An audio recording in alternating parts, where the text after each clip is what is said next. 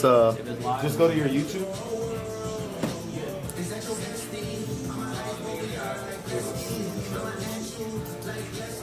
Season.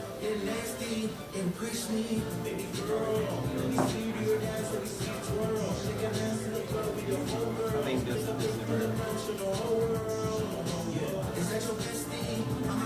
What's the channel again?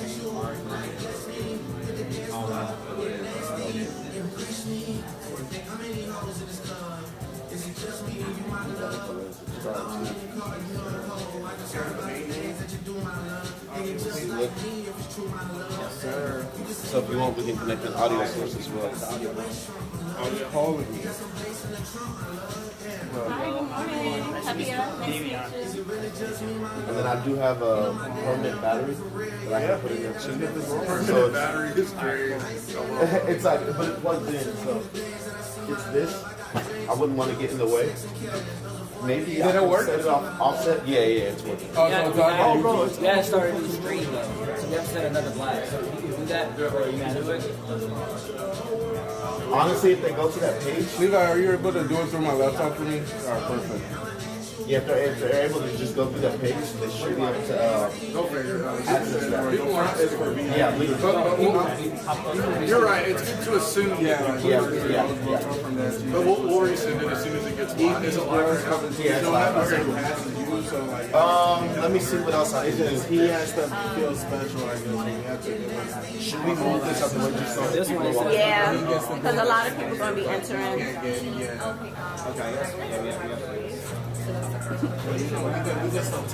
maybe we can delete those. That'd be perfect. You might have just tried to play that little club, bro, and just trying to bring it back. I'm trying to think, should I have it in the middle or should I move it out the way? So whenever it wants to Move it out the way because everybody's going to be entering. Yeah, maybe It's like kind of here. Okay, perfect. Because I have 5.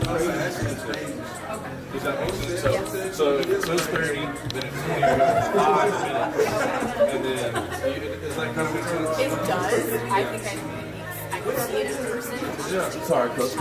no, it's that fucking season. The only thing is, I do have Robin license. So that's what I think. Yeah. I think she sent over the same thing. I asked her, is the podcast set up for percentage? You like set I'm just adding their.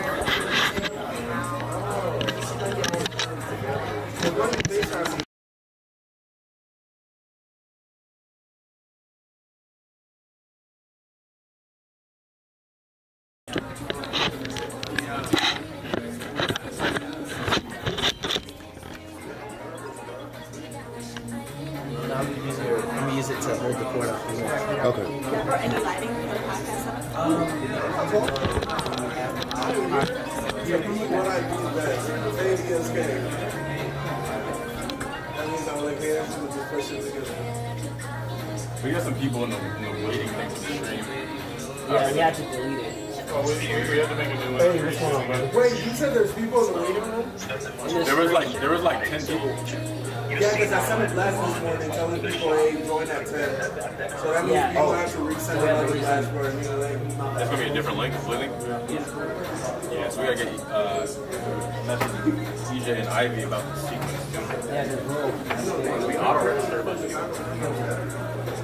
How do I get the link?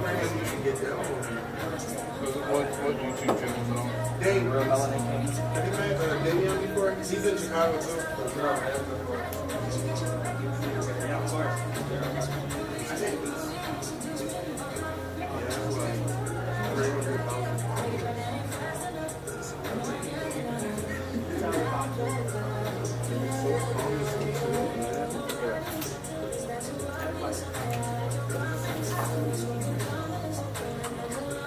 Do we need the audio source connected or do you want? The audio. Perfect. I used to have 80,000 for some play. Yeah, that's not close. Do you want to have the mics connected instead or do you want to use DJI mics? I was gonna This is the audio out for the house. Is there any way we can get that to what you're doing or no? So the DJI I don't have should the be XLR right No, now. you're But let me good. see. The DJI should be connected to any movie camera. This is an audio interview. We have like 5 DJIs. Oh, okay. What I can do is I can just put the DJI mics up on the stage, Okay. and the chair's magnetic. It can connect there.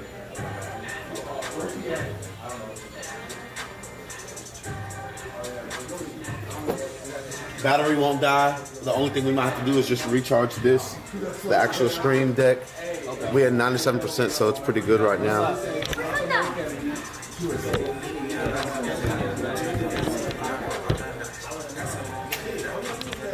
All right.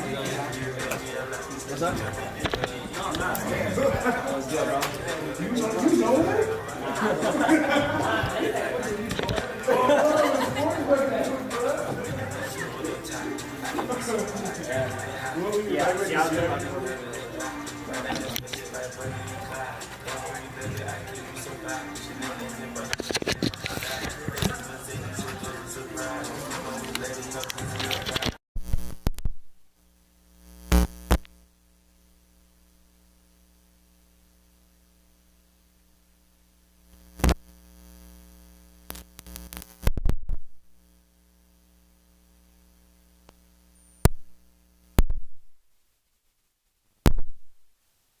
Oh yeah, very 16 to 35. yeah, very slow.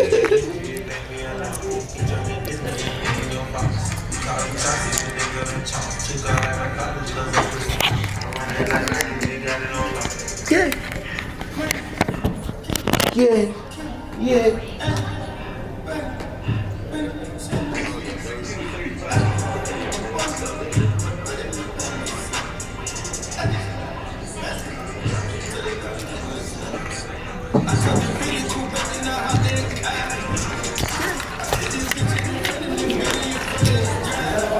Do.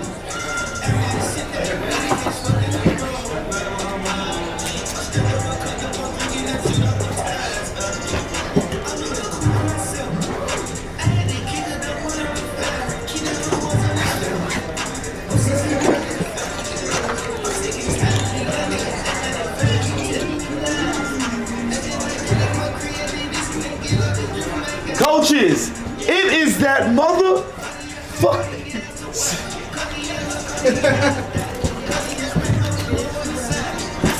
The first week of VIP. It's good to see you, coach. Yeah, man, we in the mix, brother. I ain't gonna lie, we rocking and fucking rolling. Toy. That's the goat right there. Season. The goats, two goats. Both of y'all. Anybody here is a goat in their own right. Anyone! It's a fucking farm. On the farm. Fat farm. Welcome, coaches and consultants. Did I just see you at Miami World Tower? Miami World Tower or not? Oh, okay. You look familiar, brother.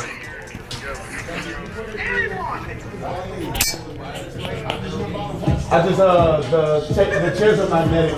Ladies, sisters, it's that season, and it's good to see you. Let me get another magnet.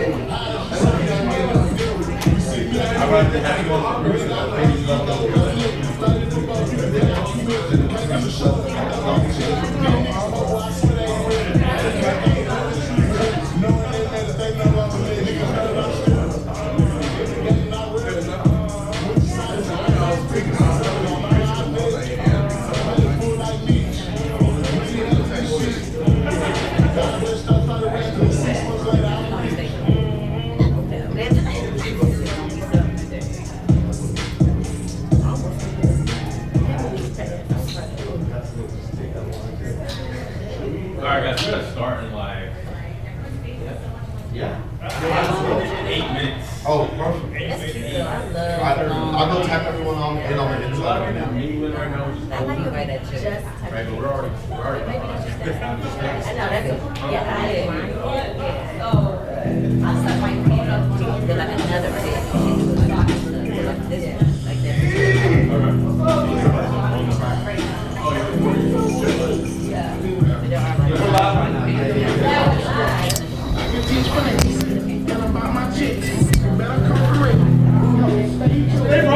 You know what's going on?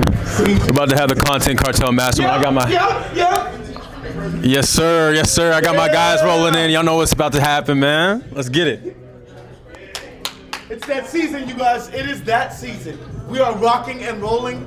It's the content cartel. And they say cartel because we're in Miami, baby. It's the cartel, man. Welcome to the cartel. Hey, hey, hey, hey, hey. I'm like, you use this? Don't try to put something for the podcast, man. Because you know the only thing is this one has to go in mine because my pork is cooked. Yeah. Okay. Yeah, and we don't use those. Oh yeah, you can't use those in either. No, those will work on that one. On You want to use these on the stage? I got the minis, but the minis won't work in there, will they? Probably would, yeah. I mean, you think these? If you were fine with leaving these in there? Here, you could use the minis, and I'll use these on the stage. Yeah, I think that'll be better. Here you go. Here you go. I think that'll actually be better. Because that's gonna be the main thing.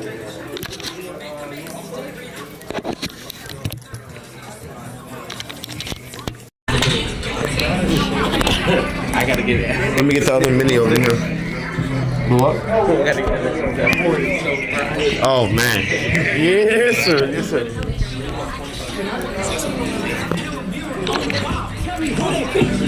Oh, they took the chairs down?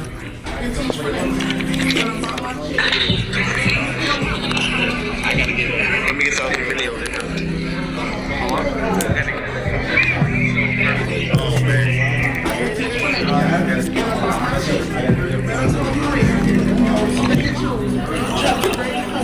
Took the chairs down.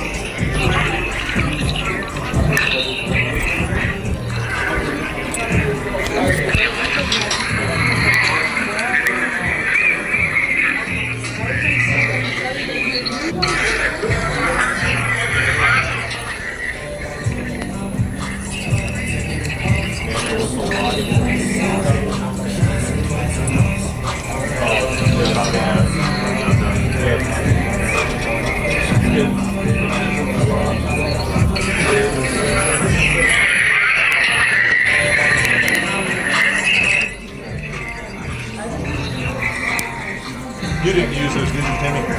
No audio. You just using the mic. Yeah, I'm just using DJI mics. How do we, so when like it gets time to like pitch or something like that? Yeah. How do we drop the links in the class? It should be, honestly, you should be able to control it by the computer. So whatever you're doing on the computer, there should be the ability. VA to do it. That ain't really in the way. Even deeper than the VA, we might be able to drop those links from back here, tapped in on the YouTube channel. So let's go ahead and try that right now. Honestly, you should be able to control it by the computer. So whatever you're doing on the computer, there should be a computer right here. So just watch it, do it like as a guest. Yeah, do it as a guest. Okay, then the VA can do it then. But we have to test it though first. I haven't done that yet. I haven't tried to drop any links or anything like that yet. Honestly, you should be able to No big deal. We got a little bit of content. So whatever you're doing, go ahead and get started. Oh shit, they can hear us all on that. It's all good though. You gotta think about that. Where's the mic at? Right, I got one right here. One's on stage. You'll put them both on stage. Yeah, right. Yeah. Let me put them both on stage.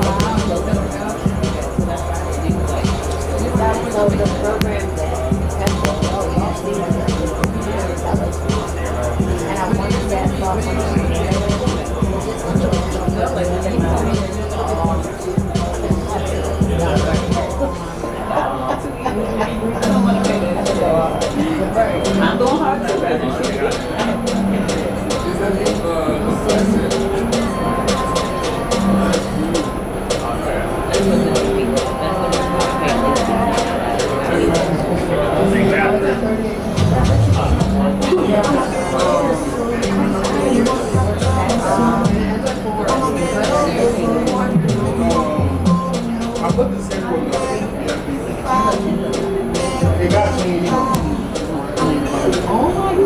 me.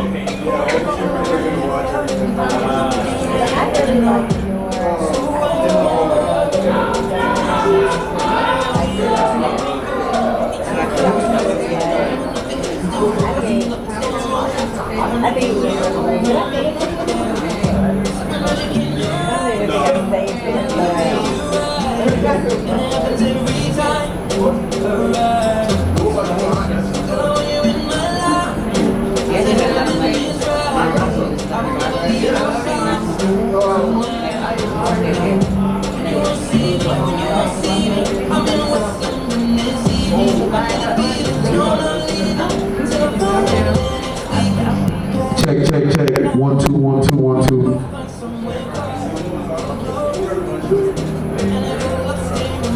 Check, check, check. Check, check, check. 1 2 1 2.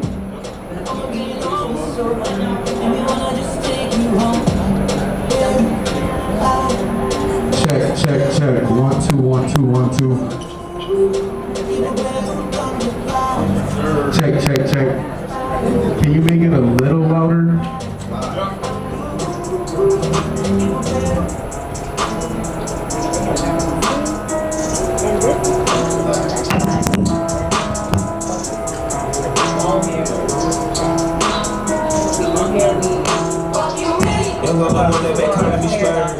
Brothers and sisters, it is so good to see you guys. Go ahead and get acclimated. We need everyone to the front and center because we got the cartel with us today.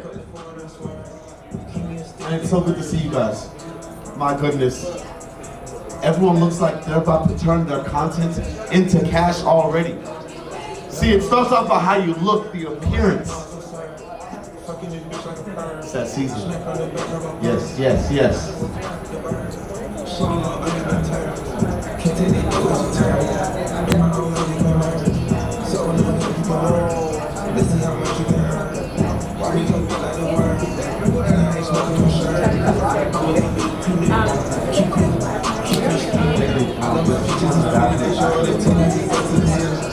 I know it's needed right here. Yo, mic check, mic check. Let's go, let's go. Yeah, yeah, yeah. In a second, guys. Lock in, lock in. Take that seat. Take that seat. Let's keep it moving. Let's keep it moving. Find your seat, find your seat. We're about to get started in a second.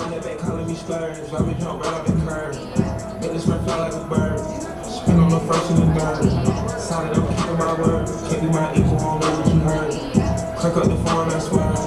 Keep me a stick if they hurt. Take your seat, take your seat. Welcome to Miami. Oh yeah, anywhere, anywhere, anywhere. Yeah, the front is always the best.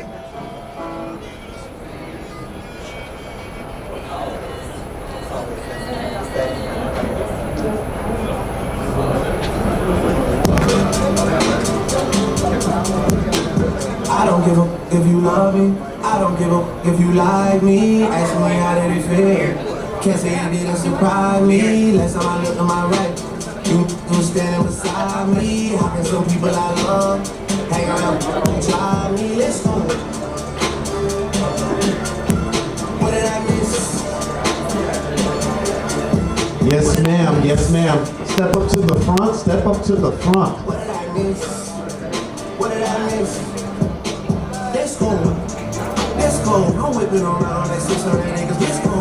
Let's go. Let's go. You just better not ask for no favor. Let's go. Let's go. Let's go. It's nothing. How are you? Let's go.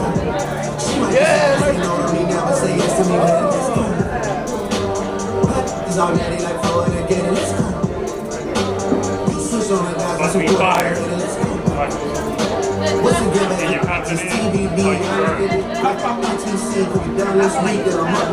I don't give up if you love me. I don't give up if you like me. Asking me how did it feel.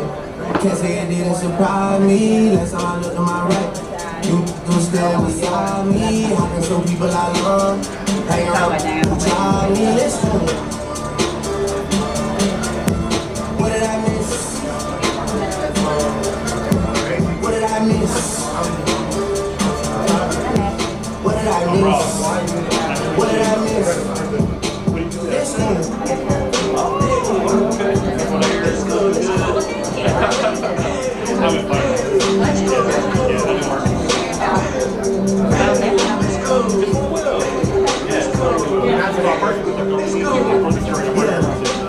Get punched in the face with some TLC, don't let get high. Some TLC, cause my don't need a chili, I spend on your left eye.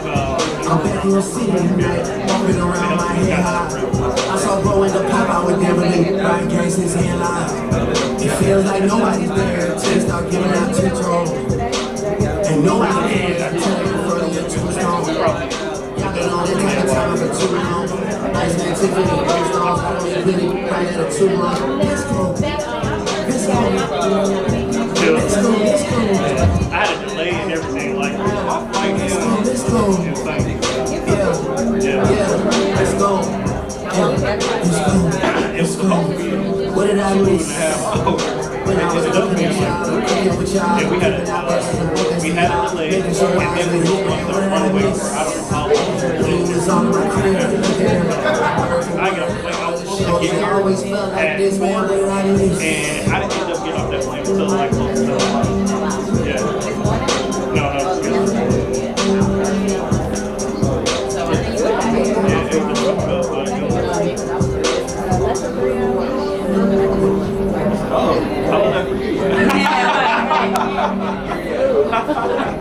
Where were you going there?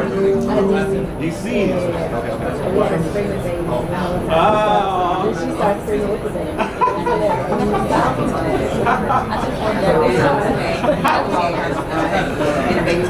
Oh, you don't like the clothes? Okay. And I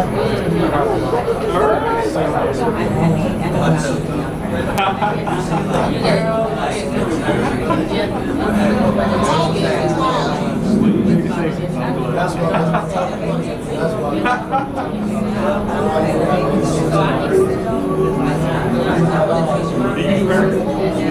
okay, because I saw you on screen the other day and that purple, it was different. I'm like, oh, really good.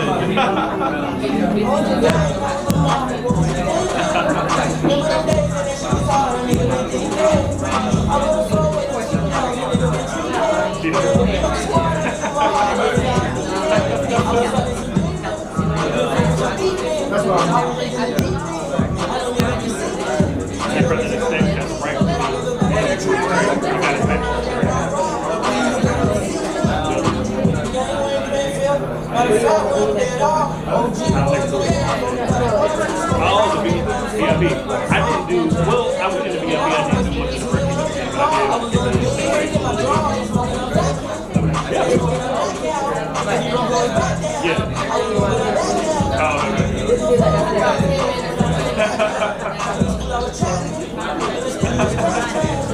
It's like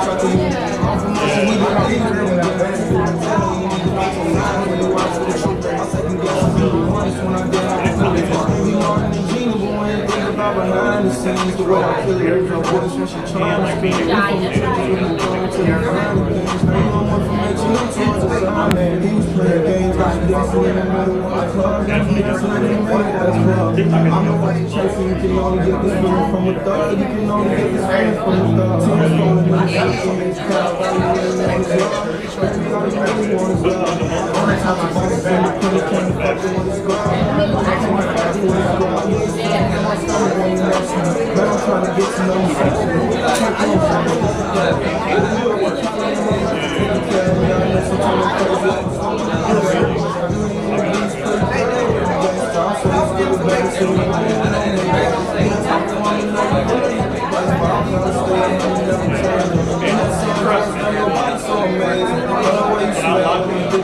something about you, but I really can't explain it. Just know that you lying and tell him all he can say. He's been a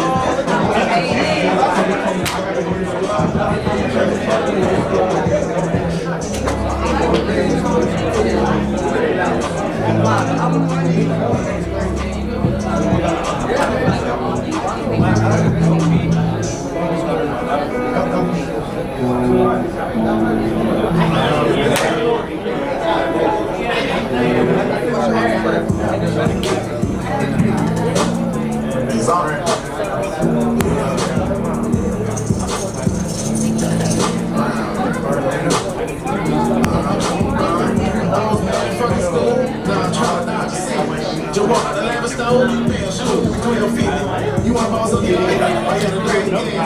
Only get in the club. You want to be about? You gotta pay the price. I'm driving I'm in that shit. I ain't switching. Bitches,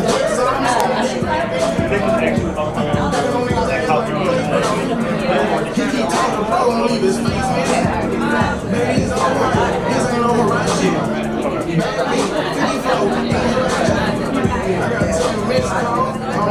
Ladies and gentlemen, the time has come. Welcome to Miami. The Content Cartel is here. It is that season, and it's specifically for a reason. Let me get you guys to stand up. Get off your feet real quick. It's the morning, you know, we gotta warm up properly and correctly. You know me, I love fitness. Fitness is the one thing that also influences the mind. And the mindset is everything, because they say, when you have a thought, that's actually what leads to the action. And the action is what brings in the cash. You know what I'm saying? The cash. But it's all about how we see ourselves. So right now, I need to make sure that y'all are looking properly. Like, you know, pull out your phone, look at yourself in the phone real quick on the selfie camera. Let's make sure you're good. Make sure the boogies is out the nose. Make sure you're all the way acclimated and correct. Look at yourself, look at yourself, look at yourself, look at yourself. Yo, there's phones out, lock in, come on. This is the first test right now. This is literally the first test. All right, put the phone down, it's not good enough. No one looks good. Everyone is not looking good. All right, so in order for us to make sure you're mentally able and stable, we gotta get you guys physically acclimated, all right? So real quick, everyone just reach your hands to the sky. Reach, reach, reach. Reach higher, higher, higher, higher, higher. Let that motherfucker untuck, my brother. Get that shit up out of your system. A little bit higher, please. Higher, please, higher, higher, higher. All right, bring it down, bring it down, bring it down, bring it down. Put it back up, put it back up. Higher. This time you actually need to touch the fucking ceiling. Touch the fucking ceiling. That's where your $1 million check is right now. It's at the, yo, like somebody touch the ceiling. Whoever can actually touch the ceiling, I got $100 for you right now. I'm gonna Zelle you right now. If you can touch the ceiling, I'm gonna Zelle you right now. If you can touch the ceiling, I'm gonna Zelle you right now.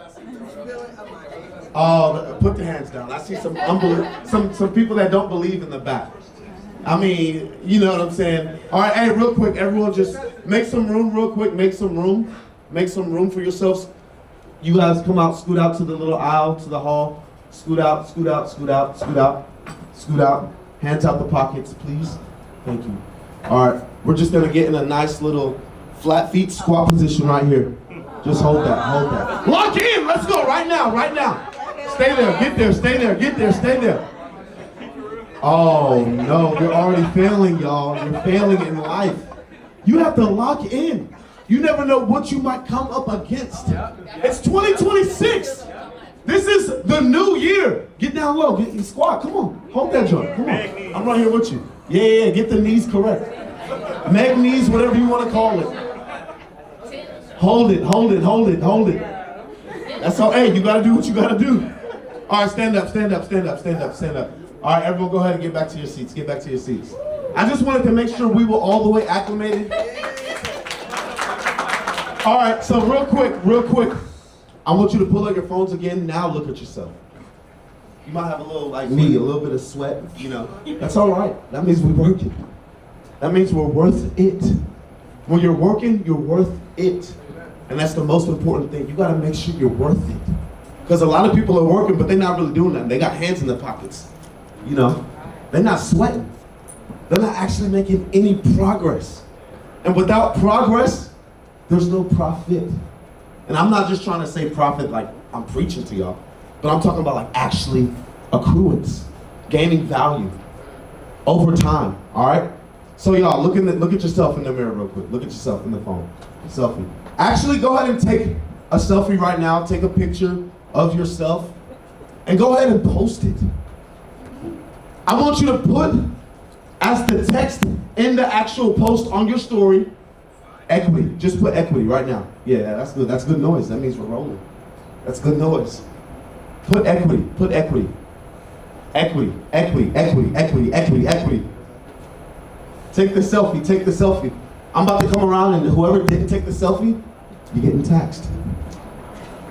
You're getting taxed by the tax man himself. All right? You guys did it? Everyone did it? Raise your hand if you didn't do it. All right, that's good. That's good. Oh, that's all right. That's all right. That's all right, brother. All right, you guys. Welcome to Miami. I'm so glad that you guys are here today. There's so much knowledge that's about to be dropped. Literally, this event took a long time to plan and put together. But what you guys are going to take away from this is literally a whole new life for yourself. That's the main and the most important thing. And there's going to be a lot of different people that come up here and talk to you about how they were able to do things to reach a level of success. That's crazy. You got people that are making millions per month. You know, raise your hand if you're doing $1 million per month. Hey, so it looks like y'all can learn something from some of these guys that are about to come up here and talk to you guys today. All right? The main thing though is to maintain a level of energy and focus. The focus is key. That's all right. We need those too. The focus is the key thing that you're gonna need to be able to retain information. Gain and retain, all right? Gain and retain, all right?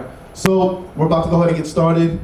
Before we bring up the two main brothers here, I wanna tell y'all a little bit about them, all right? My brother Sharif literally has over 6 million followers, but he's also a multi-millionaire. He did that in less than 2 years. Who here has more than 1 million followers? Clap it up for him, clap it up for him, clap it up for him, clap it up for him, clap it up for him, clap it up for him, clap it up for him, clap it up. That is crazy. It's absolutely amazing. And I've literally witnessed his growth since I first met him. It's been actually outstanding. I've learned and taken away so many things from him that have helped me grow my own content itself. And that literally, I always say to people, content is currency. And that's so powerful. Because like, again, how we see ourselves and how we portray and put the content of ourselves on social media is directly what can bring us more income and lead to other people's outcome, a better life for other people, all right?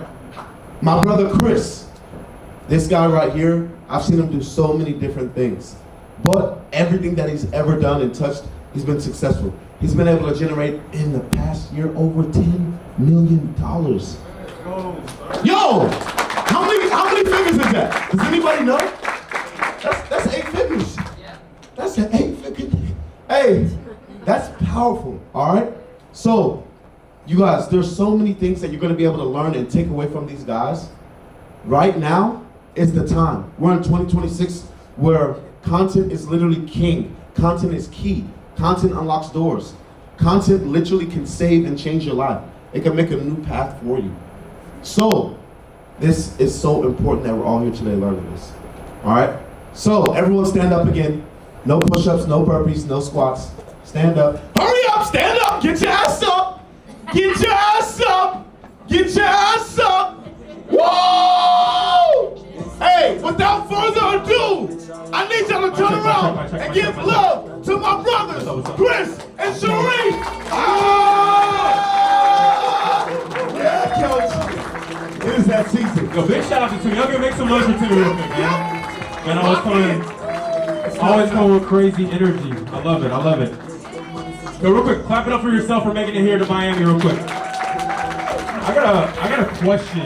Who here traveled from out of town? Damn. That's everybody. Wow, you guys are action takers. I love to see it. Who here traveled from? Let's see who traveled the farthest. Who here traveled from the West Coast? No West Coast? Oh, okay. Where from? Canada, okay. Clap it up for Canada real quick. Guys, we're actually live streaming this on Sharif's YouTube. He got over 200,000 subscribers, so make sure you guys are showing some energy too. Anybody travel from out of country besides Canada? Where at? Puerto Rico. Okay. That's what's up. That's what's up. That's what's up. Cool.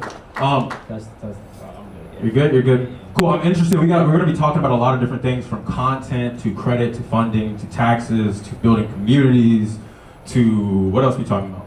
Funding. Talking about funding, how to build your offers, everything. Real estate. Like this is if any of those things sound interesting to you, then you're in the right place. We're about to be giving a lot of value. But I'm interested what you all do. Anybody in the credit or funding space? Hands up here in the credit and funding space. Awesome. Love it. And that space is making money right now, so you guys are in the right space, for real. Anybody in the tax space? Okay, we got some tax people. I love it. Anybody content, digital products? All right, content, digital products. All right, anybody real estate? Okay, we got some real estate.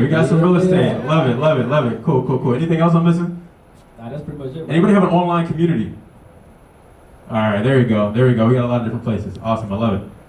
All right. Yeah, once again, like Chris said, we really appreciate everybody for coming here, because some of y'all coming out of the country, some of y'all coming out of state, out the city, but nonetheless, you guys are still here, so thank God for that, right? So we're going to be giving you guys all the game, everything you need to know in order to grow and scale your social media. And all the speakers that we have here do not just have a massive personal brand, but they're also making hundreds of thousands of dollars or millions of dollars.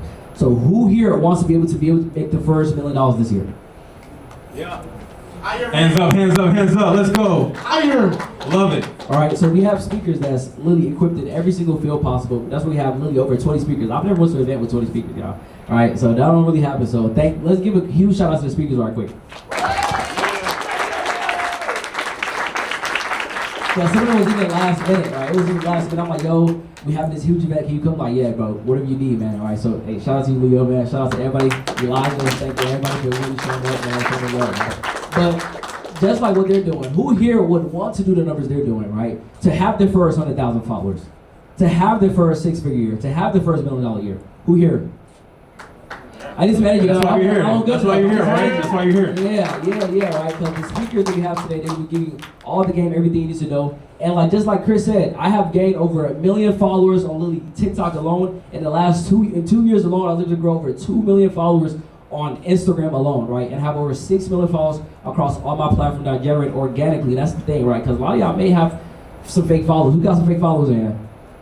Nobody gonna admit it, right? Y'all ain't gonna admit it, right? But some people have fake followers, but we don't do none of that fake stuff. There's real organic views, real organic followers, and everybody who's been through our program, our clients, they all know everything is legitimate. We do this, we help so many people, and y'all will see today when we're giving out a bunch of awards, right? And I'm hoping that some of y'all can get awards in the future, right? We're giving out a bunch of awards as people hit 50,000 followers, 100K followers, 500K followers, and even 1 million followers, right? And these are all people that came through the program with no experience, but was able to get the implementation they needed to actually go ahead and scale to the next level. Because Chris and I realized the one thing that a lot of people do is they learn information, but they do not execute on it. So we make sure we help people execute on that information.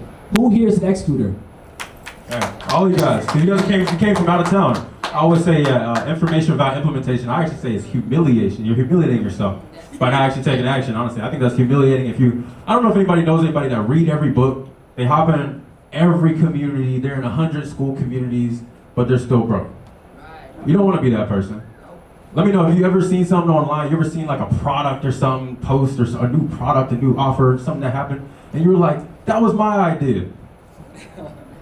Don't be that guy. Don't be that guy, right? Execute. We gotta execute. I always want to say it's a really cool thing when things come full circle.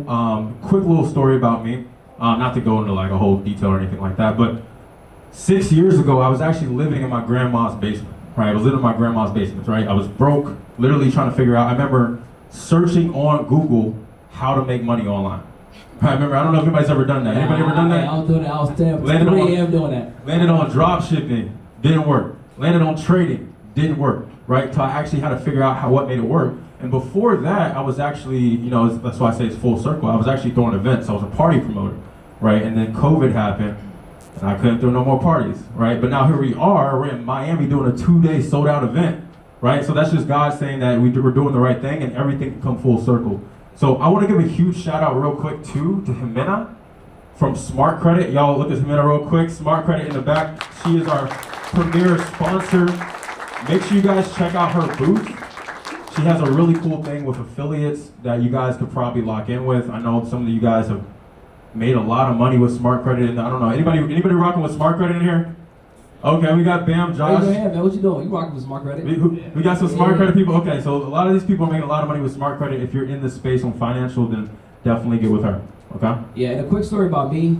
My name is Sharif. I was born in Ghana, raised in Ghana. I came here when I was about 10 years old, right? And literally, I like to always tell the story, but when I was out there, like I came from the definition of poverty, right? Some of y'all are immigrants as well too. I came from where I literally had to go get water from wells. We literally had to dig a hole in the ground to strike water, and that was the water. That was like really our clean water that we was drinking, that we was bathing in, and we used that to cook all of our food, right? And I remember I've always had the entrepreneur mindset, because even back then, I remember I was really selling birds to make a little bit of money, right? That's literally what I did. I remember my mom helped me make some candy. I was making candy with condensed milk, and then what I did with the candy was I sold that. I was making a little extra money. I'm like, you know what? I can make more money if I was selling birds. So I used that money to invest into a slingshot, because I realized I could make more money killing those birds, right? So that was literally the entrepreneur mindset. I'm like, I can invest into a slingshot, right? That was my first investment. I bought the slingshot. I'm killing birds. I'm either eating them or I'm selling them, right? It sounds crazy, but that's literally what I grew up with doing. And then after that, then I realized I could make more money selling snakes. So then I used some of that money to go buy a machete to kill snakes, and that's literally what I was doing. And then fast forward, came to the U.S., and still entrepreneur mindset. I remember in high school, I would literally go buy backpacks, and I was reselling them on Etsy. I was selling them on Poshmark or Mercari, if y'all know what that is, right? Or even Facebook Marketplace, right? I tried to drop ship it. I tried the Etsy. I tried so many different things trying to figure out what's going to work. But one thing I knew was going to work was the fact that if I never gave up, I was going to succeed. Because I'm like, if I shoot the dart at the board enough times, one of the motherfuckers is going to hit. You know what I'm saying? I'm like, I got to be successful because I want to take care of my family. And now, being able to leverage social media, my personal brand, I've been able to build my family a mansion with 13 bedrooms with 13 bathrooms ready for them.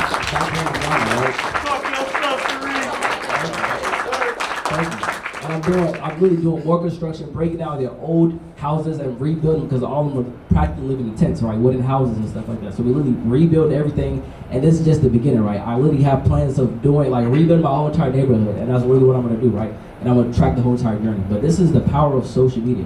What it had been able to do for me, been able to just help me, my family, and I've always worked for these things, right? Family, of course, that's the first thing. But the 3 F's I like to say: financial freedom, location freedom, and time freedom. And content gives you this, because once you have a personal brand, there's no way you don't make money, right? Especially if you have an offer and a business along with that. So not only helping you structure your offer, we're gonna help you grow an audience who knows, like, and trust you for the industry that you're in.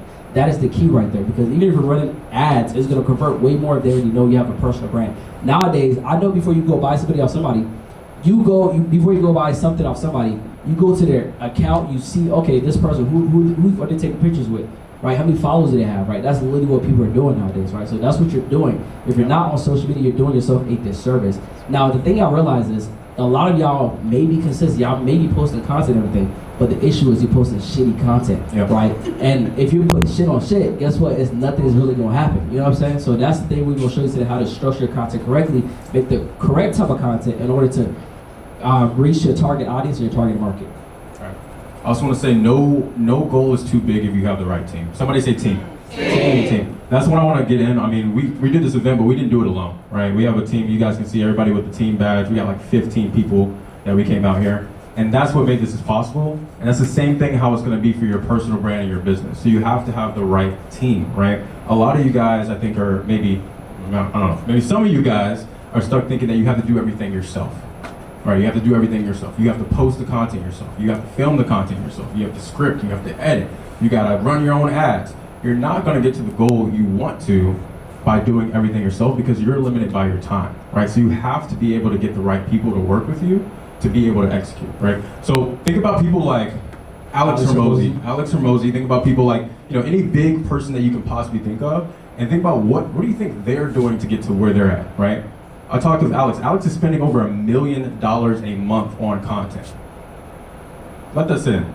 Spending $1 million a month on content, 100%, right? So, and he has a huge team, right? And he's dishing things out, right? And that's why he's at the top of the game. Most of these people that you're probably thinking of, I don't know if anybody in the credit space, trying to think of maybe like him 500 or people like that, whatever. There's also spending a lot of money on content, right? So you have to also get in the mindset of you can't do everything by yourself. You do need to know the thing, so knowledge is key. We're gonna be giving you guys some knowledge, but also think about how can I delegate some of this stuff, because you're never going to be able to beat your competitors or the people who are, really heavily investing their time and their money into getting ahead, okay? Exactly. And just like you guys really have people in the Philippines that help you with your, your back-end system, high level, everything that sort. You really have a team for that. So literally the content is going to bring the leads, is going to bring in the people that's actually going to purchase the product. But don't you have a team for that? We need to build a team for that. And that's the thing we're also going to talk about today, how to structure everything on the back end correctly for our content as well. Absolutely. Well, cool. We're gonna keep it going, guys. Y'all clap it up for yourself. You guys can sit down too. Actually, real quick. I want everybody to do something. Y'all play a song real quick. I want you guys to look to your left, your right, your back, your front, and I want you to introduce yourself to somebody real quick. Because the other thing I want you guys to do is, like I always believe, you're one connection away. You're one connection away from getting to your goal. You're one connection away from getting your goal. Get a number, shake a hand, meet a friend. All right, then we're gonna.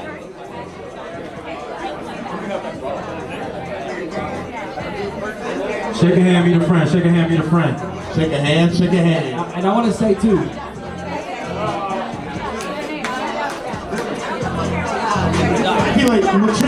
Matriculation is key. Matriculation is key.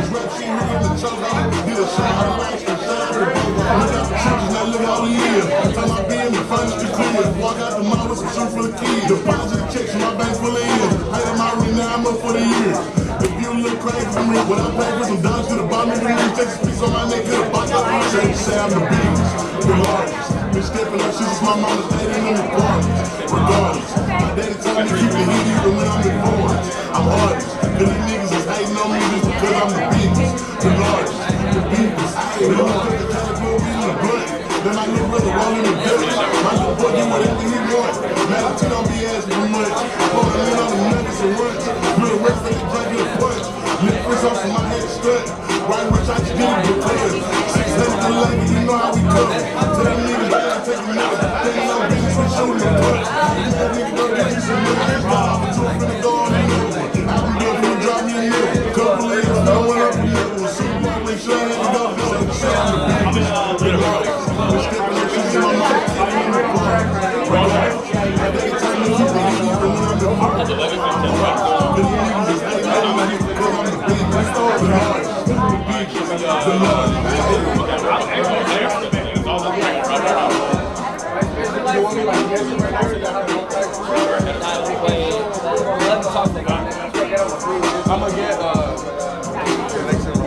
I need you to get at least 3 phone numbers.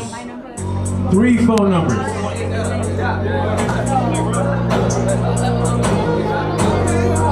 Don't be shy. You guys ain't come to Miami to be antisocial.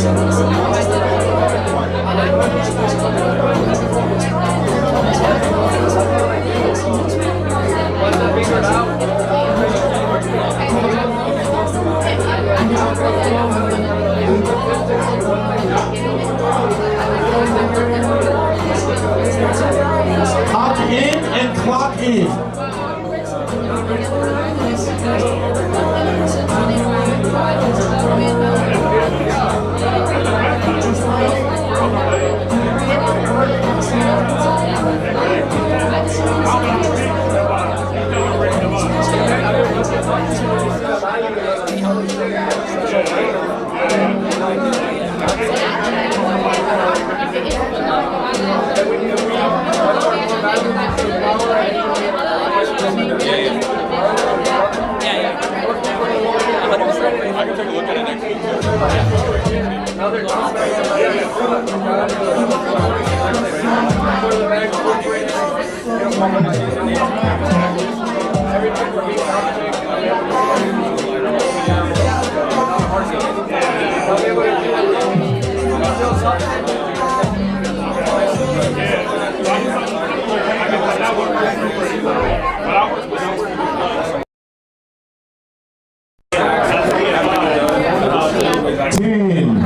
Nine, 8, 7, 6, 5,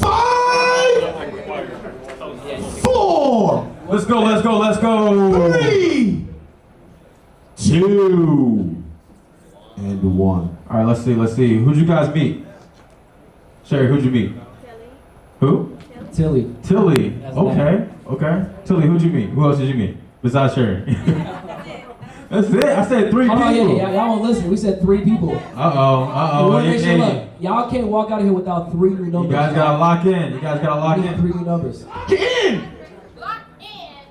Awesome. Well, cool, guys. We're gonna get back into it. We're about to bring on our first speaker here pretty soon. But I know everybody's heard the term. They've heard the phrase "success loves speed," right? You guys have heard that, right? So I'm not gonna go into that, but that's a real thing, right? Like a lot of you guys, a lot of people are doing the right things, but just probably not doing it quick enough. And again, you're probably not doing it quick enough because you might not have the right team, you not have the right systems in order to do it faster, right? Somebody say faster. Faster. Right, that's what I'm gonna bleed to you guys. We gotta do it faster. If you have an idea, you have to execute with quickness, right? When it's time to post content, you gotta get that content out with quickness, right? And that's a real thing to help you get to that next goal, okay? So what we wanna be doing, and what I wanna make sure you guys are doing, we're gonna have a lot of opportunities to make content with each other. Make sure you guys are doing that with the quickness, right? We're gonna have a lot of knowledge being shared. Make sure if you have something that sticks out to you, you write it down and you actually execute it as soon as possible, okay? Can everybody make that? Can everybody promise me that they can do that? Okay, awesome. Cool. So, Sharif, do you have anything? That's pretty much it, man. I'm ready for the next speaker. Cool. So we're gonna bring up the guy, the man with the plan, Rob, who is Timmy was. Oh, okay. We're gonna bring. Yeah, he's taking shine, man. Let him do his thing. Timmy, go ahead. We're gonna bring up Timmy. Let's go. I was gonna let y'all rock, but it's all right because I want to make sure we bring up this next brother with the most energy that I have. Is the mic working? Oh, we don't even need the mic. You already know how it goes. So you guys, let's go ahead and stand up again. You already know. We're going to be going up and down all day. Don't even make that face at me because we will give you a reason to sweat in this month. Okay? Like Tyler, make me sweat. All right, so like they said, success loves speed. Come on, y'all got to lock in. Success loves speed. And speed is quickness, all right? So this next brother, he's helped over 2,000 people. Literally, 2,000 credit repair businesses scale past their first 50K months. 2,000, that's a lot. That's very good. He is the co-owner of Quick Tax and Credit, that's why we said speed. And he's a sales master trainer. Y'all, give it up for Rob, the credit guy. Yeah! Woo!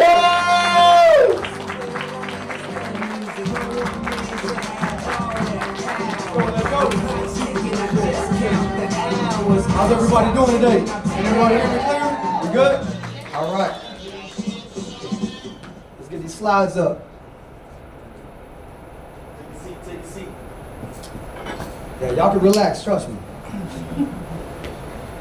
Who's my note takers in here? Who's my note takers? There's a lot of amazing speakers in here, so one thing I'm gonna encourage you today, y'all here, y'all showed up, but listen, when y'all leave, number 1, take action. Number 2, take notes. Yeah, we can blow that up if you don't mind. Appreciate you.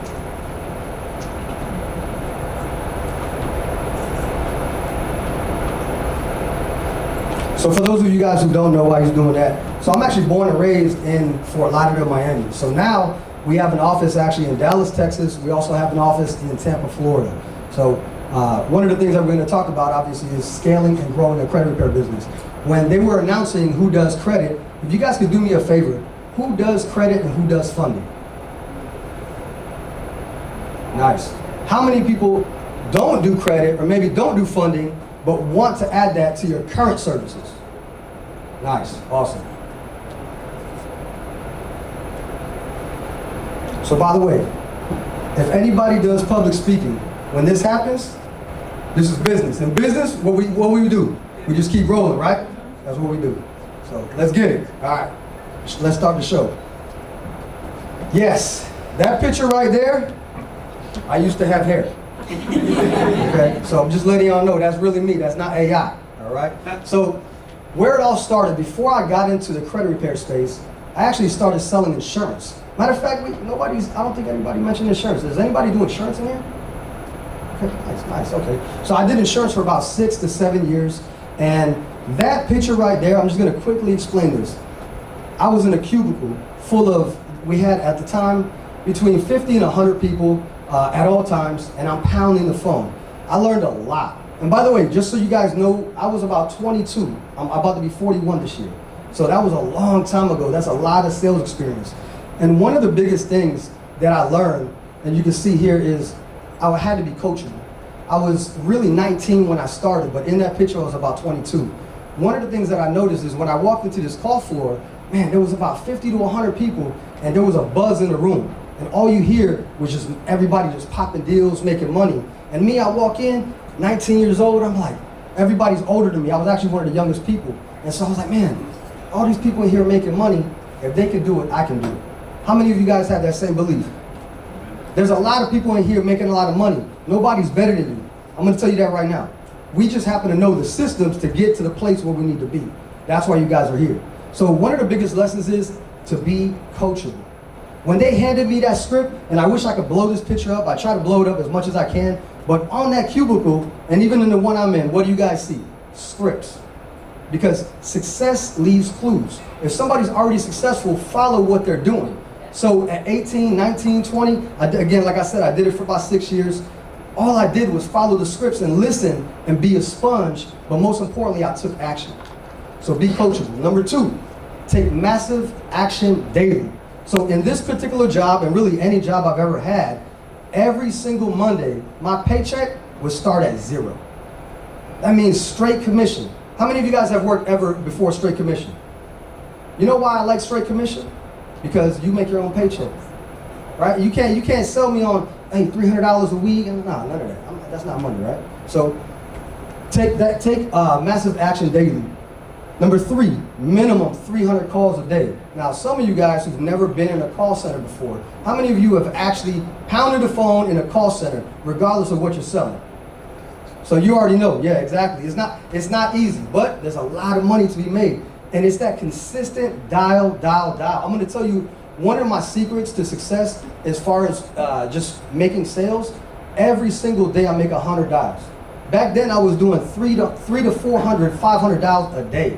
But you know what? As an employee, I didn't even own my own business at that time. I was making $2,000 to $3,000 a week as an employee because I knew how to hustle. Follow a sales script, right? We'll dive into that too. So if they can do it, so can I. That's one of the things that I really feel that a lot of people look, sometimes, not all the time, you may look at somebody like, well, I come from this and I come from that, and we hold ourselves back.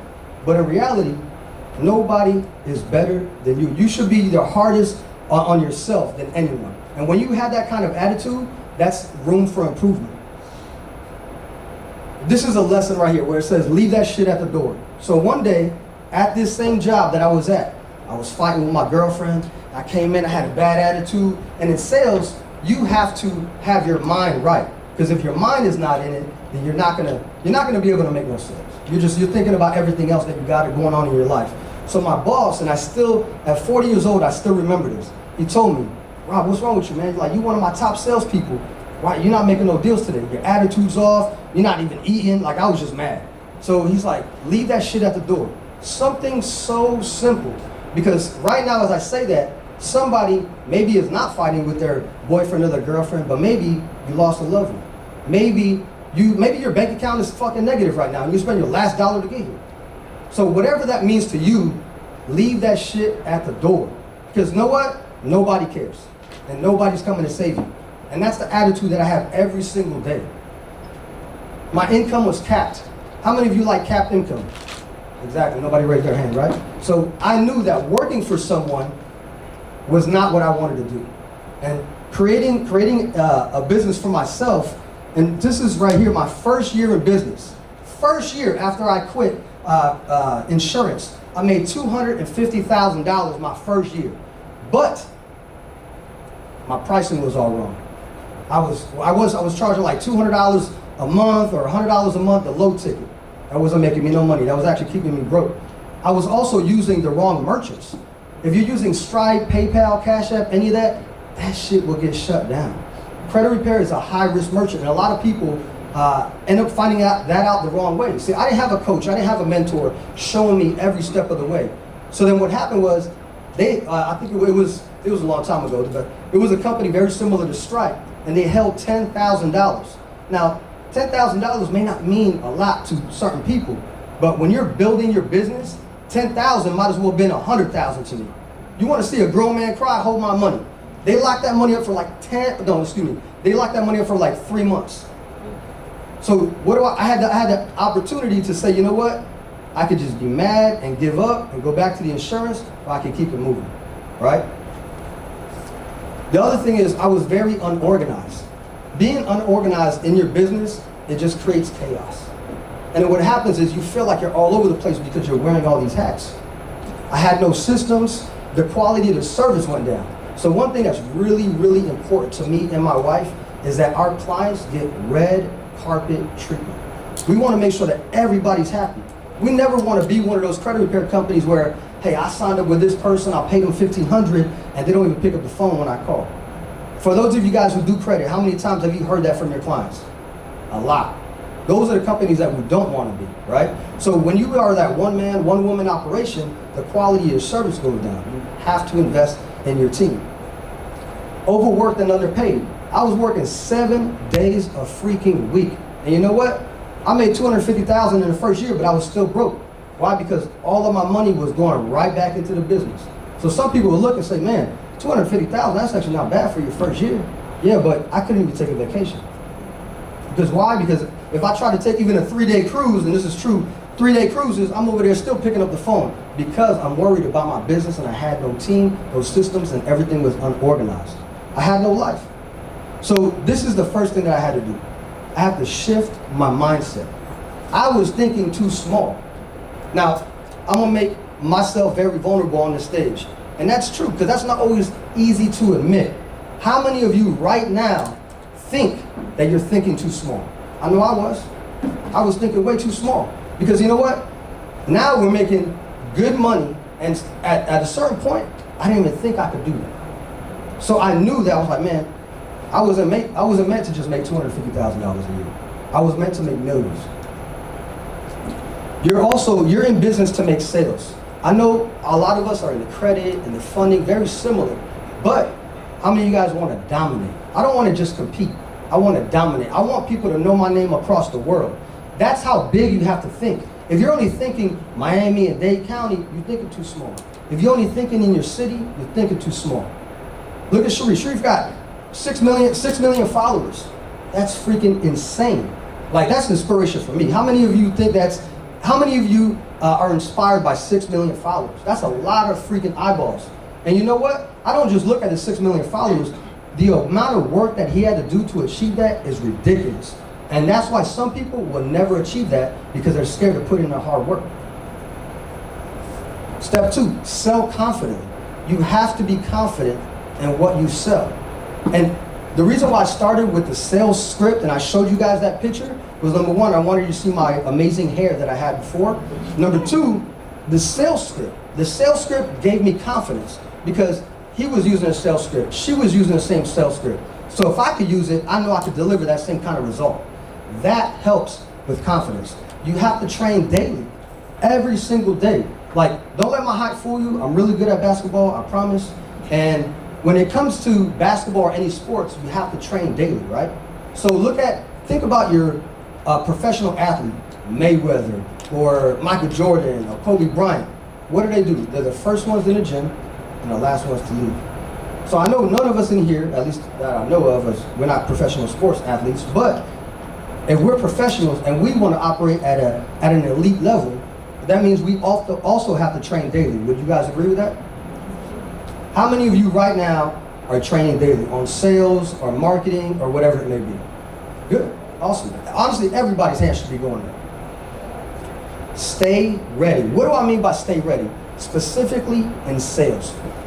I don't care what kind of industry you're in. People always get the objection of, I need to think about it. What's another one? I need to speak to my spouse. Or, hey, that's too much money. You guys know that these objections are coming your way. If you already know they're coming your way, you should be ready. You should be practicing your objections and rebuttals every single day, daily. If you don't follow up, this is where even my sales team, I get on their ass about making 100+ calls every single day. Why? Because consistency equals results. If you don't follow up, think about this for a second. And this is what my coach and my mentor told me. If you don't follow up with your leads, somebody else will. Not only that, but this is the part that really got me, like, stabbed me. If you don't follow up, what does that say about you? What are you telling, what's the message that you're telling your customers? If you don't follow up, what does that say about your company?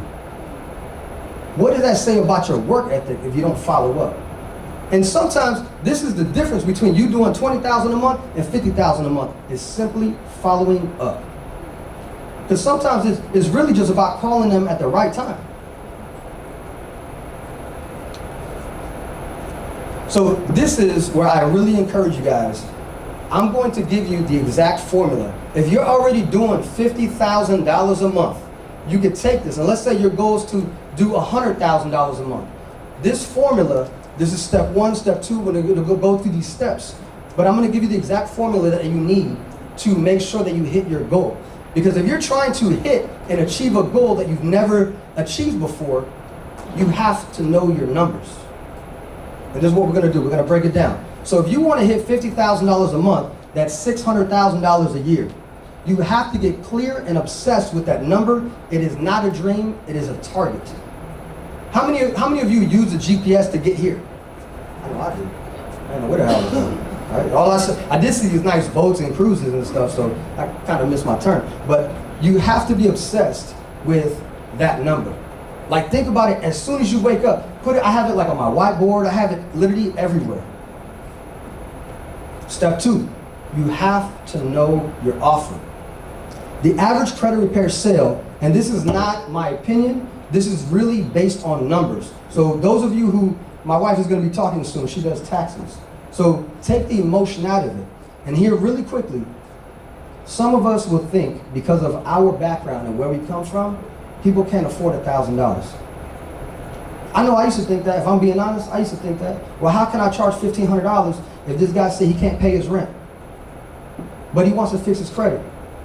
But he also just went to Jamaica and got the full drink package. You know what I'm saying? He also got $4,000 rims on a Honda. Like, no, you just using your money wrong. So that's what I mean by take the emotion out of it. There's a cost of doing business. So the average cost is $1,000. Now, what I charge for credit repair is $1,500 to $2,000. Sometimes if we get a client, we might charge $3,000 and $4,000, just depending on what the situation is. But the $1,000 is the starting point. So think about that. $50,000 a month, how do you hit that? You need 50 clients a month. Now that's 12 and a half clients. Now, I don't know, I've never met a half person before, but you need 12 to 13 deals every single week. That means you have to wake up and say, man, I'm gonna go into the office, I'm gonna pound this phone, I'm gonna make 100+ calls. You know what? Today I gotta work harder because nobody's picking up the phone. I'm gonna make 300 calls, but I'm not gonna stop until I hit my 2 to 3 deal mark. That was my mentality every single day, and it still is. I will not go to sleep if I don't hit my goal. And if I don't hit my goal, guess what? The next day, I'm tacking that on, and I'm working even harder. Step 3, work the math backwards. Closing rate example is 20%. Now, this is an average closer. I know nobody wants to be average. I don't even like using that word, to be honest with you. But that is the average closing rate is 20%. So that means that you have to talk to 1 out of 5 prospects. 1 out of 5. Now, quick question for you guys. How can you increase that number? How can you increase your closing rate? Does anybody know the answer? Who said that? Talk to more people. Yes. But talking to more people doesn't mean you're going to close them. Is the answer more leads? Do we need more leads to increase that rate? Increase your skill. Thank you. That's what I'm looking for. Increase your skills. And then to increase your skills, you know what you need to do? Thank you. Y'all listen. I can tell y'all listen. That's good. All right. That means you need 15 consultations a day, 3 closings per day. Step 4, build the action plan. This is where it really gets intentional. So one of the things that I do, if you guys use a CRM or maybe you're old school, like I used to use spreadsheets all the time until my wife was like, "No, stop that shit." So use a CRM obviously, but I can keep track of how many calls I made, how many of you, matter of fact, how many of you guys using Go High Level? Okay, so you can track everything. And by the way, if you're not using Go High Level, it's amazing. But you can keep track of everything. Now keep in mind, this is just the target. So you got a target, you're gonna hit it, but you know what? We wanna go over and above, right? Because that's what we do. So 25 DMs, remember 100 calls is gonna be the minimum, and then you need to make sure that you're following up with your leads on Instagram, Facebook, text message, referrals, lead source. Now, let me clarify something. This is why an appointment setter is so important. I pay about roughly about $250 for my appointment setter. $250. They're in the VA. Now they're in the Philippines. That is the least salary employee that I have, but it's one of the most important. You know why? Because all these leads that we're talking about, as business owners, we're wearing a lot of hats. We don't have enough time to follow up with them. If nobody has any employees right here and you're thinking about, okay, well, I need to hire my first employee and you're in sales, hire an appointment setter. Because what they're gonna do is they're gonna alley-oop it and you're gonna dunk it. They're gonna set the sale up for you. That gives you the opportunity to keep following up with all these leads. The pipeline is the priority. Follow-ups, upsells, renewals, 50% of your volume. What do I specifically mean by that? And this is a lesson that I learned. In credit repair and funding, honestly, in most businesses, we help a client, we fix their credit, they're able to buy a house, they're able to get funding, you help their dreams come true, right? But then you're like, all right, cool, see you later. And you're on to the next client. You should be following up. That's why I left that. Pipeline equals priority. The people that you already helped are the ones that are gonna send you more referrals. There's deals within your deals. I want you guys to understand that. And that's where I feel like a lot of people, including myself, until I learned this, that I'm leaving a lot of money on the table. Because I'm chasing new people when I have new clients within the clients that I already have. And I'm not gonna talk about automations and stuff, but that's where automations come in. You follow up with the people that you already sold. And plus we all know in sales, that's the best referral you can get. So track, tweak, and repeat. Use a daily sales tracker. Any kind of CRM will be able to track the leads, the conversations, the consultations, the deals, especially for those of you who have sales reps. How many of you guys have sales reps? Awesome. So you should know at the end of the day, they should give you a report of how many consultations they've done, how many leads you gave them, because sometimes you only give them 3 leads. That's not enough of an opportunity. So as bosses, that's our responsibility. Adjust fast. If you're not hitting your numbers, increase the volume, improve the script if you have to, and fix your mindset. Why do I leave that? Fix your mindset. Because when you have a bad day, like everybody has a bad day, we're human. What did I say earlier? Leave that shit at the door. Fix your mindset before you get back on that phone. Bottom line, to make $50,000 a month in credit repair, you don't need magic. You need math, massive action, and mental dominance. So easy. 3 sales per day, $50,000 a month. 15 consultations, 3 sales per day. No excuses, only targets. That is going to 10x your business. Now guys, this math seems simple. So why aren't a lot of people hitting it? Because one thing I don't want to do is sit on the stage and make it say, oh, just hit 3 deals. You have to have the systems, You have to be organized. How many of you in here right now use a calendar? Do you understand how much money my calendar makes me? It's crazy, and it keeps me organized. So these are some of the things that I use, and there's a lot more to add on to this, but we don't have enough time to dive into it. But one of the things is a CRM. I actually have met people that have started a credit repair business, and they're not using dispute files. They actually don't have any software. I'm like, man, do you understand that you're dealing with socials, personal information? Well, you gotta keep all this information safe. So make sure you're using the CRM. The calendar, like I said, the calendar is extremely important because look at it like this. When a person books a call, they could have booked a call with anybody, but they booked a call with you. Take advantage of that. Also, on top of that, if you're not using a calendar and your clients think that they can just call you at any time, you're not making yourself a priority. Why should they make you a priority?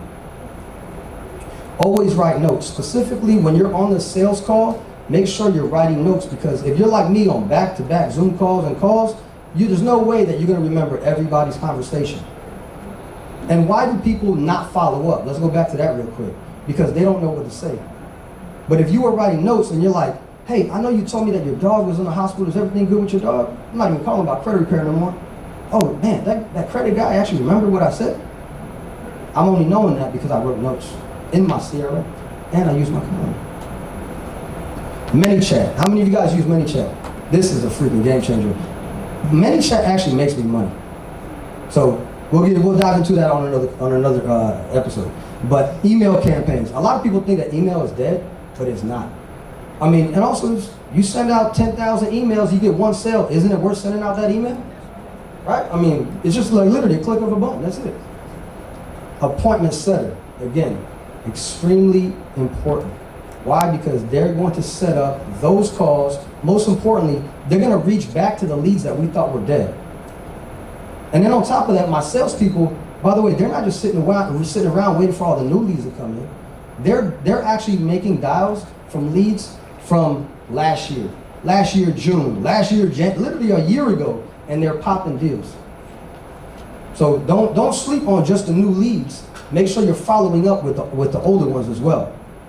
So this is our credit repair company. Like I said, we have one in Dallas, Texas. This is our office. You do not get 500 plus reviews. We actually have more than that. But you don't get 500 5-star reviews by accident. You get that on purpose, when you're strategic, when you plan, when you have a system. I'm very, very proud of that. And you know what? I got to give it up to my team. Because we have 21 employees on the credit side. I didn't do that by myself. Right? This is me with Smart Credit, so shout out to Smart Credit. Me and my wife getting an award, also with My Free Score Now. These are two of the biggest credit monitoring companies. Two of the best in my opinion. We don't get these awards because of my head. We get these awards because we work hard, because we implemented everything that I'm telling you, right? So inside of the inner circle, how many of you guys know about school? All right, so how many of you have a school community? I love it, I love it. School is absolutely amazing. So before school, I was using Go High Level, and then school it's been a blessing. So I do have a school community where I teach you how to scale. So inside of that community, you get unlimited access directly to me. Listen, I've paid for coaching and mentoring, and nobody picks up the phone. I'm talking to the VA. It's like, oh, God, this ain't really ain't no coaching and mentoring. So one thing that I implemented is you get direct access to me, unlimited calls, texts, whatever it is that you need, because that's the kind of coach that I want to be, right? Access to all 60 hours of live training. So every single week we do a live training every Tuesday at 6 p.m. Those calls are always recorded, so you can go back and watch those. $1 Million sales script. You guys will be using the same exact script that I've been using for over the last 10 years. And it closes deals like nothing. Super easy. Live sales calls. So I believe in leading from the front. I'm never going to tell you to do something I've never done. So you know what I did? Because of back in the day when I used to sell insurance, I sat in a cubicle listening to John, who's making $3,000 a week. I implemented that into my coaching. And for those of you who do have a school community, this might be a good idea for you. I put myself on a Zoom call. I have the client on the phone, and I'm selling them. using the same exact script that I'm giving you guys. Because anybody can create a script nowadays on ChatGPT and say, hey, go make some money. You don't even know if they ever used that before. So that's what I mean by lead from the front. If you want to coach somebody, make sure you've actually done it before. Weekly live replays and advanced training. I coach people that are doing $50,000 a month before they come to me. And then we get them to $100,000 a month. So regardless of where you're at in your business, we help you scale to the next level. Master the art of pre-qualifying. This is even more important than asking for the payment. Because I know I used to make this mistake, spending 30 minutes on the phone with somebody, and then you ain't even got a job. Why was I on the phone with you if you don't have a job, you're not the decision maker, and then I'm mad at the client, when really I should be mad at myself. I wasn't asking the right questions. You have to get better at pre-qualifying. When I first hire a sales rep, I spent a whole week on just pre-qualifying. That way, and also, you know how we talked about closing 1 out of 5? Making your 3 deals every single day? That's part of the training. You need to pre-qualify. And what does that do? How many of you guys are running ads, paid ads? So you guys know it's not cheap, it's expensive, right? I mean, it makes us a lot of money. But at the same token, when you increase your closing rate, that also helps. So here's my information. If you guys, this is my direct cell phone. So you guys can text me. That will take you to my school community so you can check it out. If you guys have any questions, I will be around. Questions. Do we have any questions? We got a question right over here. Yes, sir. Here you go, brother. You said you were getting the leads. Where are you getting the leads from? You have a program within you? Organic for sure, right? You got to post every single day. But then last year alone, I spent almost $200,000 on Instagram and Facebook ads. But you have to post in order for your ads to work as well. They both complement each other. I also recommend that you have a video, not an image. Thank you. All right, any other questions? You guys can see him after. We got to go ahead and move on to the next person. Due to time purposes, we got to keep this thing rolling. Thank you so much, Rob. You did an amazing job. Learned a lot. CRM, go high level, get correct, calendar, automation. It's that season. All right, you guys, this next person is so powerful. Go ahead and stand up. You already know what the deal is. Stand up, stand up. Get up, hurry. Off your feet, on your feet. If you're off your feet, you're floating, that's all right. All right, hey, this next person is a highly sought after tax strategist and 10X business coach with over 2 decades of experience in transforming businesses and reducing tax burdens. As the CEO and founder of Quick Tax and Credit, which was the person that was just up here, Lisa has saved her clients over $500 million in tax debt. $500 million. That's kind of crazy. Demonstrating her expertise and commitment to financial excellence, she is a mom of 6, a wife, and a speaker. Her mission is to impact 1 million families to make better financial decisions and live an abundant life. Y'all, let's welcome to the stage, Lisa! Give it up for the sister. Cece.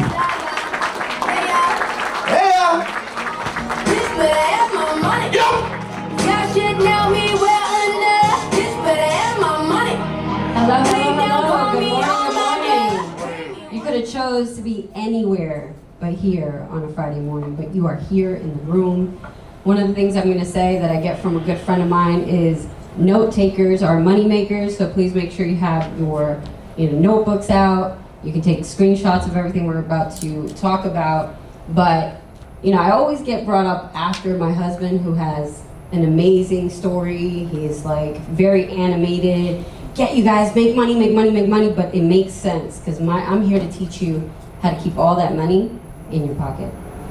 So what we're going to talk about today is tax secrets unveiled. What are some of the techniques to make sure that you keep more money in your pocket? So we'll talk about your financial foundation. Some of you guys are starting out. How many of you are just starting out less than 100K that you made in your business? All right. So we're going to touch points from the beginning, and then we're going to talk about how many of you hit $1 million in revenue for the year? in your business. There you go. That's a different strategy. It don't matter, but you want to get there before the end of the year, so you gotta be proactive. So we're gonna talk about that, taking advantage of some of your deductions that you need to take a look at, and making sure that you are income shifting. I'll explain what that means. So we talk about team, and one of the things is I didn't get here, by myself. This is our team. It's family owned. Obviously, myself and my husband. Our brother Louis is our business developer. When we're talking about deals within deals, he has developed a lot of good deals within deals that have brought us into other industries that we don't even touch. So definitely get you somebody that can connect, that can go out there, shake hands, kiss babies, like all that stuff. That's him. He hates being in the office. When he's selling, he's like literally pacing up and down the hallways. I'm like, bro, sit down. But that's the energy that he brings to the business. And then my darling daughter, she started working for us when she was 13. She manages all of our accounting department and manages a team of 15 in the Philippines. And she manages all of our accounts that make over $1 million a year. She's 18 now. Very proud of her. But your team is going to help you make that money and take you further in life. You do not have to do everything on your own. Besides that, obviously, we're actually up to 32 employees on the credit side, about 22 on the tax side. We have a content team, but it takes time to grow. You have to understand what is going to take you there. All right, so he kind of told you about who I am on paper, all my accolades. That's all good and well, but let me tell you a little bit of a little story. My husband and I have been married for about 6 years. So when we both started our career, he was in credit, I was in taxes. I opened up my office in 2004, but the reason why I did that is because I was stuck between a hard place and something even worse. I was working for somebody that we ended up getting federally rated. Yeah, I chose to cop a plea deal rather than go home in a box. So I had an anklet for about 10 years, got chained down by the system, and it took a lot to get out of that. What I was facing was a RICO charge of 50 years. So what happened was, I was in my early 20s, single mom of 3, anklet on there. I was like, what am I gonna do? I can't work in the field that I was working in because by then I already had a master's in healthcare management. Like I was balling, okay? I was doing great for myself. So I went back to school, got my associates in accounting, then I got my bachelor's, then I got my master's. It took a while. And kids, y'all know it takes a while. But what happened is with this anklet, nobody wanted to do business with me. I actually went to the business expo as a speaker and someone's like, oh, you're a convicted felon. And I actually felt ashamed. So what am I gonna do for money at this point? So I started bartending, something I'm good at. Party girl, I'm that it girl. I was actually working in Tampa. In the early 2000s, I was that girl. I mean, I had Rick Ross's number on speed dial. I knew all the celebrities. I was like, all right, bet, I'm gonna make this money. But as I'm learning over here during the daytime and partying over here at night, how do I bridge the two to not do this for the rest of my life? So I started doing taxes for strippers. That's why that song makes sense. Bitch better have my money. I go into the back of the strip club with, shit, I know everybody at Tootsie's. And Booby Trap on the river down the street. I know all the girls that dance there. I do all their taxes. So I would have my laptop, my little, the $49 printer from Walmart. Yeah, man. Sitting there like, oh, I gotta get on stage. Don't worry, give me the socials. Give me a list of expenses, I got you. And so we built that business, and then we opened up, and then the housing market crashed. So you're gonna go through business going up and down, making money, losing things. But at the end of the day, you all still need to learn how to keep that money in your pocket. So let's start with the boringness of bookkeeping. How many of you have your books done for last year? Oh, this is more than usual. I like you. Yes, yes, I got you. Everybody else, shame on you. Get your books together because that is where your money's at. One of the things I learned from Grant Cardone is he says, the person that knows their numbers and knows about finances is the most powerful person in the room. And let me explain. For those of you who are in credit repair, that's how you know how much you need to charge. For those of you in taxes, this is a big situation. Look, how much should I charge for taxes? Well, how much does it cost to acquire a client? If you don't know that, and you're charging $50, but then it costs you $89 to get that client, you're running your business to the ground. So know your numbers. Yes, bookkeeping can be boring, but go get you a Filipino and pay them $4 an hour and let them do your books. Because they're trained in how to do bookkeeping here in the United States. So that is not an excuse. All right, here's some recommendations. Number one, get you some software. If you're the type of person that wants to do it all your own, I do recommend that you know how to do it first before you delegate, so that when you're looking at your numbers, you know exactly what to do. There are different softwares out there. I learned in QuickBooks, so I love QuickBooks. It's easy, they got AI in it. I will always sell you QuickBooks. However, there's Xero, they have apps, they also have AI in it. It's very user-friendly for those who are not in accounting. Oracle is a little bit more on the accountant side. Gusto is good, FreshBooks, Sage is definitely for accountants. So if you're into finances and you want to really know, like down to the molecular level, all of your KPIs, Sage and QuickBooks is going to be the one for you. Now, separation. How many of you have a business account? How many of you spend your personal things through your business account? Yes, thank you, you're honest. All of y'all do it without even knowing. How many of you spend for business things on your personal account? Stop it. All of your business things go in the business account, and all of your personal things go in the personal account. If you do not know which ones are which, it's because you don't do your books. And let me explain to you. I still have a sticky note on each of my cards that says personal and business. And when I first started, I had a list, like a little Post-it note wrapped around the credit card that says, no, don't charge this on this card. So if you gotta start that way, that's fine. Build those habits so they become second nature. Set a date. Sit down with your books every month. Set an hour aside. Get a glass of wine. I like wine. Get an old fashioned if you like whiskey.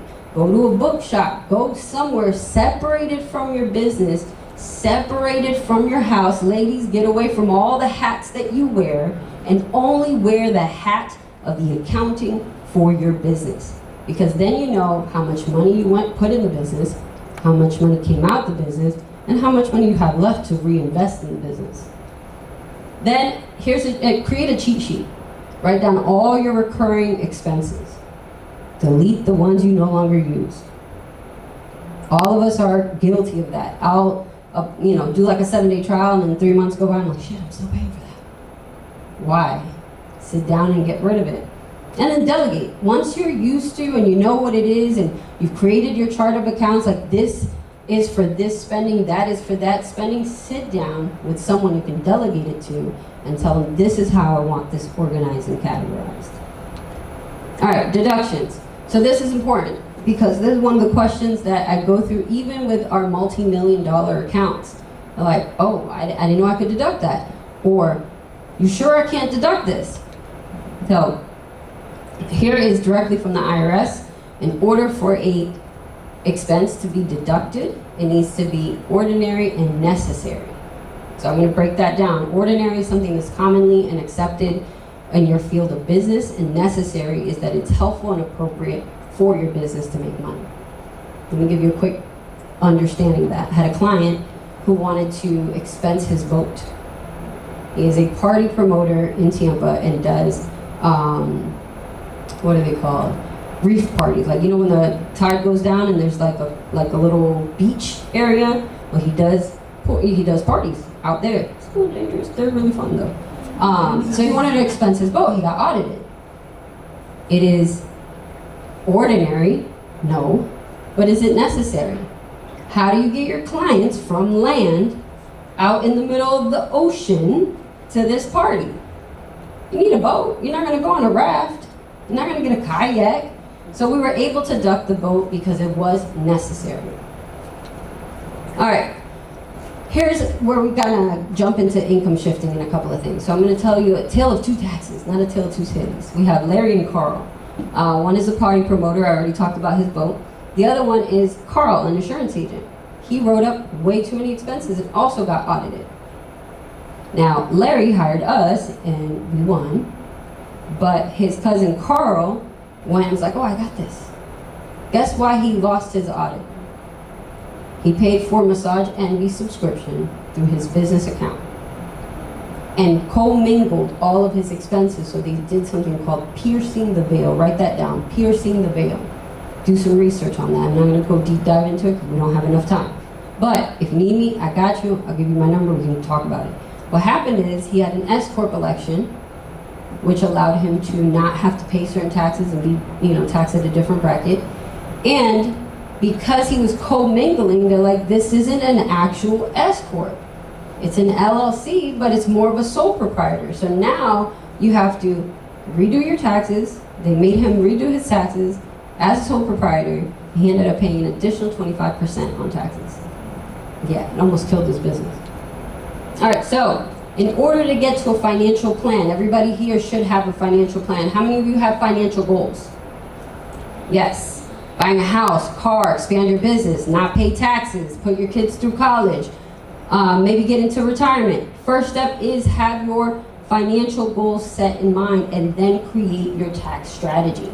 We should not be reacting now in January and be like, oh my God, Lisa, I'm gonna owe all this money, I made all this money and I'm gonna owe all this money. No, call me in January to talk about your taxes for the following year. I can still help you with your oh shit moment, but I have more control. You guys are all business owners. Did you know that you control how much you pay in taxes? So take control of it, proactively, not reactively. All right, step one, have clarity on your goal. How many of you want to buy a house or property, get into real estate? How many of you want to expand your business, get business funding? How many of you want to maybe get more employees, maybe travel more? Those kinds of things. What is your financial goal? Write that down. Step two is your income projection for the year. If your goal is to buy more property, how much money do you want to make this year? And you plan by reverse engineering that. But you gotta have the end goal in mind. You have to have the end in sight. Then you sit down with either myself or one of your tax professionals and research the strategies to lower your tax liability. Then you adjust your spending, your savings, and your financial plan about May, July. Right on the bottom, it's gonna tell you when to do it. So your income projection should be February or March, because January you should be getting your books together for the previous year. February or March, have that income projection based off your goal. Reverse engineer it all the way to how many leads you need. That way you can create your own economy. Research your strategies. That's going to be March and April, or as early as February or March if you already have your goals in line. Then in May or July, make sure you adjust quarterly. And then towards the end of the year, October, December, you're looking at what are you going to owe based off your projections, but now we have some numbers to plug in. Then either you have to make a payment plan with the IRS, kind of make a hope and a prayer, or, I don't know, write it off, invest in something else, get another car, maybe get another property, kind of redistribute that income. Income shifting. It's all about structure. How many of you are an LLC? How many of, keep your hands up, my LLCs. Are you a single member LLC, one person owner? Okay? If you're a single member LLC, keep your hands up. Did you take your S-Corp election? Y'all took the S-Corp election? No, hands down, hands down. All of y'all didn't take an S-Corp election, you're paying the most fucking amount of taxes in this building. All of you who are single member LLCs, yes, and I'm not a lawyer, you protected yourself legally. However, for tax purposes, you didn't do shit. You're still considered a sole prop. So why is structure important? It helps you save on taxes. It gives you the ability to raise money. It protects you, legally. I'm not a lawyer. You'll see the disclosure in a minute. And paperwork and filing. So as we get more deeper into your structure, all of you who had your hand up, keep that in the forefront of your mind that you can still change your structure for last year before you pay taxes this year. Right. Because I'm not a lawyer, before I get into this next slide, I want to make sure that I cannot advise on legal structure. I can only tell you what the tax implication is of each structure. And I'm going to give you some tangible examples, because I know I'm short on time. So, Harry, Larry, and Mo, these are fake names, but they are real brothers. They own a barbershop. They each went and did their own barbershop on their own. They each made, Harry was a sole prop, he didn't want to register anything. Larry was an LLC, and Mo, a corporation. They all made $100,000. They all expense $45,000 of deductions for their business. Let's see how each of these structures actually change for your tax situation. All right, so here is Harry. He has, Harry was what? Oops, sorry. Harry was a sole prop. There we go. 100 grand in income, $45,000 in expenses, taxes due $11,130. Why? Your federal taxes are $3,359 according to his tax bracket. Now we're all talking about single, no kids. We're not talking about EIC. We're not talking about none of that. We're gonna keep it nice and simple so you guys can see the numbers. Look at the self-employment taxes though, over 7 grand. That is for Medicare and Social Security. I know I am never gonna see that. And I also don't ever wanna use Medicare. They suck. And my Social Security is not gonna put me in no retirement home. I am going to have control of that. Okay, also, when you're buying a home with traditional lending, do not expense everything just so you don't pay taxes. Because then when you go to the lender's gonna be like, well, what's your net income? $15,000, you didn't make shit. You can't buy this house. You can't even afford the property taxes. So keep that in mind. This is why structure is very, very important. All right, Larry was a single member LLC. Why does he owe the same amount of money? He has an LLC. But LLCs and sole props with one owner, same thing. It's taxed on the personal taxes. Get away from your personal taxes as much as possible. However, we have Mo. Mo is smart. Mo said, Lisa, I registered a corporation, I saw it on TikTok, but I don't want to pay taxes double because the C Corp pays taxes double. I said, okay, let's take the S Corp election. Look at the difference in his numbers. Now with S Corp, you have to put yourself on salary. It has to be a reasonable salary for your position. My position is customer service. So my reasonable salary is very low. I always get a refund. He made the same income, same expenses, but his salary is $25,000. So out of his salary, he has, his taxes coming out. His taxes due are $1,501. His federal taxes were $1,501 on $25,000 because he didn't want to be taxed that much. I think we only took $1,000 in taxes. But his self-employment tax is $0. Same income. Now when he goes to buy a house, he has his income that comes in plus his salary. So he's an easier person to sell a house to and get a loan for than this person. Because now we gotta talk about taxes, you gotta pay the taxes off before you buy the property, you have all this debt, all this other stuff. So, S Corp election is something that's doable, and it's actually one of the best for lowering your taxes if you're going from a sole proprietor or single member LLC to an income producing company, and now we switch you to an S Corp. So, for those of you who don't know me, again, my name is Lisa Quinones. I'm the owner and founder of Quick Tax and Credit. This is my QR code. I'm not here to sell you anything, but if you need help restructuring your business, lowering your taxes, looking at your books, and making sure that you have a financial plan that is gonna help you hit your goals while keeping more money in your pocket, this QR code takes you straight to my calendar. Go ahead and make sure that you book a free tax strategy session, especially in January, where you're getting ready for taxes, where you're getting ready to either pay taxes or get ready for that. I don't want you to have an oh shit moment and be like, oh my God, I just put myself through TurboTax and I owe $50,000. Do not do that. You still have time to restructure your business. You still have time to really look at all of your expenses and make sure that you're doing a deep dive on your books, because saving more money is gonna keep you in business. And being smart about your finances is going to give you that power to grow and scale your business. Thank you. Yeah, Lisa! Y'all give it up for Lisa. Her and her husband, powerful dual couple. Absolutely amazing, absolutely amazing. All right, so we're gonna get right into it. This next brother is another heavy hitter, literally.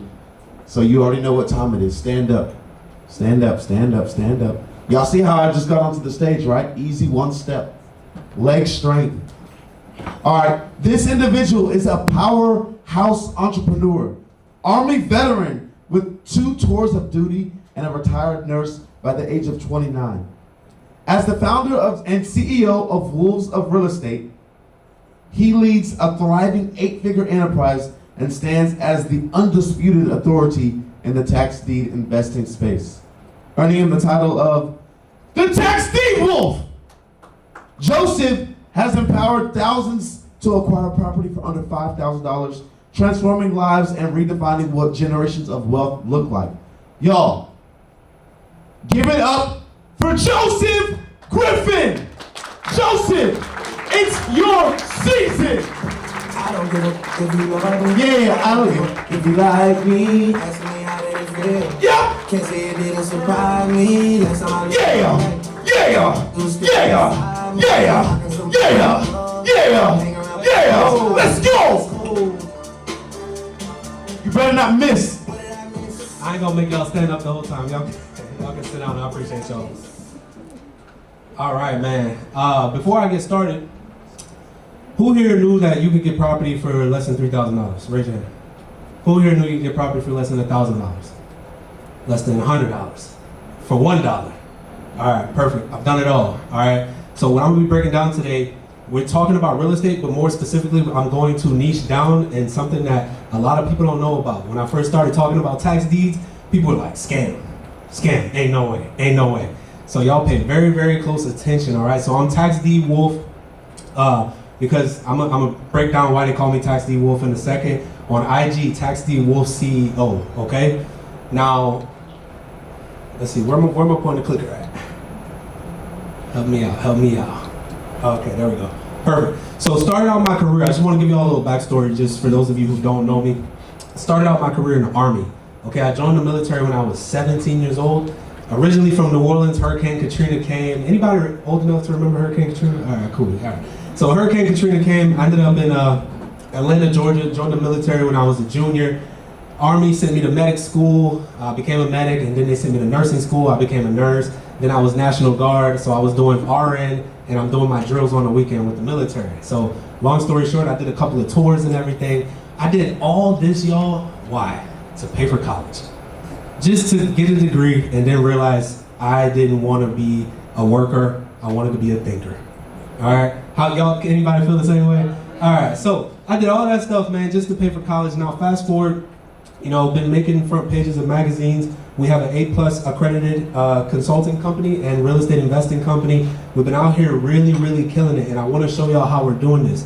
Now, in the U.S., whenever you own a property, you have to pay your property taxes. True statement? Unless you're a disabled vet or something like that, you got 100% disability and you're exempt, okay? So when you don't pay those property taxes, the county's gonna take that property, they're gonna sell it as some form of auction, okay? I'm gonna break down the different types of auctions. We have, anybody heard of tax liens, tax deeds, tax redemption deeds, share sales, all right? There's a lot of different types depending on where you live. But the good news is, there's a crap ton of properties all over, okay? And regardless of where you live, there's going to be some sort of sale process. I don't know about Canada though, I'm sorry. I don't know about Canada. But the good news is you can invest in any other state. So even if you're in Canada, you can invest down here. I have students in the UK, have students in Dubai. It does not matter what state you live in, you can invest pretty much anywhere, all right? So we have tax liens, we have tax deeds, we have tax redemption deeds, there's land banks, there's so many different types of things out there. But what I want to talk about first is how do we make money in real estate? There's three main ways. One is equity. If I buy a house for $100,000, but it's worth $200,000, I made $100,000, all right? I need y'all to understand that. Equity is gold, all right? That's what we want. The value of homes continues to rise. What happens to the value of the US dollar?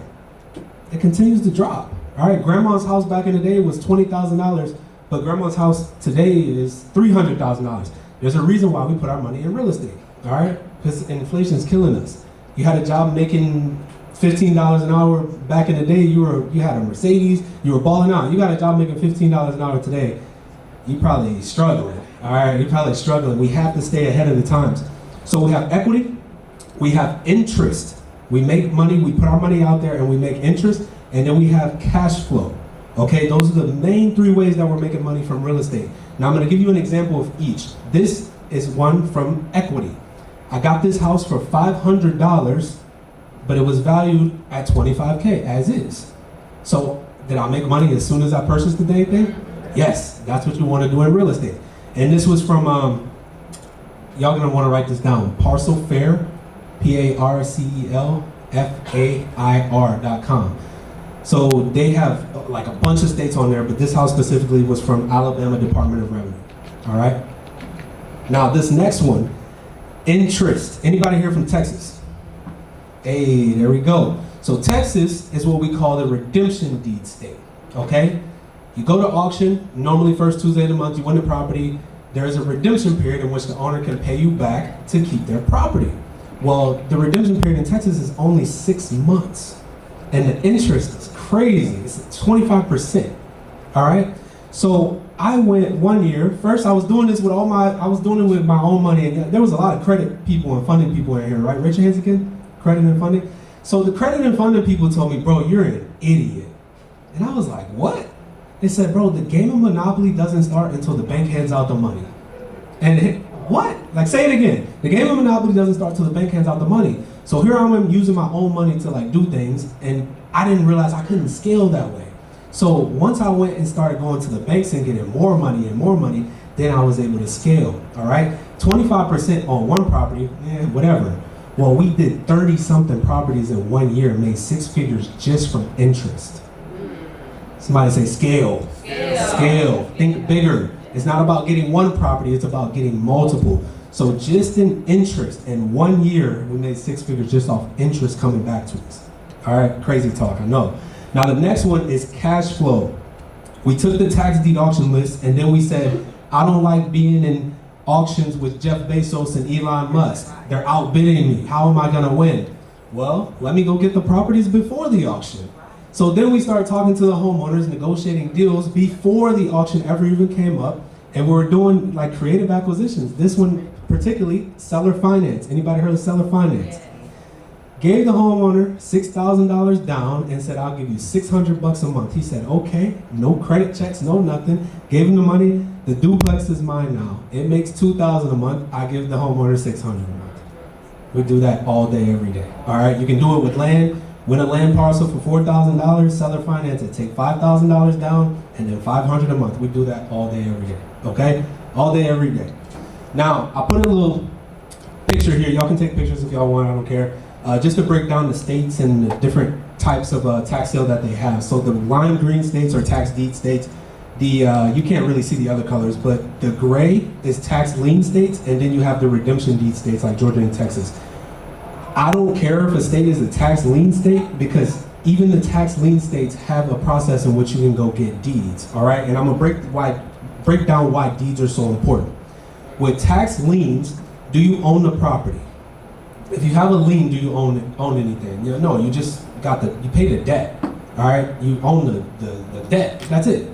With a deed shows ownership. All right, I'm gonna break this down. A tax lien is a legal claim the government places on a taxpayer's property to secure the payment of an unpaid debt, okay? So if you didn't pay your taxes and you owe $2,000, don't do it, but you owe $2,000, I come in and I buy this $2,000 lien at 20% interest, you have to pay me back the $2,000 with the 20% interest to remove the lien, okay? Now in some states, liens, if not paid, mature into what? Deeds, meaning there's no more getting it back. All right, it's gone. But in some states, liens don't mature into deeds. So that's super important to know. Some states you're buying liens thinking you're about to get a house and you're not getting crap. Okay, so super important to know. Now, how do we purchase liens? Usually in auction, it may be highest bidder, it may be interest bid down. The bid starts at 20%, everybody's bidding down. No, 19%, 18%. They have over-the-counter. Anybody heard of that? You can go directly to your county. There may be some properties available there right now for you to go ahead and make a payment and get. Can you use credit cards? Yes. All right, you don't even need your own money. I told y'all the game of Monopoly doesn't start till the bank hands out the money, so you don't need good credit. You don't really need a lot of cash if you know what you're doing. So connect with these funding people in the building. Now, you can also get liens directly from other lien holders. That's important to know. We can buy each other's debts. We can buy each other's positions and things. There are people out there that go buy liens, and then life happens, and then they're trying to sell them. So what I did was, I went to states where, to give you an example, the redemption in the state might be 2 years. You have to hold the lien for 2 years before it becomes a deed. Well, I'm finding people that have held the lien for a year and 11 months. And so I just buy the position for them and I wait 30 days and then I have a deed. All right, so it's crazy stuff that we were doing, and people were like, what the hell, I didn't even know you could do that. Yes, we can buy other people's debts. Have you purchased a home and then you got a letter saying that your debt now belongs to a new bank? You ever seen that? Yes, it's debt collectors. You owe a debt, now it belongs to this debt collector. Hey, it happens all the time. Now, a tax deed is a legal document that transfers ownership of a property after a property owner fails to pay property taxes. So if you go to a tax deed auction and you win the auction, is that property yours? Yes, it's yours. There is no more redemption period. We're in Florida right now. Florida has tax liens and we have tax deeds. When you go to realauction.com and you go win a deed in Florida, you can sell that crap in 30 days. All right, it's yours. It is absolutely yours. Now, my Texas people are like, huh? Because Texas is a redemption deed state. There's a redemption period. My Georgia people are like, huh? Georgia's a redemption deed state. Okay, and that's why we have to break this stuff down, because people did not know. Everybody, when I first came in the game, scam, scam, scam. No, he's lying, he's lying. They were just telling their version of the truth. We do this nationwide. All right, every state's different, every county's different. A lot of opportunities out there. Tax deeds, how do we get them? Usually at auction, highest bidder. Do we have over-the-counter tax deeds as well? Yes. Can we get them directly from the homeowner? Deeds, yes. We don't wait for auction even anymore. We just go to the homeowner, negotiate deals from them. We get it before it ever goes to the auction. All right. Now, redemption deeds. This is what I broke down earlier. States like Georgia and Texas. Georgia and Texas, first Tuesday of the month. A lot of y'all's auctions are in person, but there's so many auctions that are just right online. You can get the properties just sitting right on your butt. All right, right on your butt. Now, let's talk about how you're gonna get your next tax deed, because that's what y'all really want to know, right? Who's gonna go buy one? Who's gonna go get a property for $3,000? All right, cool. Y'all paying attention there. First step is your county clerk of court. Regardless of where you live, if I threw you off of an airplane, I'll give you a parachute, no worries. Threw you off an airplane, wherever you land, if you wanted to go get a tax deed there, you're gonna go to your county clerk of court. All right? When you go to your county clerk of court, you're looking on that website for anything that has to do with tax delinquency, tax sale, tax liens, tax deeds, whatever it's called in that area, sheriff's sale. It can be called many different things. If you do not see it, just simply hit the contact us section. All right, now the picture of me is with Laura Roth. She's the clerk of court in the county where I live, Volusia County. That's up near Daytona Beach. All right, when you really get into real estate, I'm gonna tell y'all right now, I'm gonna give y'all a cheat code. Real estate is the cheat code. When you start investing in your area, people wanna know who the hell you are. All right, you will get invited to speak. I spoke at the mayor's ball last month. They just invite me to speak at places. They just wanna know who the hell you are.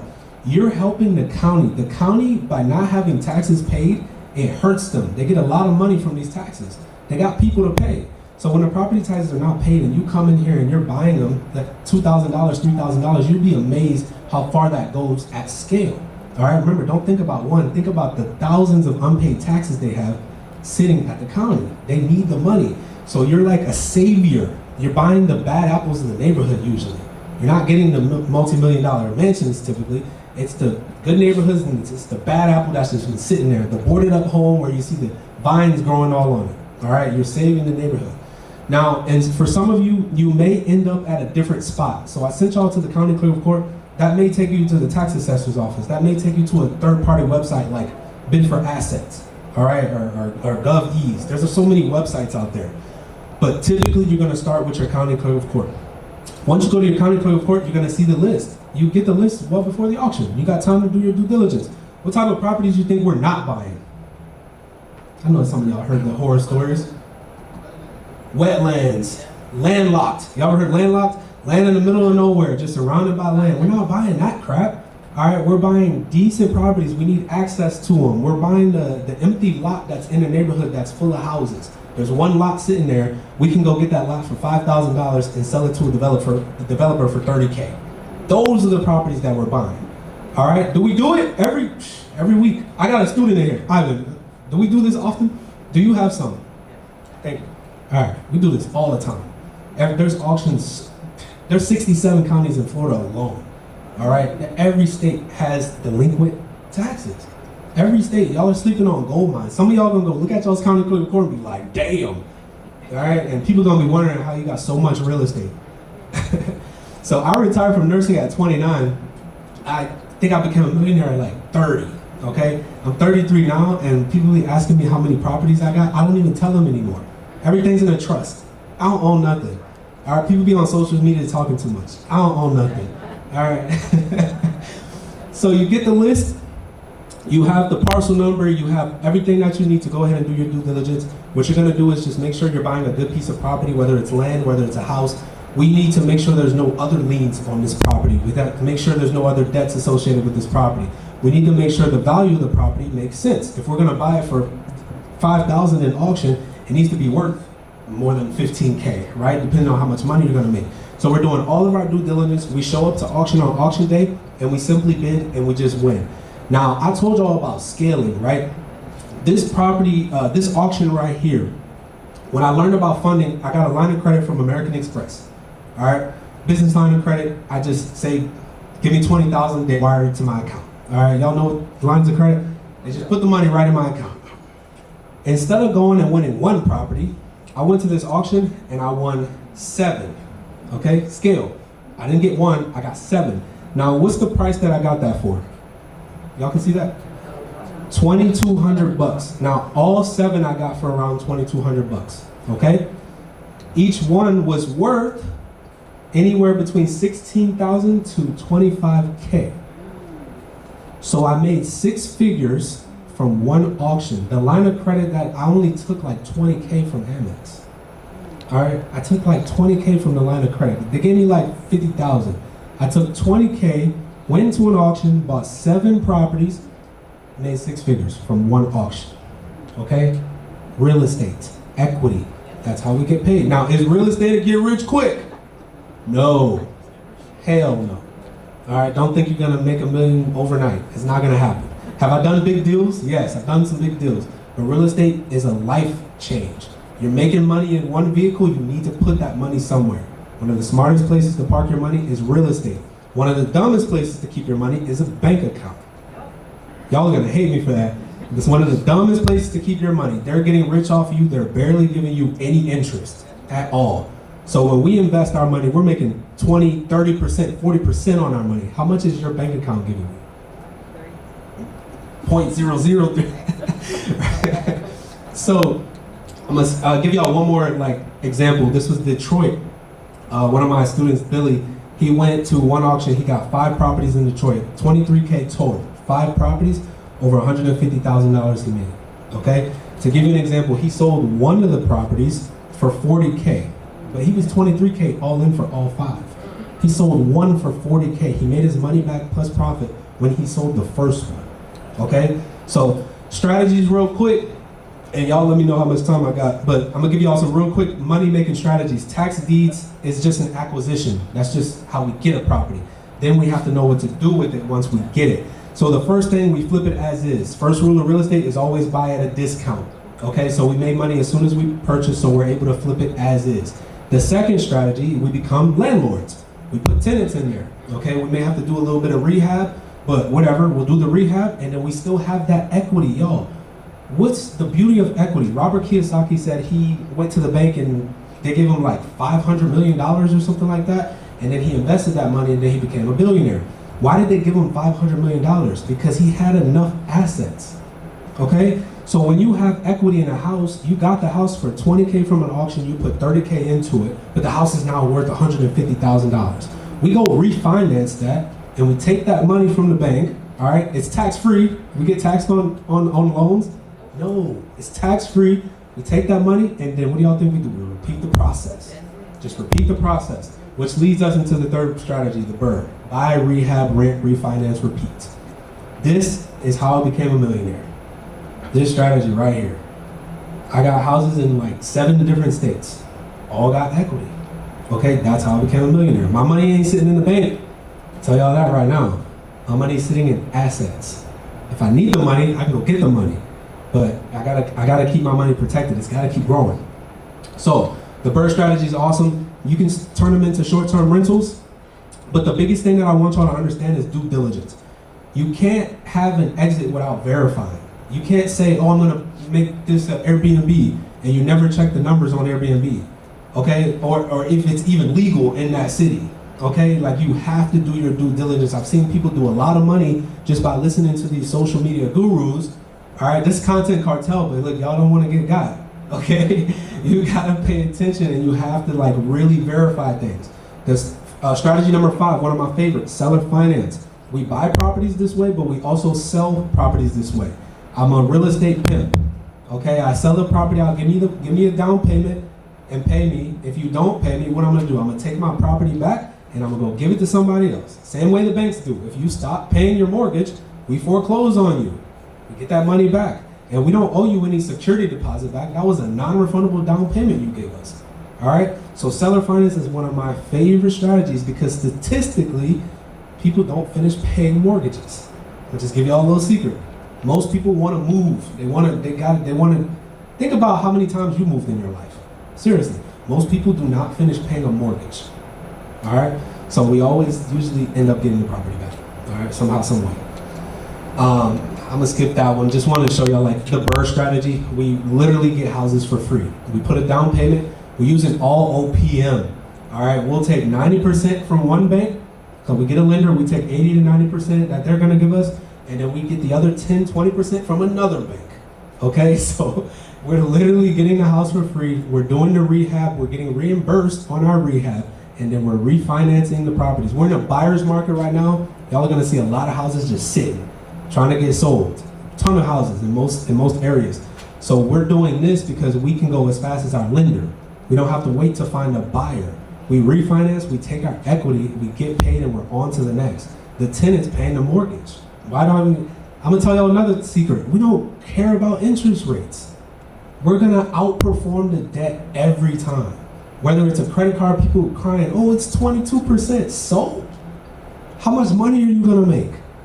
That's what matters. Pay the people back, let them get their money, and then drive on. All right? So, what's next? I'm gonna leave y'all with. Y'all are gonna go to y'all's next auction. All right? There's a ton of properties out there. I even got one for $1. Documentation beats conversation, so I put the screenshot here. I won for $1. Nobody bid against me. I love those type of auctions. It happens. All right? It happens. Land, houses, it happens. That's a beautiful day when nobody shows up to auction to bid against you. Won it for $1. And that was just in December, if you can see the date. All right? This wasn't from like 20 years ago. All right? This is like just in December. Yes, I still buy properties. So the last thing I want to do, for anybody who wants to know more about this, if y'all have questions, y'all can follow me, Tax Deed Wolf CEO, or you can text DEED to 386-301-3989. Text DEED to us if you want some more info. We have an awesome community where we like just do this every single week. All right, I'm in auctions nonstop. All right, we do everything that you can think of: wholesale, tax deeds, BRRRR, fix and flip. We do it all. All right, Wolves of Real Estate. We're really killing it out here. I appreciate y'all. Thank y'all for having me.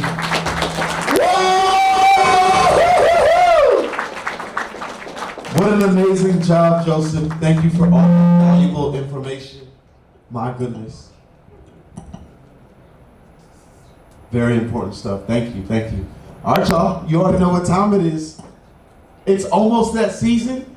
Get the fuck off your ass. Get up, get up, get up, get up. Yes. Oh, it's all right. Hey, let's give the sisters some time so they can get up as well. Everyone get up. No problem. We'll let you sit there. I understand it now.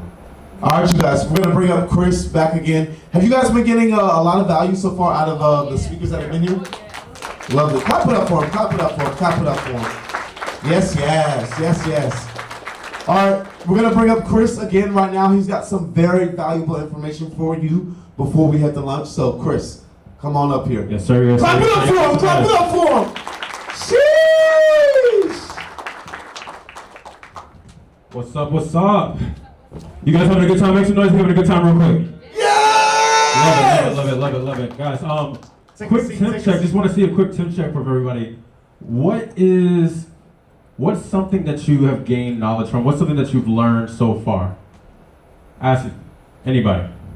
What's something you've learned? I didn't know about the tax deed and getting Chris for $1. Okay, the tax deed getting Chris for $1? Yeah, that's pretty good. And he dropped some crazy value. What about you? The escort? Yeah, that was some good sauce too. That was some good sauce. Anything else? Any other knowledge? Any other gems? The S Corp as well. Okay. Okay. What's something that you're gonna take action on? One more time.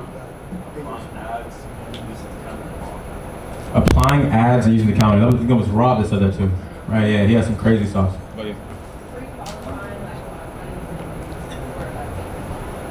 Yeah, you gotta pre-qualify, otherwise you're gonna be talking to everybody.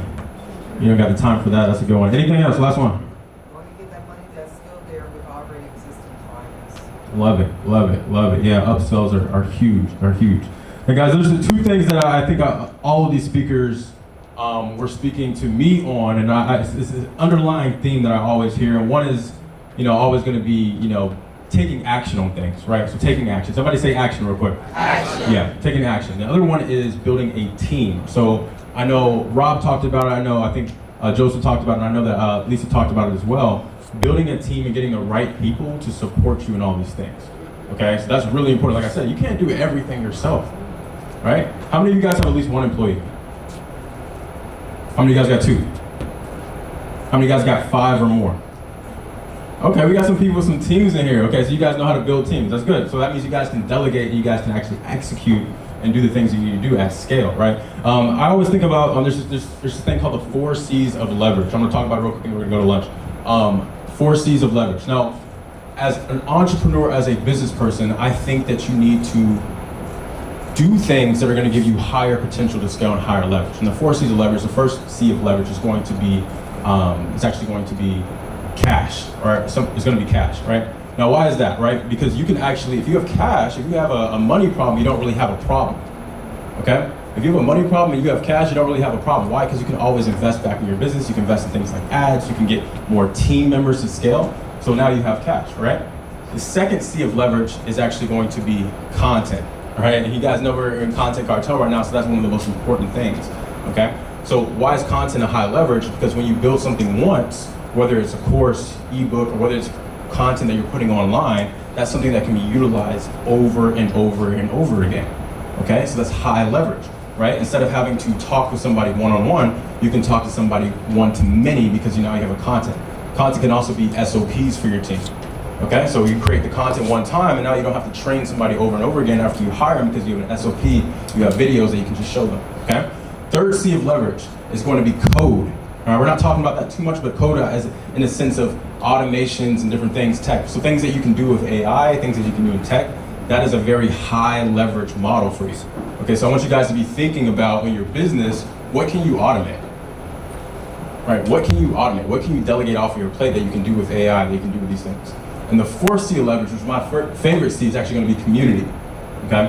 And there's 2 different types of community. You have the community with potential clients or potential members in your community, which is really important because it's high leverage because the community builds itself after a while. The community nurtures and grows itself after a while, right? But then you also have a community inside of your own company as a team, okay?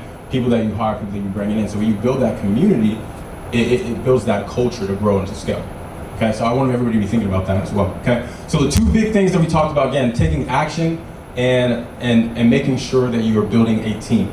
Okay, so we're gonna go off to lunch, but I wanna share something real quick because I just talked with Sharif, and Sharif, we're gonna be doing something really, really special. He's at the end of this call, at the end of this event. I'm used to the webinars. At the end of this event, we're gonna be doing something really special, and he's gonna be giving you guys an opportunity to work with him. It's something that's gonna be really one-on-one and really, really tailored. It's honestly insane. I've never seen him do this. Right? I don't know, maybe a couple of you guys maybe he's talked to about, and it's like the craziest thing I've ever seen. I want to walk you guys through a little bit about it, but we're going to talk about it a little bit later. But the biggest thing is you have to get with somebody who's going to support you. You have to get with somebody who's going to take you to that next level, and you have to get in a system that's going to be high leverage at the end of the day. Right? Would everybody agree to that? You have to get in a system that's going to be high leverage. Right? You can't do everything all yourself, which is why you guys are here. And he's going to give you guys an opportunity to work with him to actually be able to grow your personal brand to that next level. Okay? So if you guys are interested in that, make sure you guys stay, but if you guys are also interested in that, we have some people in the back, some of our team members. Raise your hand real quick. We got Jasmine, we got Alexis, we got Tolu, some of our team members in the back. You guys can talk with them about it. There's only gonna be a few select spots for this because this is a one-on-one thing with him. but it's gonna be really amazing, okay? So wanted to lay that out for you, but we're about to break it out to lunch. Real quick, y'all stand up real quick. Stand up real quick. All right, we're gonna break it out for lunch. Real quick, so I wanna say, we're gonna do, where the camera at? We're gonna do something special real quick. I don't break out for lunch. I wanna play some music real quick. I want y'all to clap it up real quick. When I say content, y'all gonna say Cartel. We gotta go ahead and do it. We gotta go ahead and do it. Yeah! All right, when I say content, y'all say Cartel real quick. Content. Content. Content! Content. Content! Let's go, let's go, let's go! Clap it up, clap it up, clap it up, clap it up. Love it, love it.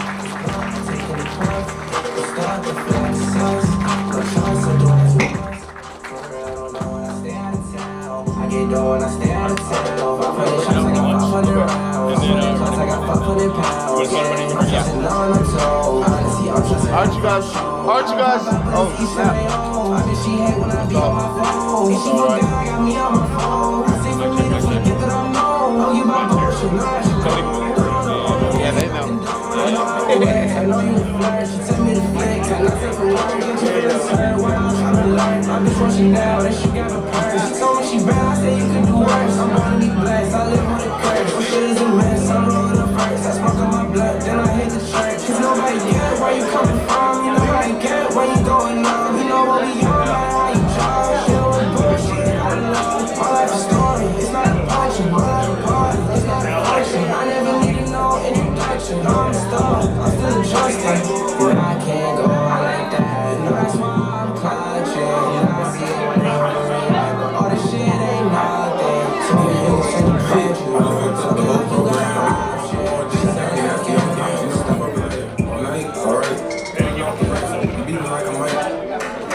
don't run from this pipe. Let me see.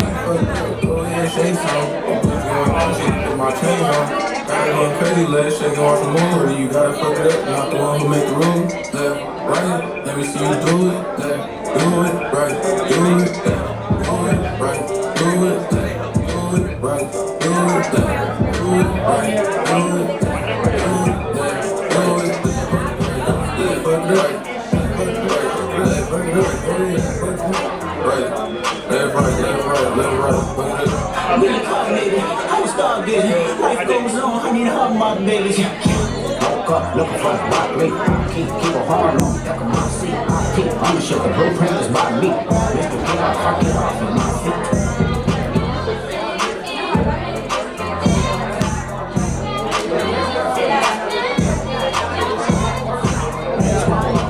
Squabble up. Squabble up. Squabble up. Squabble up. Squabble up. Squabble up. Squabble up.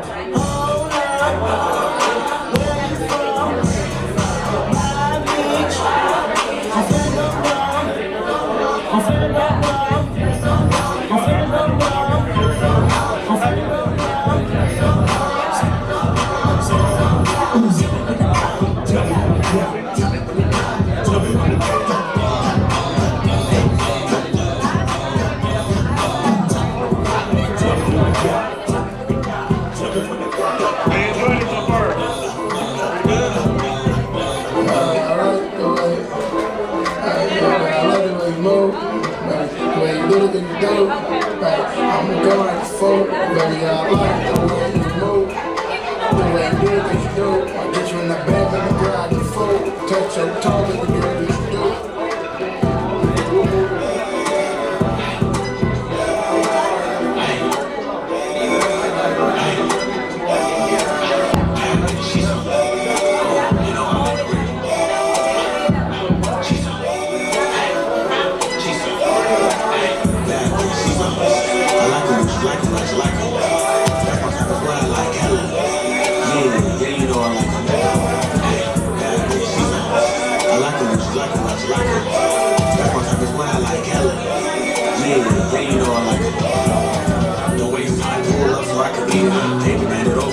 I can eat it up.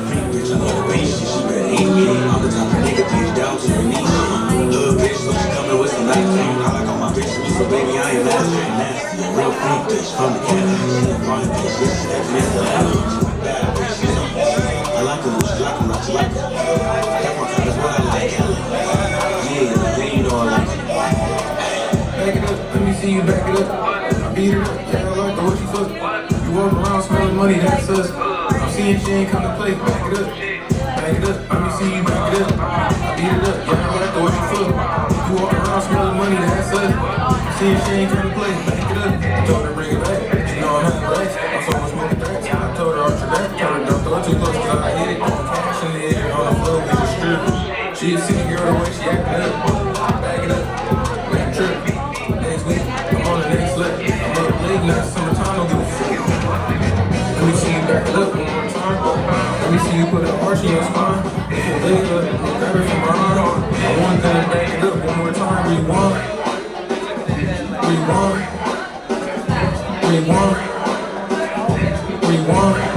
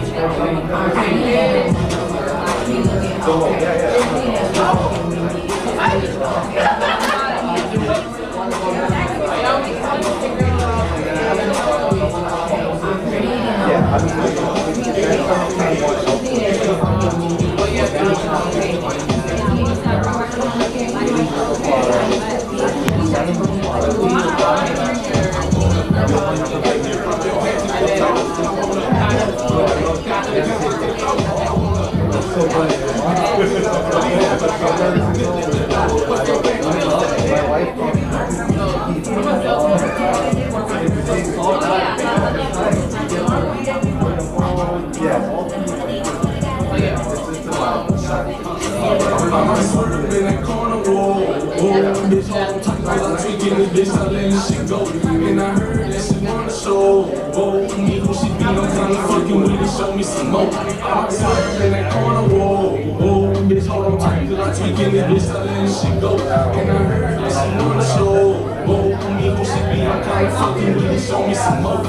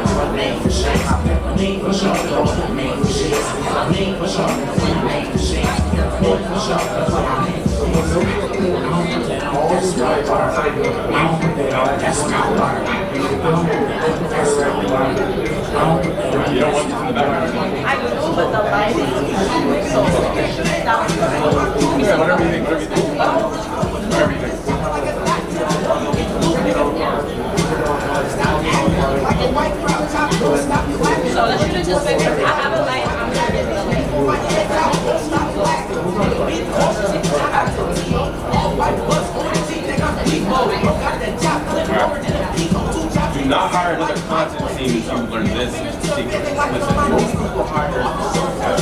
Listen, most people hire a virtual assistant. Listen. Most people hire a virtual assistant that's not going to get you results, or they pay an extreme amount of money for somebody with no experience. Listen, do not do that. That's going to leave you in a snap. I got to make sure I know what's called. Go ahead. That's it. Yeah. Ready? Most people hire a virtual assistant with no results, or they pay an extraordinary amount of money for somebody that can't get them any results either. Me and my team have been able to help several entrepreneurs build and launch their personal brands to the next level, getting 50, 100, half a million followers to help you succeed in this digital space. If you're interested in actually getting a proven strategy that's going to help your personal brand grow and get you clients on automatic, then go ahead and click the link below, and I'll see you on the other side. I like that.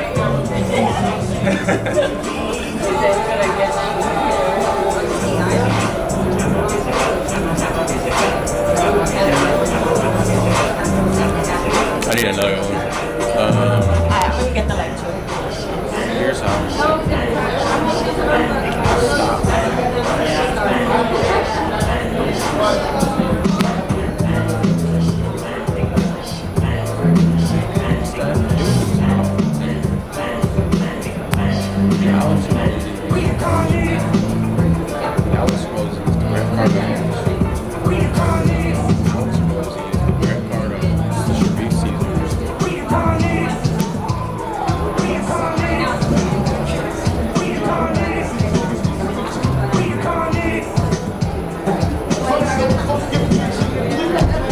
Whose playlist is this? Yours?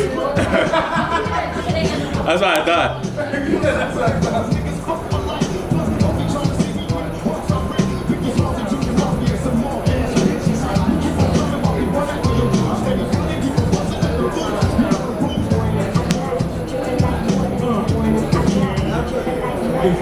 Oh yeah.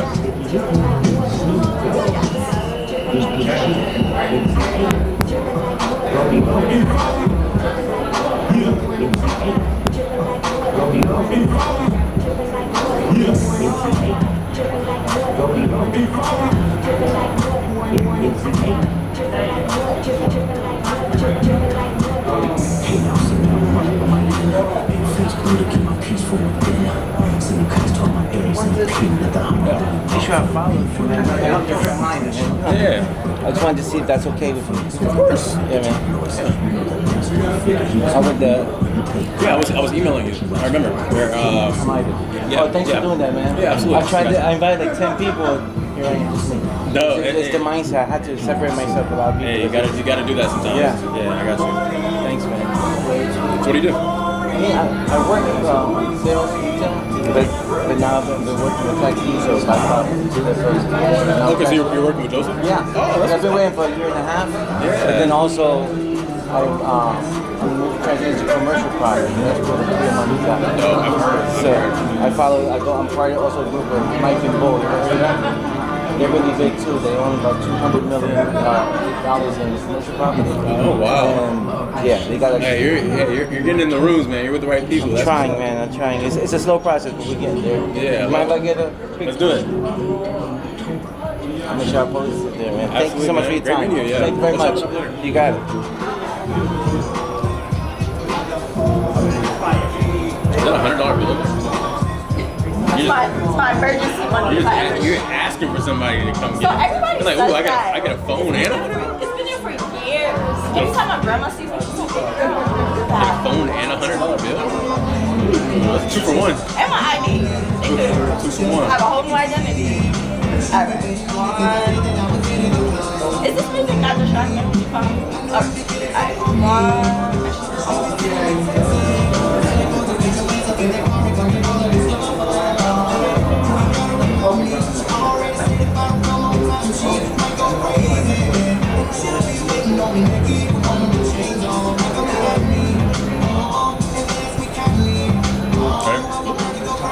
Stop trying to do content yourself.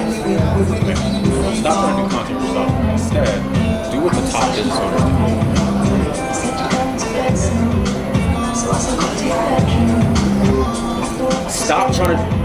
Stop doing content all by yourself. Instead, do what the top entrepreneurs do.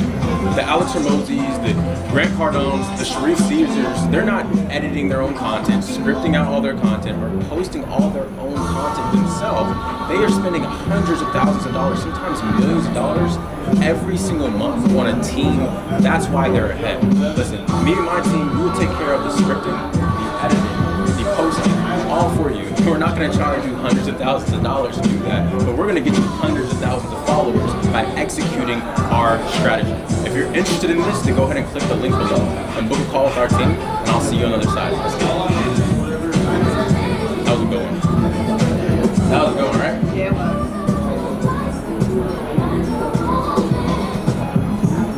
I'm tired. Stressed out.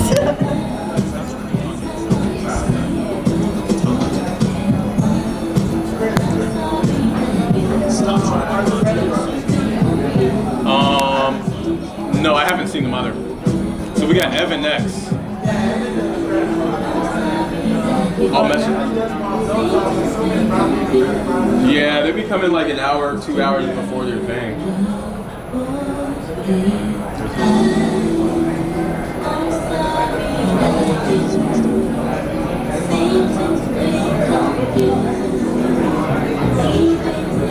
Stop doing content all by yourself.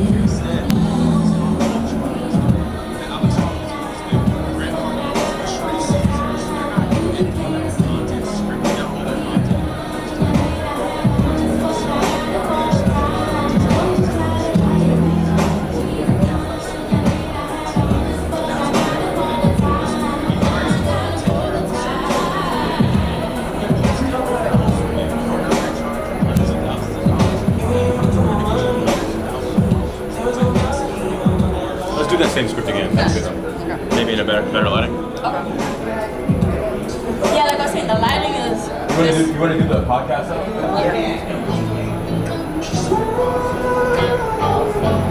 I ain't wanna be with you. I ain't wanna be with you. I ain't wanna be with you.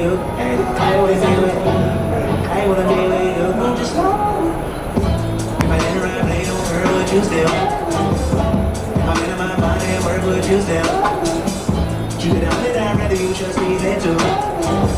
Keep it on one on, don't got you, I got nothing. I got something.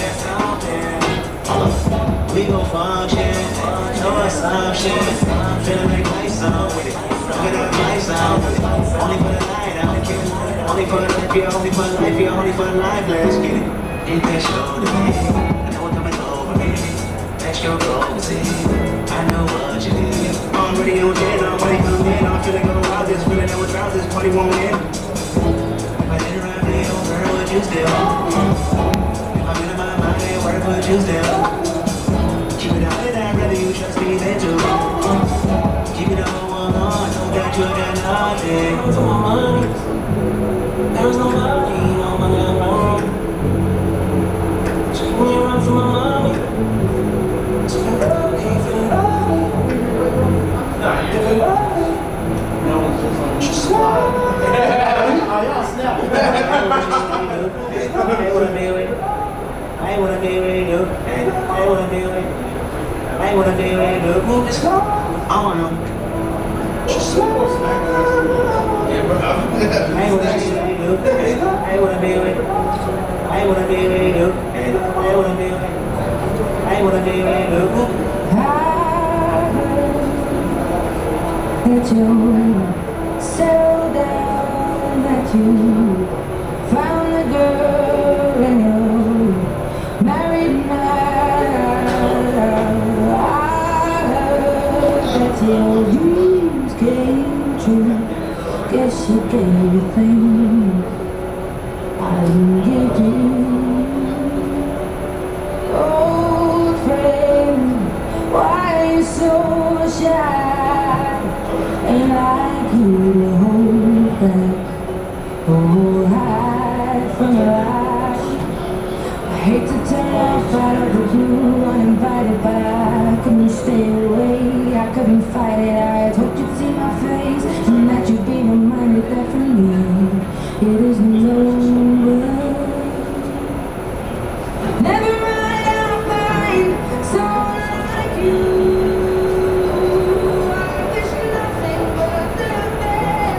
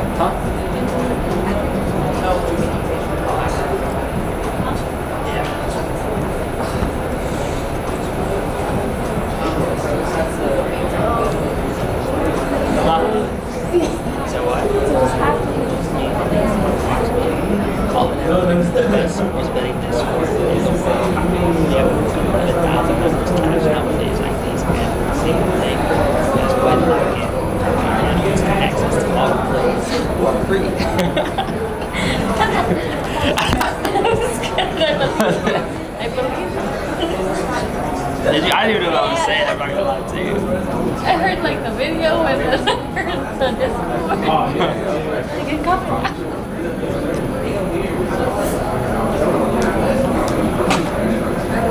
Sorry. No, you go.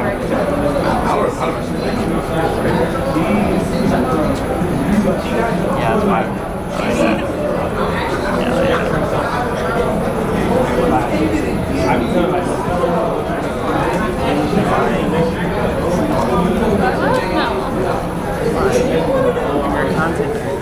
Yeah, but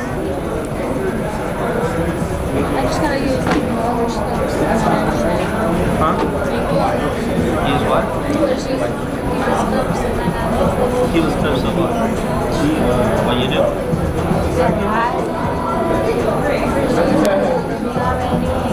You might have to take a little, like walking and stuff, but that's it. Is there anything? Yeah. I'll just sit there. I ain't really got nothing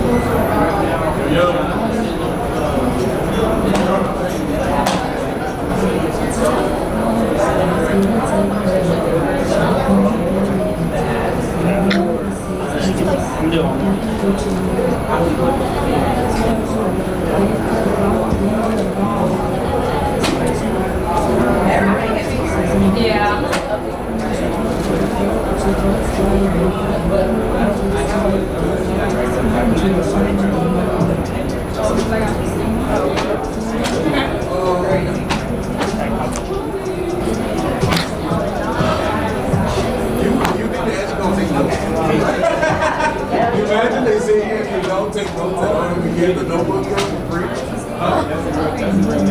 Yeah, we'll take this.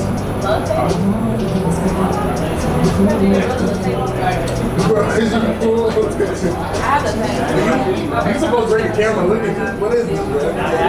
That is not a camera. Hey, where's the media pass, bro? You need a media pass, bro. So it's cooking, right? Hell yeah, hey. Everything I touch, cause so take care of it. Hey man, 5K, we gotta be okay. 5K, great. I love when people just turn the YouTube live on. Yeah, everyone's still watching. Nah, this is lucky though. So, let's say they ask you off the rip. So EP, what can I do to end up like what you want? Because you know they can ask you whatever. There are no restrictions. What you want to give them like this. Because Carl's not had to just play a song. Cool, I'm like, right. If they put you on the spot, Carl, he gonna be here tomorrow. His flight lands tonight. Yeah, so he's gonna be here tomorrow. He technically will be here tonight.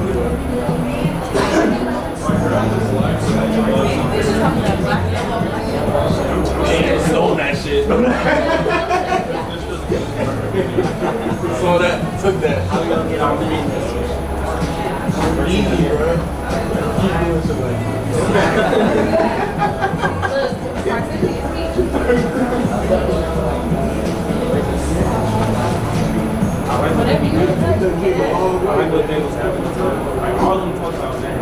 Yeah, that's all it is, yeah. Breaking it down like I broke down how many calls we need a day, so it's just the same shit. We have a million hit 80K a month, they go 80K a month, it's 30 days, it's like 2.3, 2.5 a day.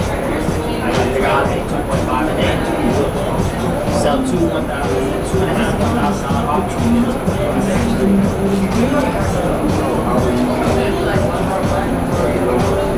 This is I just said. I gotta make a bigger product. I need to make at least 2.5 by that. More digital products. So what are we doing with the little room? One no wonder. Yeah. Because I just realized you could have I'll see if they'll take them back. I'm sure they will. Yeah. Find something. She said one day.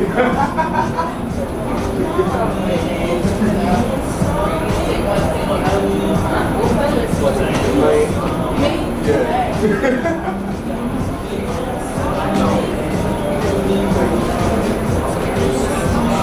Oh, I like it. I like it little black and gold. I ain't even do it yet. The colors.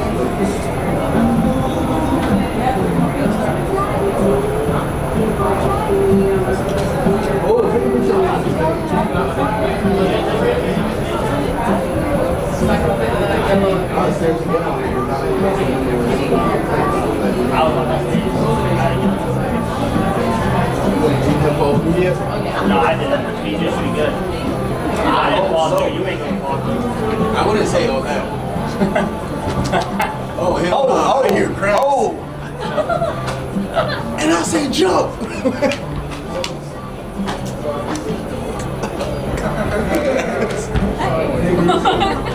Oh, now you want to use the flash. Now you want to use the flash. I don't know why you got the flash. There is plenty of lights and you want to use flash.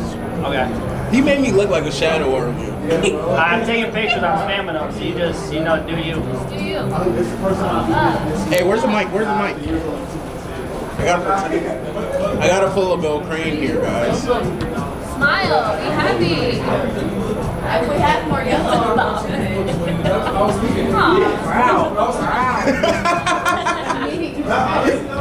Oh, I don't know what to do. Well, they're tucks. Yeah. Yo, did the credit brothers text me? Huh? Check if the credit brothers texting me. I'm supposed to be on the lookout for them. Okay. Because I thought they just got here. I forgot about them. Look down. Hold your tucks. Hold your tucks. No, like this. Wait, like. Yeah, and then look down. Slay. No. There you go. Let's give it our brand new shit. Time. Hey, put this shit together. Okay. Alright, bro, you wasting my memory, bro. Chill, bro. I know how you are with pictures, though. I know how you are with pictures. You ask. Man, that's crack.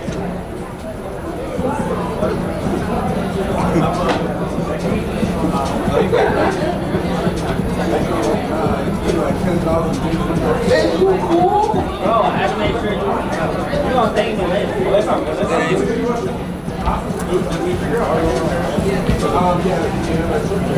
Give me the connections.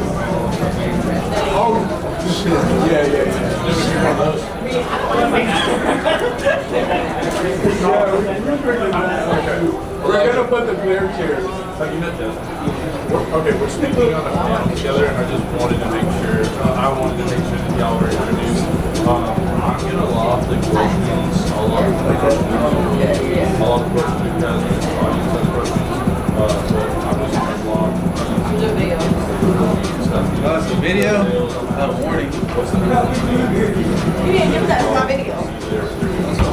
Yeah, exactly. I'm supposed to do all that? Yeah, hold on. You start from your hand. From your hand. Put your hand a little closer.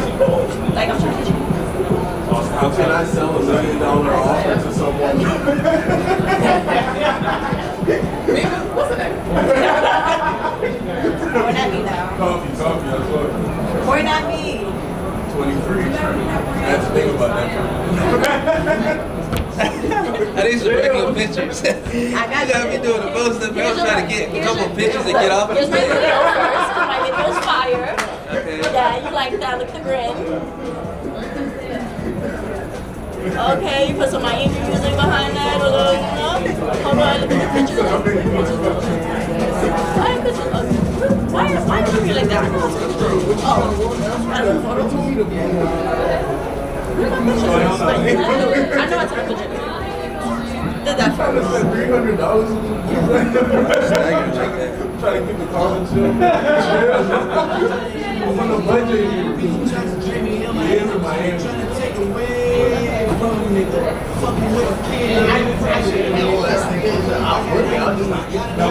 That's the video. There's no picture? Yeah, you got it. I'll give me a side of water. That'll be cool. I already need some donuts and shit. They said, oh yeah, that was Oh, it's good. They said it has like Okay, good. You got me doing the most. Man, I said. They said like doing something. I searched it up. And the I was like, damn.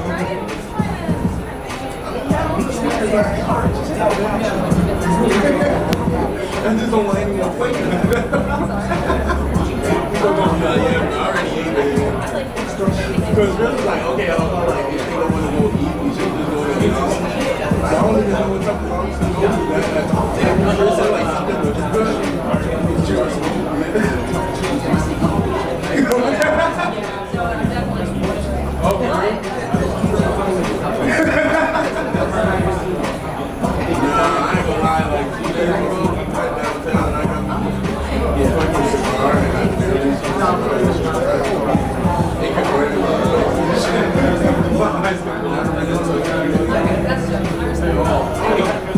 I got like 2 hours to get right on the spot. Right after that, that's what they got. Yeah, like sometimes I think some of those are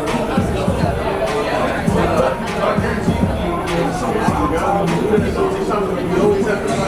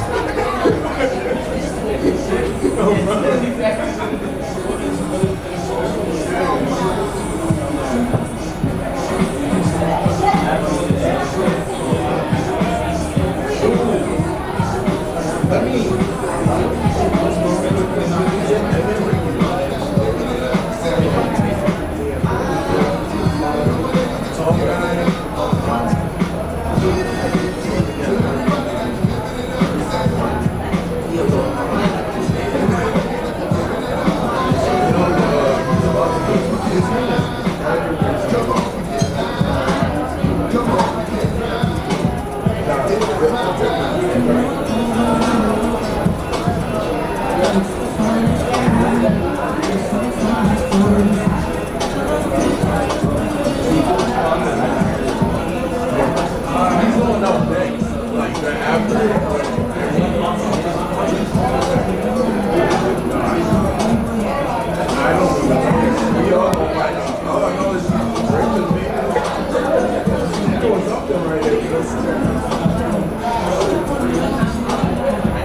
you make your walk-out song?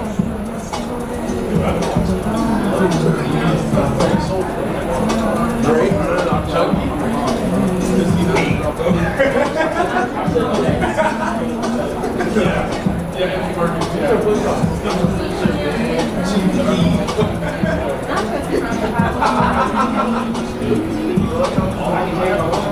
Hell yeah, I'm putting that joint right now.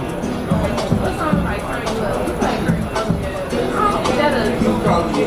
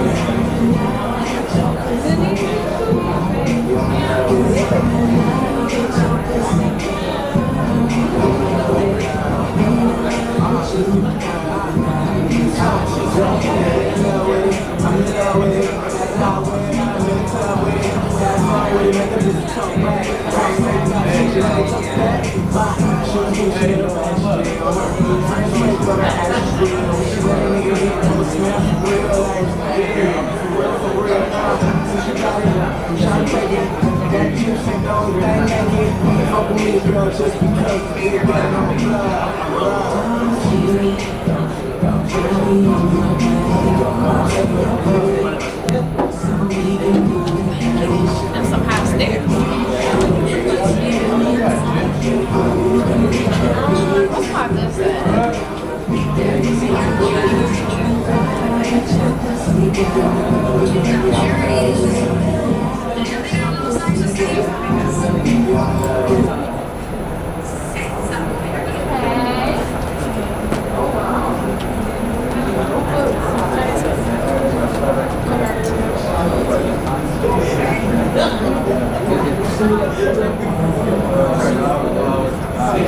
Give her a kissy on the cheek.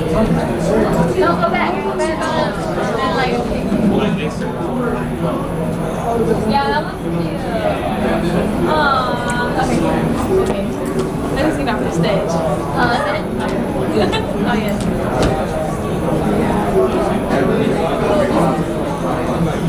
Not that.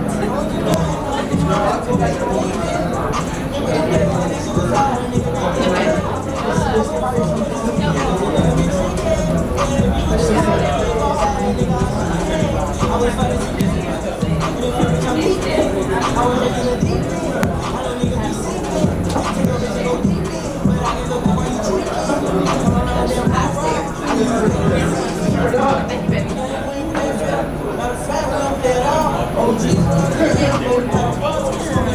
on the front, but you been far. I was on the beat with it in my drum. Been smoking on black. Been smoking on black. I was going, but I'm back down. You niggas go forward, but I never back down. In the school I was trapping. In the school you was playing.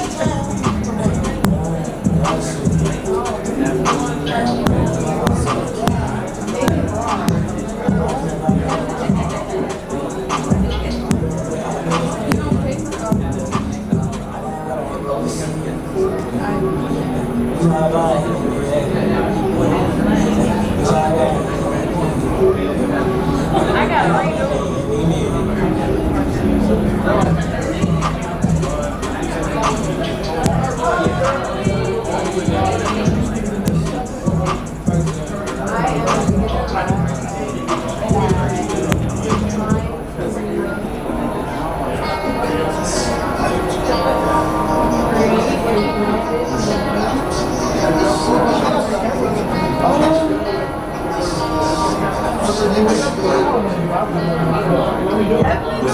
I'm up for 16 passes, the ditch is deep, I know there's not a challenger.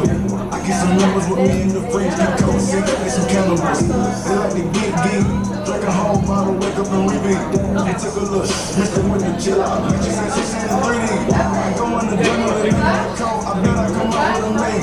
Do this shit for the flag, cause this shit bigger than me. Come up in the delay, and in the fact that remember me. I call my twin, cause that be my brother, we got the same roller, he mentioned me. Nah, for real, water on me, like the sun, yeah, sun, horny, guns, coming, something, pump, nigga, guns, something, jump, public, can't on me, no fun, drop top, in my stomach, drop me, play no run, call my wife, take my body, take me back to the traffic store, one shit, I was outside just serving her caddies, nigga made one more move, just pop it, living on road with the whole fight it out in the hotel lobby. They be dancing like Bob, they dance. Don't touch it, they glock it, they can't.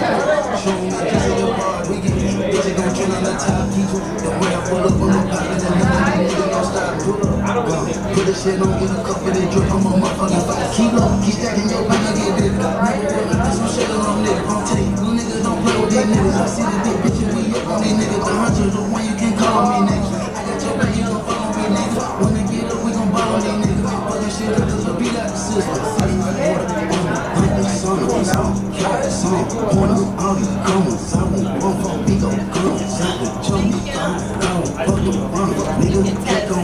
want long or is this just all long, right?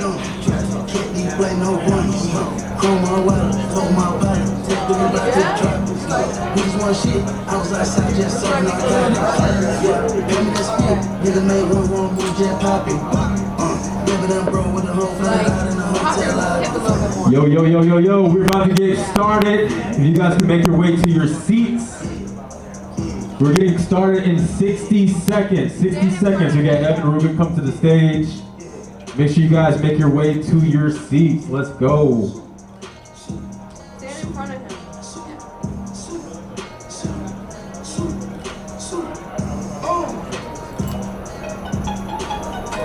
How can I be homophobic? My bitch is gay. Hit man in the top try, see a man topless, even a stick is gay. Hugging my brothers and say that I like them, but I don't swing that way. The man them celebrate Eid, the trap still running on Christmas Day. Somebody told Doja Cat that I'm trying to indulge in that. In my great track suit, see the origin, that's in the motion clap. 45 seconds. Make your way back to the main room. Let's go. I don't know about you, but I value my life. Cause imagine I die, and I ain't made 100 M's yet. There's so much things I ain't done yet. I'm fucking a flight attendant. I don't party, but I heard Cardi there, so fuck it, I might attend it. Let's go! Sometimes I wonder how life would have been if I never did. Let's go. Let's go.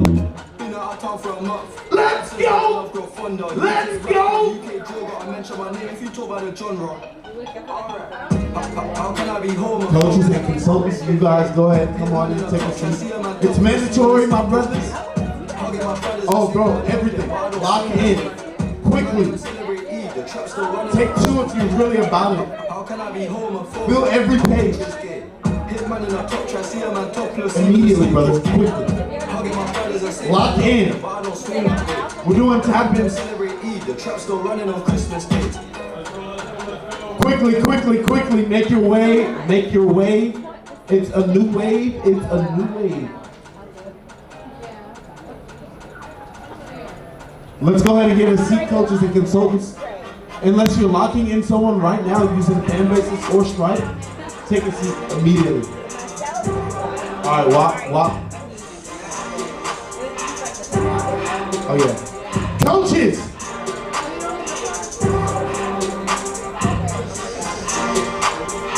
Everything litty, I love when it's hot. Turn to the city, I broke all the notch. Got some more millions that keep me a knot. I created history, it made me a lot. He turned to this me and it ain't no promise. We call him Chopsy cause they gonna chop. Took out high violence cause I'm pussy pop. I run it like Nike, we got it on lock. Call me that eye. I'm the boss man in that suit with no tie. I can be sober, I gotta stay high. Put me some surf in the ground and it dry. Running the special like Bunny and Clyde. Don't worry baby, I keep me some vibe. She needs and brothers, she can't act inside. The ladies will say this will go to surprise. Keep on me, lady, her pussy her pride. Digging her back while I'm gripping her side. Nigga made back, this ain't regular size. Really fly me like Peloton glide. But you ain't slick, I can tell in the sky. I'm putting my wrist up against the sky. She sing on my son, I ain't changed my whole life. I told her the goggle can work on her eyes. Everything litty, I love when it's hot. Turn to the city, I broke all the knots. Got some more millions, I keep me a knot. I created history, it made me a lot. He turned to this me and it ain't no focus. We call him Chopsy, but they gonna chop. Took her out of finals cause I pussy pop. I run it like Nike, we got it on lock.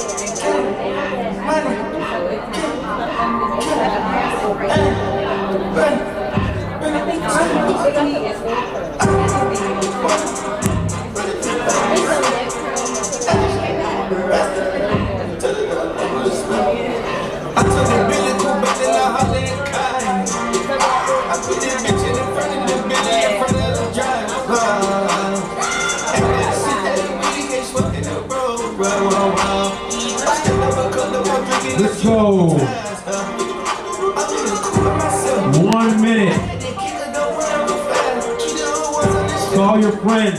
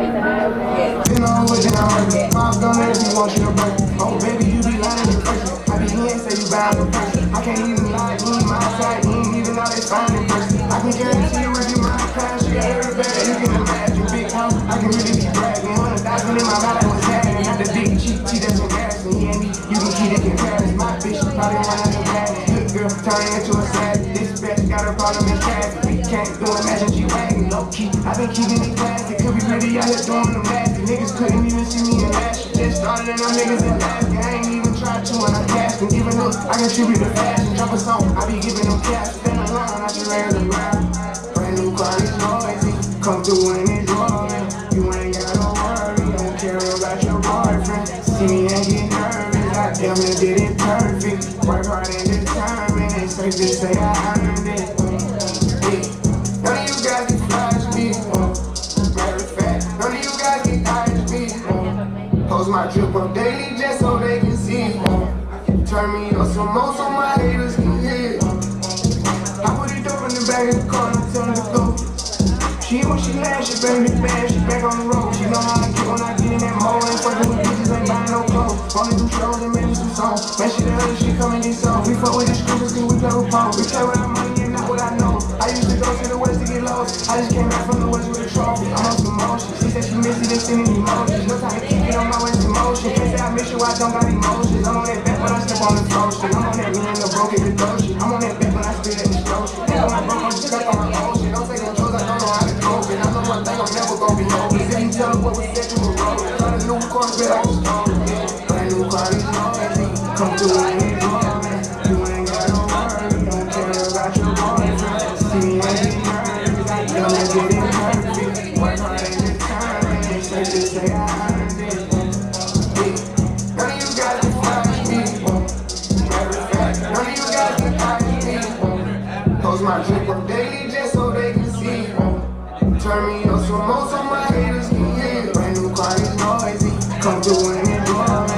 You ain't got no worry, don't care about your boyfriend. See me and get nervous, I damn near did it perfect. Work hard and determined, it's safe to say I earned it.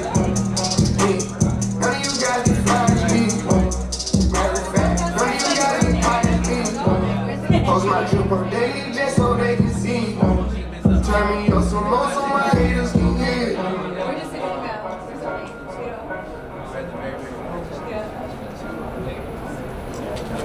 Everyone, please head into the event hall. Everyone, please head into the event hall. We're going to begin started here in just a minute. Hey, yo, band play.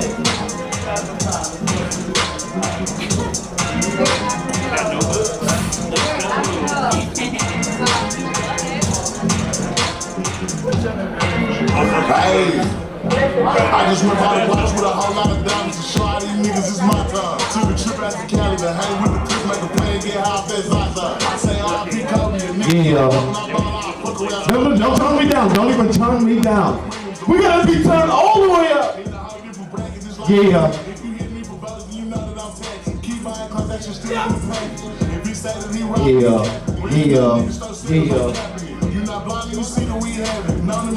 I like this music. All right, you guys, we hope you had an extremely delicious lunch.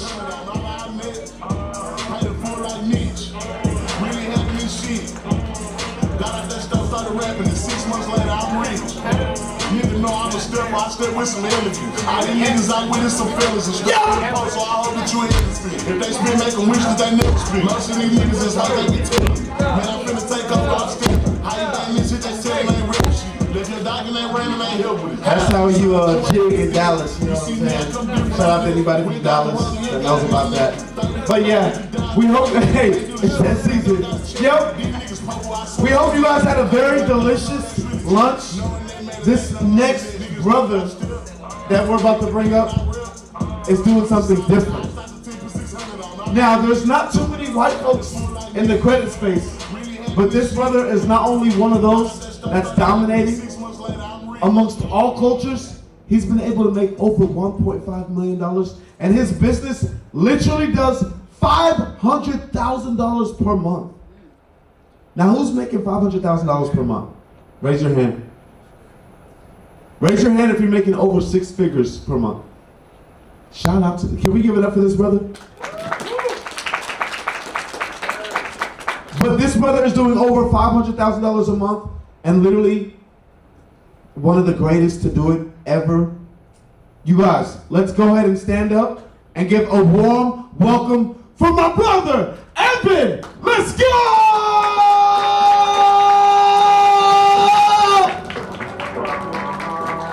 He's on one.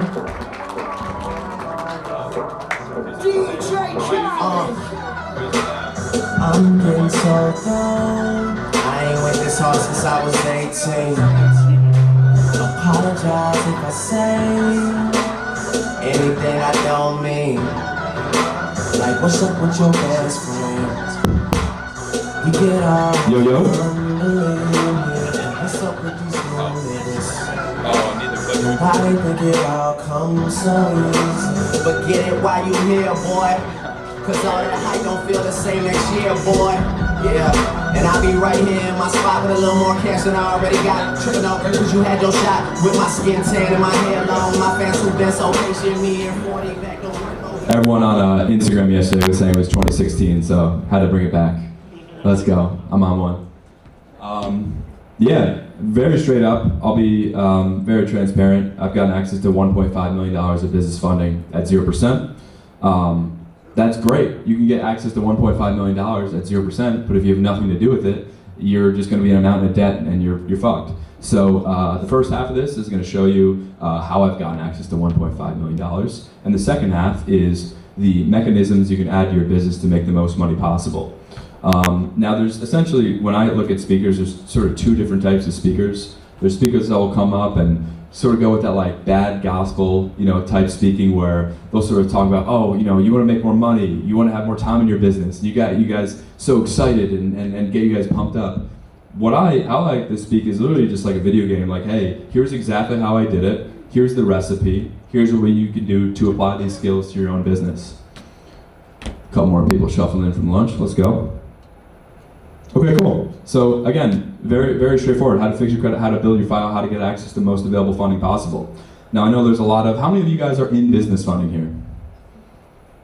Okay, so we got a couple people, okay. So for you guys, I know you're probably thinking, I already know how to get access to business funding, I already know how to get access to this, to that. Again, I've gotten access to $1.5 million without ever providing a tax return, a bank statement, or paying $1 of interest. And it's become my business superpower. So there's probably maybe one or two things that you guys will pick up. Okay, that's me. You guys already know that type shit. Again, little backstory. Obviously getting access to funding has helped me tremendously. There's me getting evicted. It's public record. To me, a couple years later, getting a check for $300,000 because I was able to apply the business funding to buy real estate. I was at an event a couple weeks ago. My free score now. There's a bunch of awards there. I called my dad after a couple days later. He's like, oh yeah, what awards did you win? I'm like, I don't know. I literally just won every single award.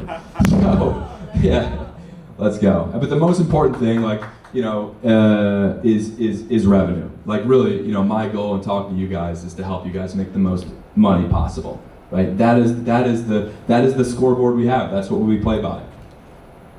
And then if anyone wants a pocket watch, that's where that previous check came from of $300,000. Look it up on Zillow, bought it for 58, sold it for 465. Again, if you guys want to take a screenshot of this, again, I was thinking the other day, it's like, when I was first building, this business, I would meet so many other people, or online, I'd watch YouTube videos, and I just spent 2 years in my apartment building this video, and then I showed up, and they're like, yeah, no man, you're kind of by yourself. No one's has a business like this. No one's actually doing this. They just say they're doing this. I'm like, okay, cool. And it was sort of a similar scenario like this. I'm like, okay, there has to be other people that have gotten access to $500,000, $1 million, $1.5 million of funding. And then I started asking people, other funders, hey, how much funding have you gotten access to? And they're like, oh, 200, 300. I'm like, oh shit, I'm really by myself here. So how was I able to do that? The bank is a person. 90% of your questions about how to get funding from the bank can be answered right here. You have to think about the bank as it's like a human being, okay? So an inquiry on your credit, it's like when you go and you apply for funding. If I go and I ask him for money, I'm like, yo bro, can I get a loan, right? And he looks at my credit profile, or he looks at my profile and I've asked 7 other people for lending. He's going, no, I'm not gonna give you any money. What are you talking about? 7 other people just denied you. The bank only gives you money when you don't need it, okay? Building out your credit profile. Again, I asked my man right here, what's your name, bro? Emmanuel. I asked Emmanuel for money, and I'm like, yo, let me borrow $50,000, and I borrowed money from Craig, Keith, and Karan, and he doesn't know those people. He's like, okay, great, you paid them back, I don't know them, but let's say I borrowed money from you, and you, and he knows those people, he'll be much more likely to loan me money. He's like, okay, you've paid those people back, makes sense. Same with this, you need to have tier 1 credit on your credit profile. You need Chase, Amex, PNC, all the big guys to get access to lending. If you have Credit One and Klarna and all these random no-name banks, it's like, okay, you pay them back, right? I know you're building out your profile and you have to start somewhere, but it really doesn't mean that much. And another thing, I love this, people always, maybe they'll speak to someone on my team, the classic story, spoke to this guy, Richard, and he had a great profile. I know I could have got him $100,000 from TD Bank. He's like, hey, I'm going to talk to my wife or my tooth fairy or whatever, some objection. And he got off the phone. I'm like, all right, I know I could have helped that guy. And he came back a month later and he's like, hey man, I'm ready to go. I'm like, all right, dude, let's do it, let's rock. I onboarded him, I looked at his credit profile, and he had an inquiry from TD Bank. I'm like, hey man, just gotta be real with me right now. Like, did you go to this bank and go for funding? He's like, yeah, I did. I'm like, okay. What limit did you get? He was like, $2,000. I'm like, now I really can't help you, because imagine I go to him and I ask for money, and then a month later I come up with a completely different story, different data points, different banker. Wait, what are you talking about? You were just here a month ago. I'm not gonna give you anything. So you have to make sure you enter the bank on the right foot.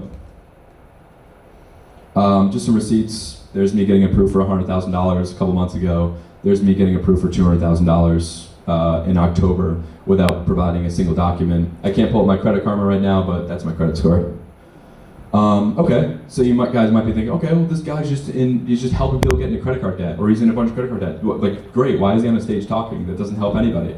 So what is the actual advantages of business credit? How can you use it to leverage? How have I used it to get to $500,000 a month, 100K of which is recurring, which means every single month when I wake up on the first of the month at like 11 o'clock, because I don't wake up early, I get $100,000 deposited in my bank account. That's a really good thing, right? When you can start every single month up $100,000, you have the ability to go on offense and test other things and really scale. So why use business credit at all? Number one, it doesn't report to the personal side. The most tragic thing I see so many people get caught up in is they've never missed a payment in their life, but they start a business or they run up a personal credit card, and as a result, their utilization goes up and their credit score goes down, and they have a 500 credit score, and they can't utilize, they can't get any more lending because they're just stuck in that spot. Whereas with business credit, it doesn't show up on the personal side. So if I have a $100,000 card from Chase Bank, which I do, $108,000 at 0%, let's go, I could utilize that for the entire year at 12 months and not pay $1 of interest, and that's exactly what I'm gonna do. But I'll get there in a second. Rewards and cash back, you can fly for free, 3 times higher limits, that's great too. Some real life examples, right? So I was on tour from October to December a couple months ago. Every single flight I didn't pay for. So every single person how many people flew to get here? How many people paid for their flight? Come on, Lucia, what are we doing? What are we doing? You gotta put that on points, right? So every single time you use business credit, that is also can be translated into credit card points. You can fly for free.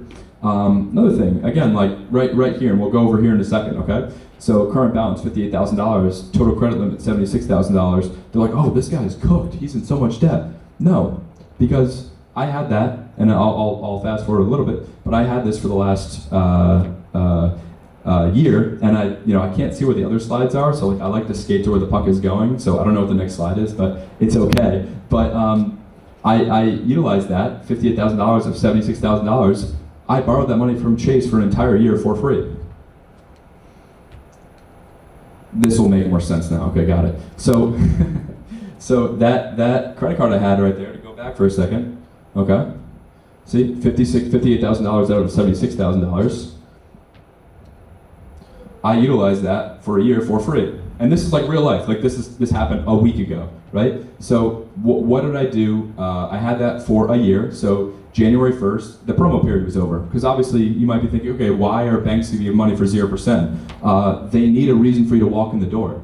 They need it's a promotional period, right? But what they don't know is you can go to 5 different banks and get $50,000 from each bank at 0%, if your profile is structured the right way. So with Chase Bank, I had for all of 2025, I used $78,000 at 0%. Okay, so what did I do on the last day of 2025? I paid that card down to 0. I took the money from my bank account and paid on that card to 0, and I borrowed $78,000 at 0%. This is where it gets really gangster. Like a week ago, like you can see that payment date. Like this is a screenshot from today. I applied for another credit card with them like a week ago, and I speak to the banker, and we applied for the card. Same day, I got it approved for $30,000. So what did I do? I moved that limit to the next card. So 30 plus $78,000 equals $100,000. So now, for all of 2026, I will have $108,000 at 0% for free for the next 12 months. Let's go. And if you add up the numbers, right? If you add up the numbers, I borrowed just from Chase, and I know everyone's talking about Chase. There's other banks that do this with. This is just the example I had. I borrowed $250,000 just from this one bank without ever paying them $1.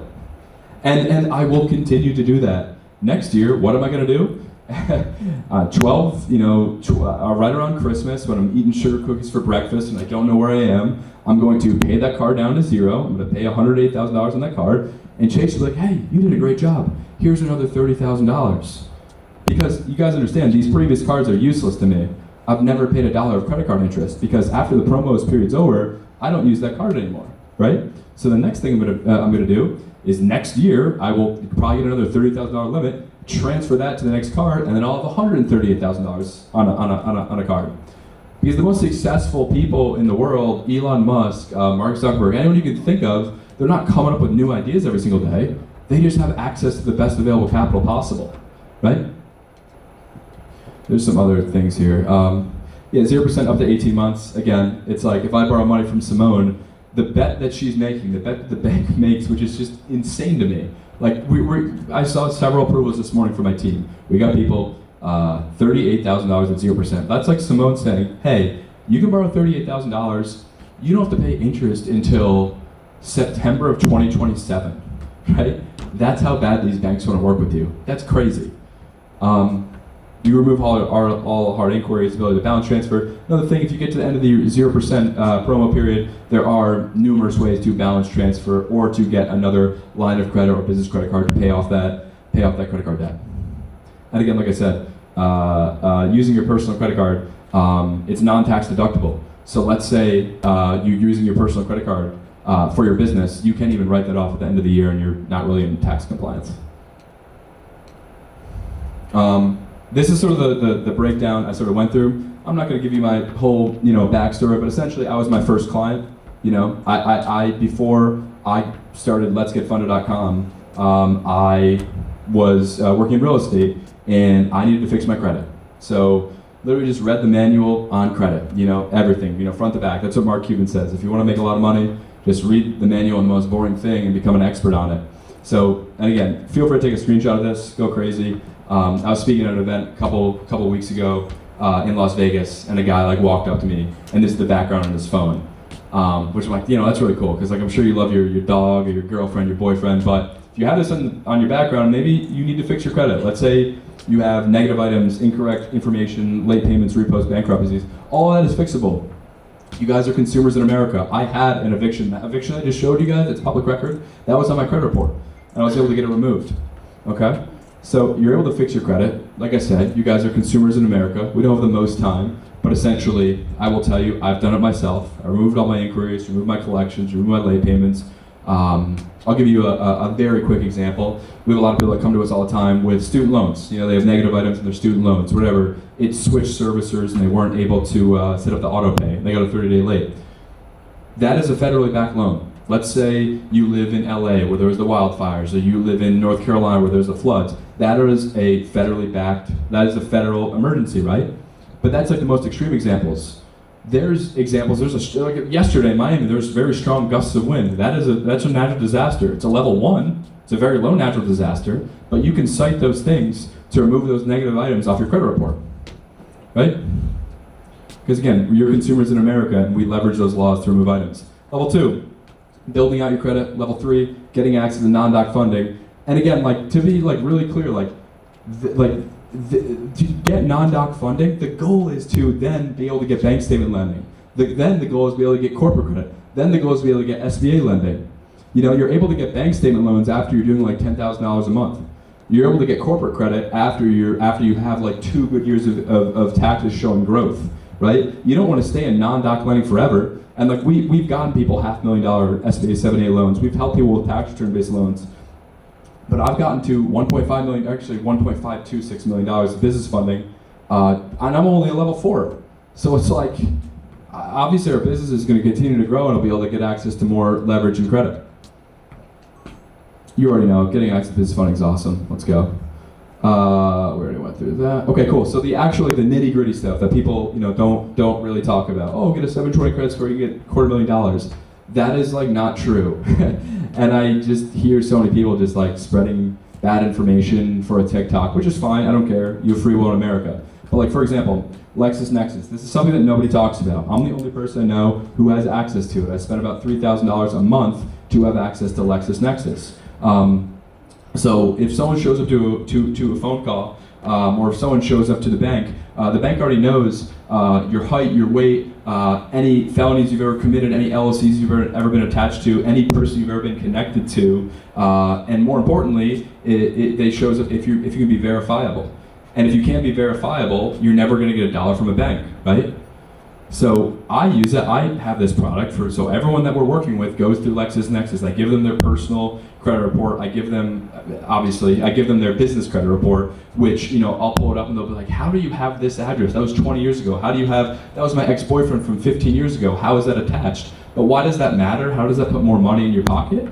Is because, for example, we had a guy, his name was Scott, I think. I probably shouldn't be giving you his real name. Let's call him Steve for a hypothetical. His name was Steve, and he was just like this boomer from like middle America. He was all flustered. Business funding is a scam. This isn't possible. Blah. I'm like, Steve, calm down, relax, catch your breath, buddy. But I didn't get it either because he had a 780 credit score and was getting denied. And so I pulled up his LexisNexis, and I'm like, hey man, who's Barry?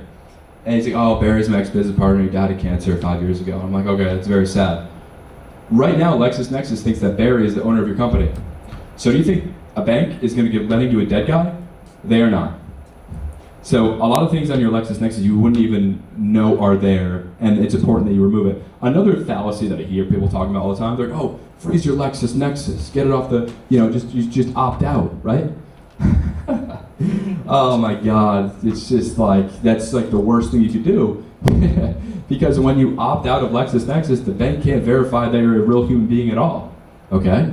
So what you should do is, and again, LexisNexis is a collection of data, is find where LexisNexis, let's say there's a felony on there, or there's a tax lien or something, find the source of it and correct it at the source. If you freeze your LexisNexis or opt out, you're never gonna get lending ever, because they're like, okay, this person could have just stolen the identity of a homeless person. Oh, what's up, Kurt Blair? How we living, baby? Let's go.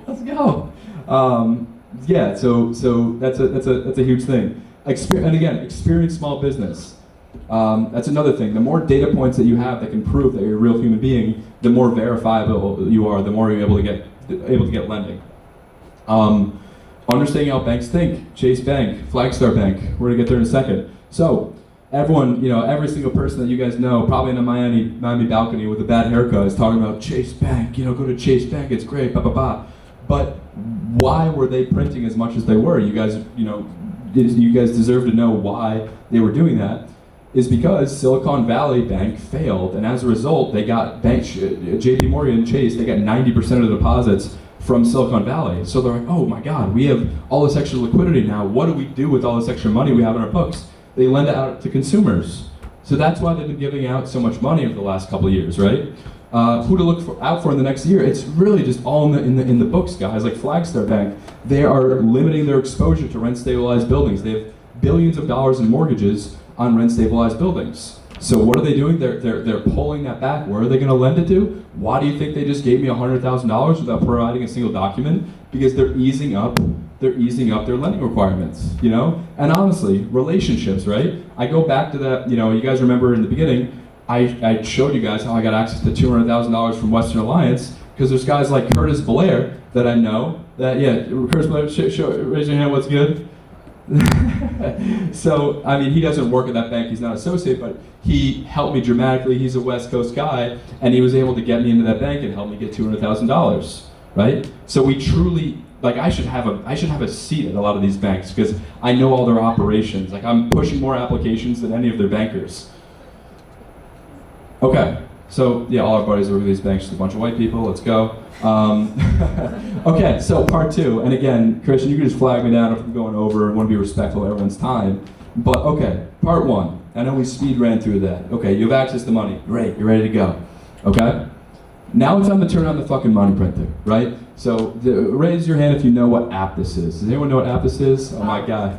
Oh, my guy's locked in right now, okay? Okay, cool, well, you already gave it up, so I was trying to find out who really runs ads. But yeah, this is Hyros, okay? So for every, and hey, this is a very good month. A very good month in terms of ROAS. For every $24,000 I put in, I get back $250,000.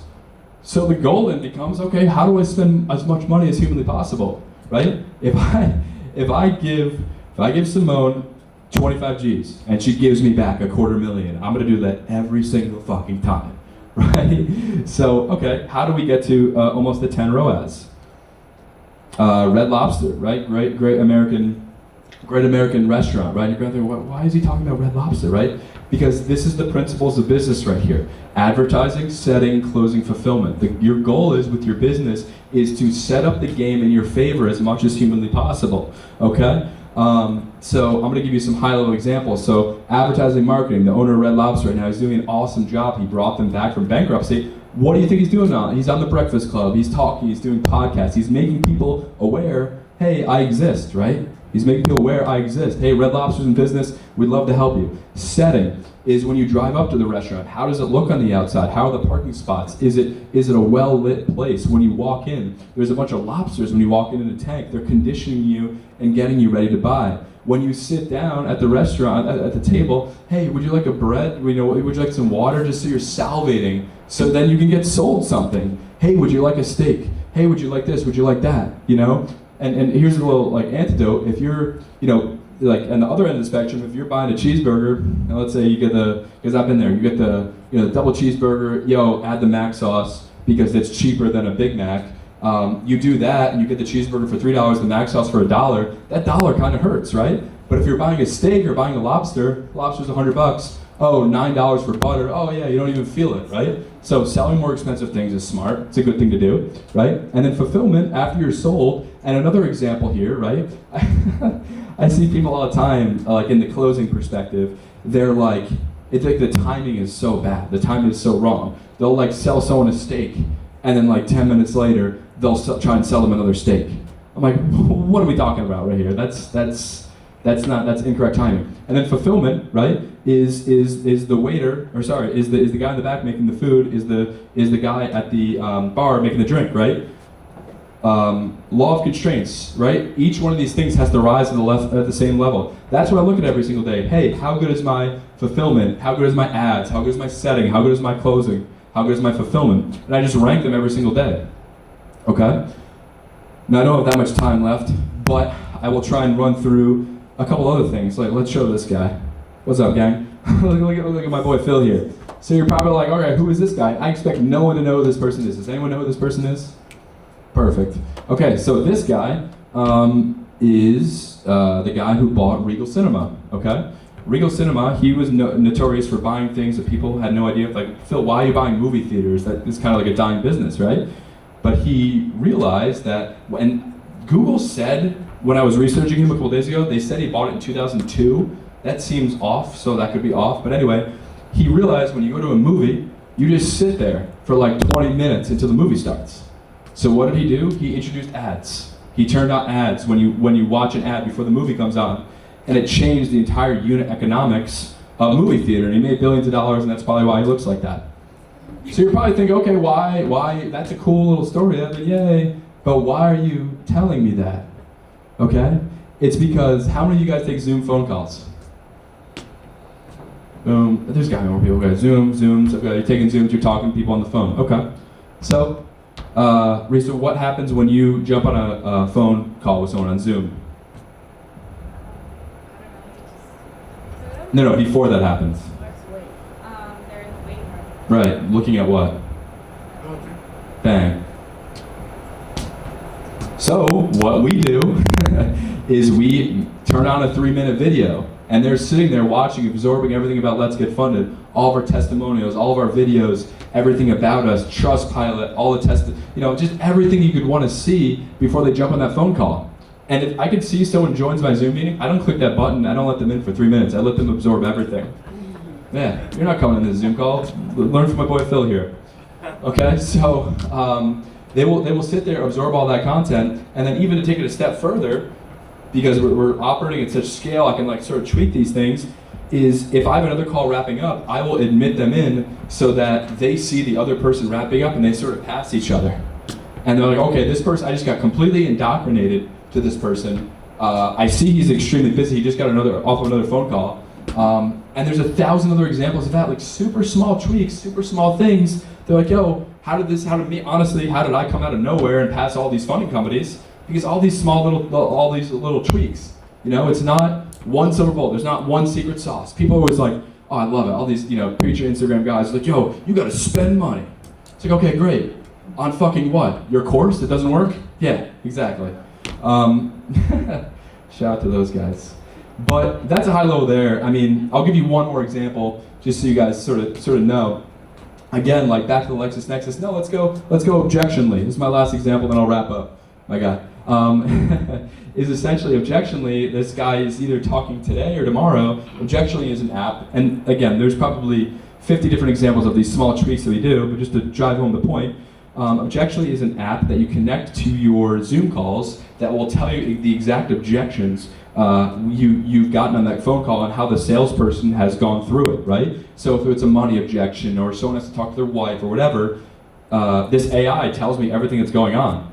Well, now to take it to the next level, I take all the objections we're getting on all of our deals, and then I will plug it into a script, okay? And then I will make a script of an ad so that I'm addressing people's problems before they even know they have them. The amount of times that I get off phone calls with people and they just swipe their credit card and they're like, you know what, Evan, before I jump off, I just want to tell you something. I'm like, yeah, dude, what's up? They're like, I feel like I know you. I'm like, I feel like I know you too, man. But the goal is to know about your customers. And again, he doesn't know that I know that he has a felony and he has a concrete business based in Detroit and he has all this stuff, but because I'm not going to tell him that. But of course, all these small little tweaks. So business funding plus business skills turns your life into a money printer, and it's really, really fucking fun. Okay, cool. So I have 2 calls to action. If anyone needs to get access to business funding, if you have a 700 plus credit score, you have more than 5 accounts, and you have more than $10,000 of personal credit, we can help you get access to business funding. Bang, okay, you guys can scan that, go crazy.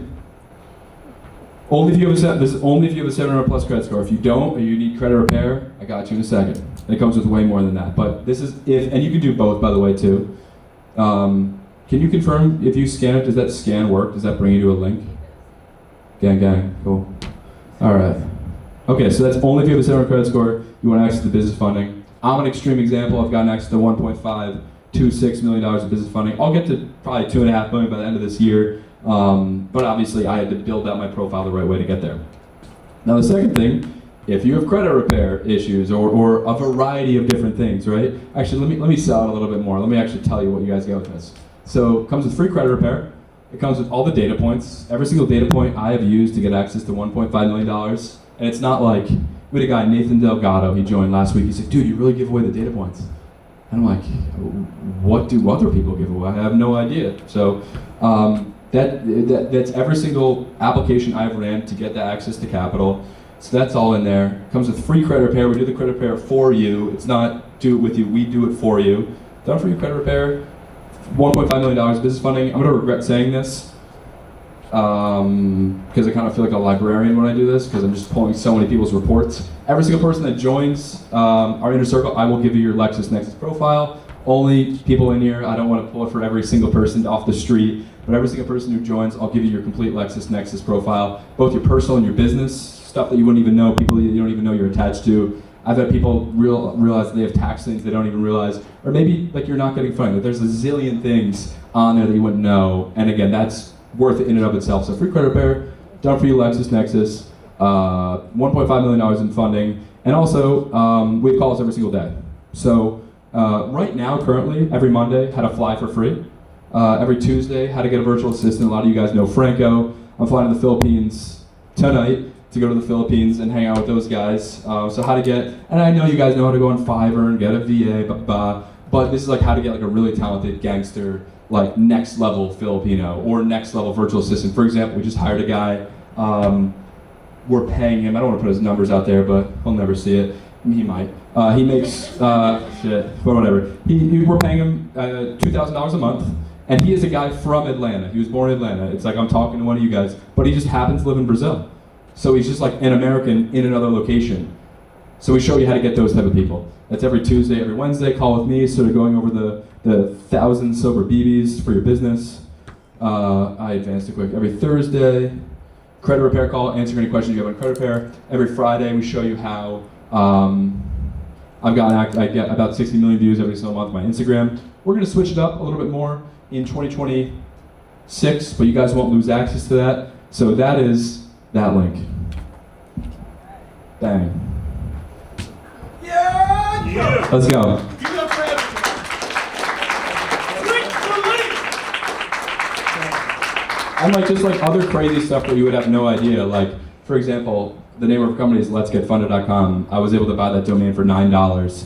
The same week, a private equity company offered me $75,000 for it. Just like stuff I don't have time to tell you how to do right now, but I do in a longer form piece of content. So if you want to be number one, join our inner circle. Peace. I want to be number one, so I'm joining, literally, right now. Thank you, brother. Great job today. Y'all, give it up one more time for Evan. Give it up, give it up. Yeah, coaches. All right, now, y'all, these next two guys are very different. They're also in this space, and like our brother Evan, there's some white brothers too, but look, let me tell y'all, it's different when you're here at this community learning from these guys, all right? So, Josh and Chris are here, the Credit Brothers, and they've been making content for over 6 years. And one thing that's different about them is they're actually brothers. So you guys, let's go ahead and stand up, get off your behinds, and give it up for Chris! The Credit Brothers! Yeah, coach! Let's go! You see they turn! Whoa!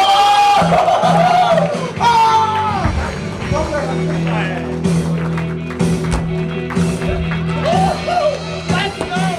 We're talking about contracts and cash. We're all inflated. Hell yeah.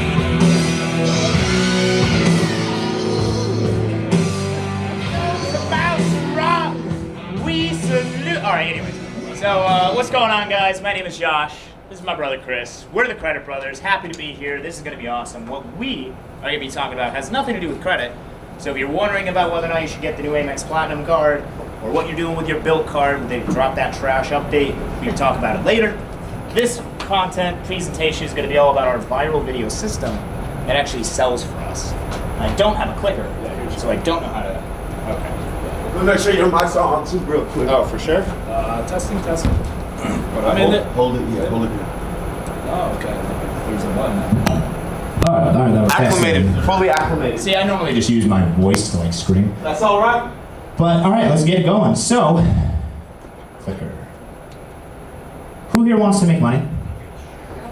Show of hands. Let's go, because that's what we're going to be talking about in today's little masterclass for you. So we're going to be talking about how we make viral content, how we turn those views from the content into leads, and ultimately how we turn those leads into buyers, aka money. So who are we? A little bit about us. Actually brothers, better or worse, I've known for 28 years. We've done some cool stuff. We've been on billboards in Times Square, met Alex Hormozy after winning the school games, got awards for teaching people about credit education, all that stuff, but really none of it actually matters, right? Because we're here to talk about how we've actually created the business that we've created using our content. So it's as simple as 4 steps, and we're gonna break all these down for you throughout this talk. So number 1, we've got content, right? How are we actually producing the things that people are watching, right?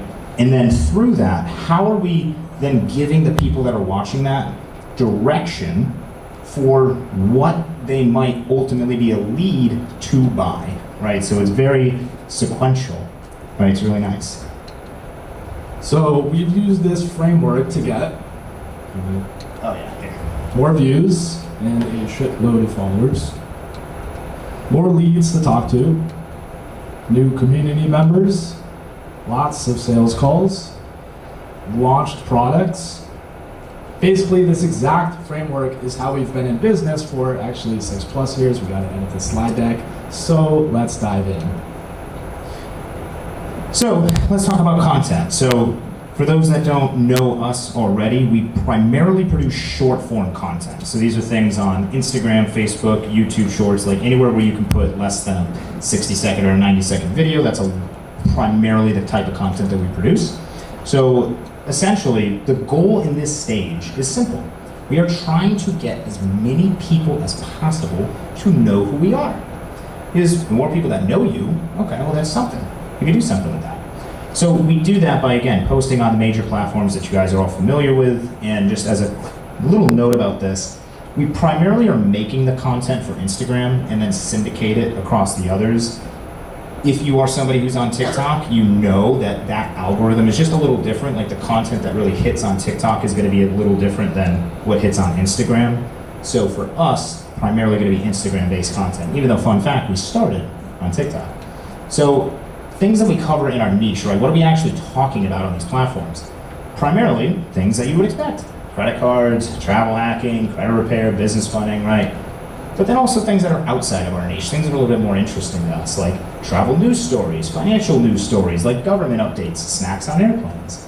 If you think that's a joke, I actually made a video that had 5 million views. So, snacks on airplanes. JetBlue, by the way, best airline. So, we make content about things that we find interesting and things that we actually want to teach people, right? So it's kind of a combination of education and, well, as much entertainment as we can. He's a little dry, but it's okay. I carry the weight for you, buddy. So, who here is already making content? Like, just raise your hands. When I say making, like, actively, like, if you posted a video in the last week, all right, hell yeah, I love to see this. So, who here knows that they should make content but is not? Brave soul, brave soul. Okay, we got a few. Three? Okay, hell yeah. My goal is to help you three and anybody else who might not have put their hand up to actually go and make some content. So, in the way that I can help you do that is walk you through our process. So let's talk about ideation. Now, you see on screen, there's a couple of things. This is what works for us. And when I say us, I'm gonna break it down further. This is what works primarily for me. And then he's kind of got his own version of this. But essentially, we start by, in part looking at things that are just trending, like in the news, new credit card updates, drops, things like that. Very easy. But we also look at other creators for inspiration. Like, hey, what is being talked about, right? It might not be like a brand new thing that dropped. It could just be like something that just happens to start gaining traction, right? Being aware of what the market is talking about. And then also just looking at, for us, our past videos. So like, what topics have we done in the past that we kind of want to recreate? So for example, I love this app. It's called Talk Sorter. And you can see it right there. It does TikTok and Instagram. If you're going to look at other creators, you can use this tool to actually automatically filter and sort the list of videos on that creator's page based on whatever metric that you want. So if you want to look at what's getting the most views, if you want to look at what's getting the most shares, right, you have the ability to do that using this nice little tool here. So I highly recommend that. It's like $5 or something. Talk Sorter, like TOK Sorter. I don't have a referral link. So with our past videos, one thing that I found that was really cool is that because there's two of us, the videos that do well for me are different than him. So it's important that if you're somebody who's actively making content, which most of you are, take the time to actually go back and look at how your videos perform, and is there a common thread? And I'll give you an example. What I found is that when I talk about Chase credit cards specifically, those videos do well. I don't know, like better than the Amex videos, better than Citi, like whatever it is. He does a video on travel news stories, it crushes. And it's like, I've tried to do it, he's tried to do my thing, but like, there's just things that hit for us as individuals in our content that we find by looking to the past, right? What's already happened. So when it comes to ideation, that's a lot of what we do, but now let's kind of talk about scripting and kind of like what we do and what we don't. So, Chris is a little different than me. He does not script. I like to script. So, it says ChatGPT, but I'll give you guys a little sauce. Who here knows what the word context engineering means? Okay, so for those that might be hearing this for the first time, context engineering is the concept of using AI in a way that primes it with information relative to what you are trying to get the output. Meaning, giving it the foundation of what it should be operating from. So not just saying, hey, I want a script on this video topic. Instead, if you were able to upload, say, your own scripts and say, I want you to analyze my tone, then I want you to look for relevant news stories, and then draft me 3 scripts relative to the style that I've already been creating. Like, that prime that priming of the AI and actually using your past context. Excuse me. Whew, that one was coming on for a while. Pretty much using that is going to be the best way you can actually get a use out of AI. I never use it 100%. It's always what I call the 80-20. It kind of gives me my foundation, like something to kind of get my memory going or whatever, but I'm pretty much going through it and then making changes and all that. And for the technology that I love, the Elgato teleprompter, that thing is a beast. Put your camera like right behind it. You can use your iPhone too. I use the DSLR, and then it's just all right there on the screen. You just look right at it, gets it perfect. For people that aren't into the scripting side, I don't really do a lot of scripting. If I'm making a super technical video, which would be like more bottom funnel, then I will definitely make sure I have bullet points. That way I'm just accurate with the information I'm talking about. But a lot of the content that I make is very easy to create because it doesn't require you having to sit around and make scripts. And so what I do is I do a lot of green screens or videos where I'll continue to record the same clip. I'll record it on Instagram, like Instagram stories, and then I'll just download each video. So I don't care about making the full video, I just care about making clips, and then I bring that into CapCut, and if I have too many clips, if I don't like my clips, if they're too long, if it doesn't sound right, then I'll chop them up to get to the right spot. So it's just a different way to do the content. And again, you don't need scripts, right? But for those that might want it, that's kind of just our process. So sometimes we just riff. And if you don't know Casey Rocket, this is real. Watch comedy. If you watch comedy, and Casey Rocket's the best riffer out there, you will get better at creating content on the fly. It gets your brain thinking, it gets you more in a state of just speaking and not trying to like analyze everything, and you can get a lot of really good raw, like people feel that through your content. So I even recommend as kind of a bonus, like if you're doing anti-scripting, like not scripting, freaking get into some zones, like get yourself pumped up and like kind of just start yapping, right? We do a lot of that. So as far as production, we do oftentimes work in like a content studio for like high production, right? So professional camera, external microphones, beautiful backdrop, all of that stuff. And other times we just use our iPhone. It's just selfie, just whatever the scene makes sense. You can see here I'm holding a platinum card. I got a big blackboard behind me. Just go out onto the street, we do interviews, like all sorts of stuff. We've done all various types of scenes. And generally speaking, it doesn't really make that big of a difference. I would say the biggest thing, especially for now, with how many people are in the credit, finance, or really any niche, with how many creators, it's really important to be extremely opinionated, very convicted on certain aspects of your industry, even if they are complete opposite of other people, and then be able to show as much of your personality and who you are as a person, because people like to work with people. And so with Chris, he really likes the low quality type of like selfie type of production. That's his general style, and a lot of people gravitate to that, and it works. But for me, I prefer, the professional setting and all that. So like we both mix and blend it all together. But at the end of the day, when it comes to the production, it's what is going to be the easiest way for you to make content. That's for you to decide. If your easiest thing is, I just need to go to a park, set up a tripod, and just start freaking yapping, but I just need people and nature around me to do that, then pay for it and go do that. Like, the production is the thing that I feel people overcomplicate the most, when in reality it's just, what are you trying to output and what it works for you. And then as far as posting, we just do it multiple times a day, y'all. Don't overcomplicate this part. Like, it doesn't matter what times and all that, like that's the micro. You need to focus on the macro. So now we get to the direction part, which our goal in this stage is really to create content that will point people in the direction of the thing that we want to help them with. So what could they need help with? Building their credit score, travel hacking, fixing their credit, funding, making money. There's a lot of different things, right? And we can help them through our community, our services, our products. But trying to sell something right away is, salesy. And we don't really like salespeople. It's just kind of our natural human being instinct to reject being immediately sold to, especially now where you're always being sold to. So instead, we give them a shitload of free stuff, and we try to make this free stuff actually good, like things that we've actually sold, because if we put what people would actually pay for in the free stuff, they go, holy shit, this is better than the paid stuff. Wonder what the paid stuff is look like. So make the free stuff good, not basic. Lead magnets. This is what we call those. We package a whole lot of them and we create them as much as possible. These don't have to be super extensive. Yeah, some of them are extensive because they actually came from products. Some of them are like, oh shit, we just need to like create this freezing your credit report thing because we just saw that like identity theft was like up on the rise and we want to teach people how to freeze their credit reports. Let's just ChatGPT this like one-page document, bang, into an automation. Now it's a lead magnet and now it helps people.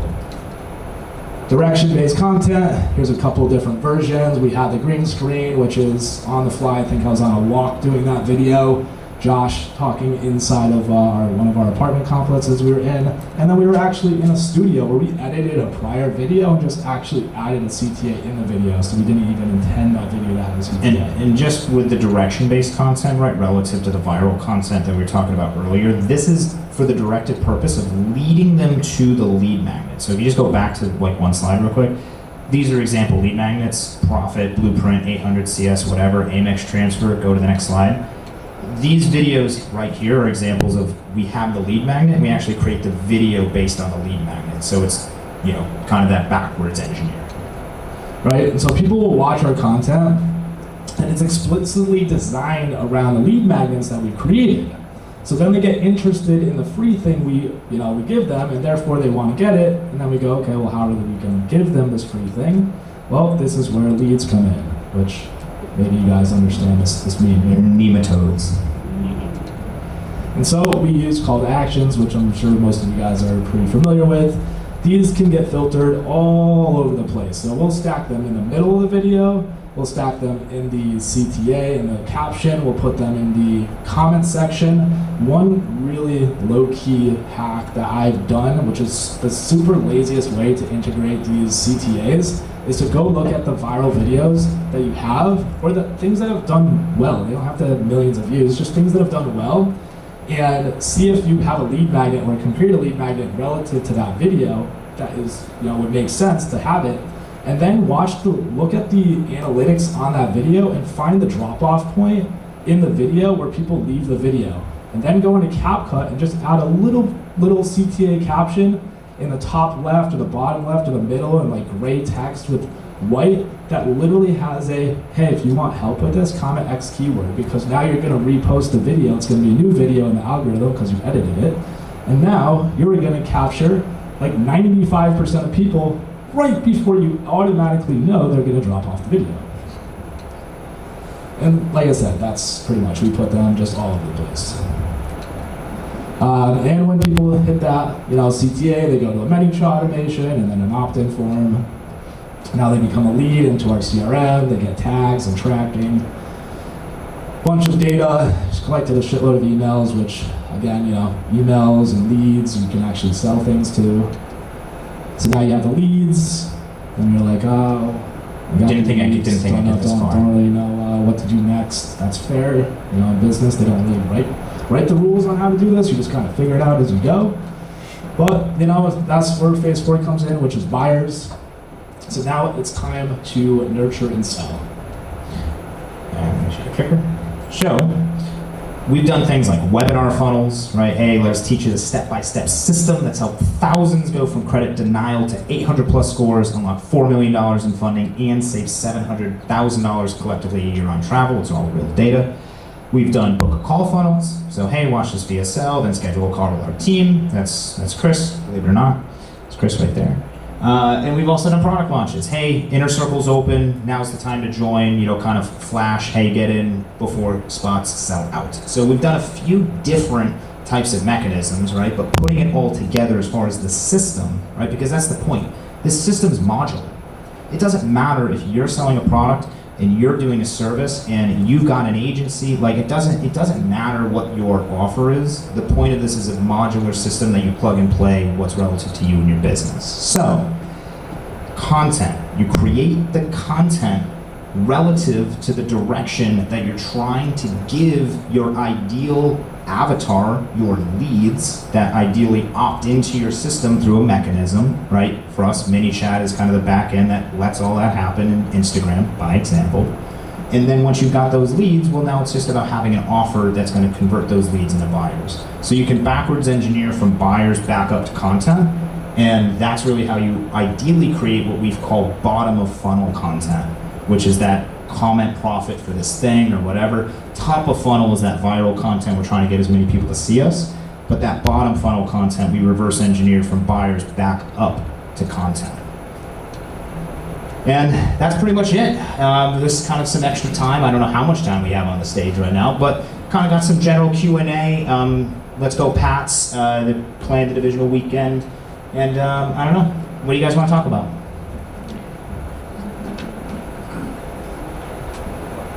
What's up, man? Yeah, you would be great. I don't know. Got you, coach. Yeah. Hey, my name is Charles. Thank you for taking the question. I'm a real estate investor and I teach people how to get into the IT space and make multi-six figures. I picked up a lease last year, and this is a credit question, because you guys are credit experts. I picked up a lease last year and it was a one-pay lease, right? And what I was told about dealers that like you have to lease with us, you take an inquiry, but because it's a one-pay lease, there's not going to be a balance associated with it on the credit profile. Like, have you seen something like that before? What's the question? Like, is that a common credit thing? Like, can you have an inquiry that's like not attached to anything that doesn't have a balance on it? Is that well? An inquiry is only a check of a credit file. It's not an actual account. So that's where I think that's where we're both confused. Like they pulled your credit to qualify you for the lease, right? Right. Therefore, you'd have an inquiry. Right. Regardless if it's on your credit report or not. Okay, so balance or not, it's probably going to say that. Correct. Copy. That's all my question was. Yeah, question about priming the AI scripts. Yes. You didn't really talk much about how you actually do that. Yeah, so as far as priming, right, everyone's got their own different version of it, but for me, what I'll do is the example that I remember I said here was that I took my old videos and I said, hey, here's 20 successful scripts from proven video concepts. I want you to analyze this, figure out what my tone is, and like how I generally go through these types of topics. It's like, cool, I understand now who Josh is. And then I get, cool. And then we've got a lot of different material. So for example, we've got an entire guide on the 800 credit score blueprint, like massive PDF. I'll then upload that PDF and I say, hey, I want you to study this and tell me what you understand about it. Then it'll say, cool, I understand all this stuff. And then at this point, it knows who I am and it knows the material through our voice, not just, hey, I want you to arbitrarily look online for this material. No, this is our material on this subject. Now it knows the subject matter, it knows the person who's going to be speaking it, and now it's primed and ready to actually output a much, much more refined script or ideation or whatever it is that I want it to. So does that better answer your question? Yeah, I get that part. I think it's more so what do you ask it to do, like in terms of outputs? Oh, so like the prompts themselves? Yeah, just to get, like I understand the input, it's just how do you get from that to actually creating a decent script? So that's where I will ask it, typically not to produce like dozens and dozens of scripts at a time. So I might ask it after I provide it with that context, I then give it something simple and I say, now I want you to create 3 example scripts based on the concepts, A, B, C from what you just said. And then it'll say, cool, here, and it'll output those 3. And then I'm just kind of working with it if it's like really far off, or I might just take its output and say, cool, now I'm going to just read this aloud, find out what kind of areas I need to change and what doesn't make sense or whatever, and then I carry it to the finish line. So I'm never using the output of AI for like the actual thing that we do. I just don't think it's good enough yet, but it's definitely good for the foundation. So I know it's a little ambiguous, but it's, yeah. I have a question. Do you guys run paid ads? No. All organic, baby. So when you're posting on multiple platforms, do you do it manually or do you use an app that you just post one time and it shoots all? We do it manually. So Yeah, no, it's- we stay away from all software just because we've noticed that it typically, it just creates like an impact downstream. That was actually part of the second part of that question. If you guys have tried it, do you see you get better results doing it manually? We just would rather have zero outside input that could flag our videos, flag our account, shut us down from posting. Way easier to just have someone post all the videos. So are you guys using your PAs to edit these videos? We have a content team that handles everything. So as soon as the video is filmed, they edit, post-production, split test. We use TikTok to split test all of our headlines. So every time a video is posted on Instagram, we split test that. We'll post 3 to 6 in a row, literally in a row. On TikTok, we'll use that data to split test on the repost that we'll do like 3 months down the line on Instagram. But they handle all that analytics, strategic, again, TikTok, use as your playground. If you go to our TikTok, it's kind of pathetic. We get like 300 views a video. Don't give a shit. I'm just trying to figure out what video hooks are gonna work the best that I can then bring back into Instagram and use them for a CTA because I have ManyChat and I can actually pull people off the platform. I think we are out of time, or maybe you have time for one question. No, we are out. So, well, cool. That was it. You guys give it up for the Credit Brothers. Give it up for the Credit Brothers. Ooh. Thank you guys so much. Thank you.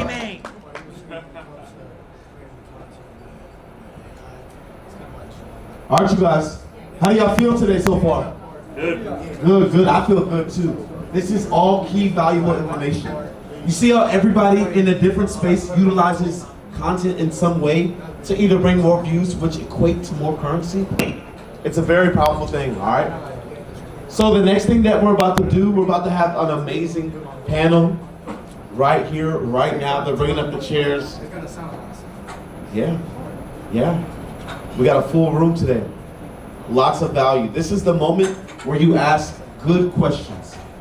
They always say there's no such thing as a bad question, but let's all just be smart. Ask great questions. Perfect. Oh yes. Are we ready, y'all? All right, does anyone have any questions for me?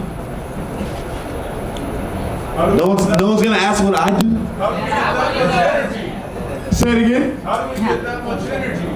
So let me tell you guys, like I said before, energy is equity. A lot of people are talking about content and how to create content and how content has led to their higher currency. But what you need to know is that the energy you provide while you're actually creating that content is so important. That's one of the most important things because that's what you're gonna get to turn people's heads. And when you turn heads, that's what allows you to start getting more and more traction and more views.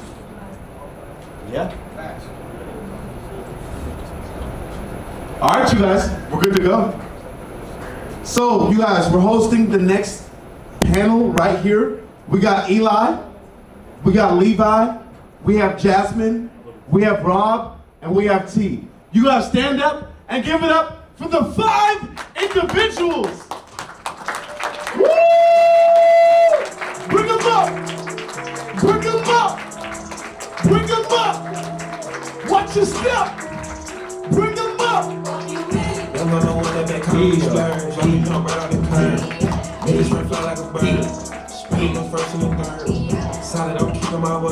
Watch your step. Watch your step.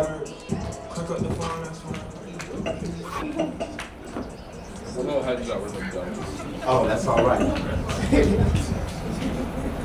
Crazy, brother. Yo. Just want to kick things off super quick and let everybody introduce themselves real quick.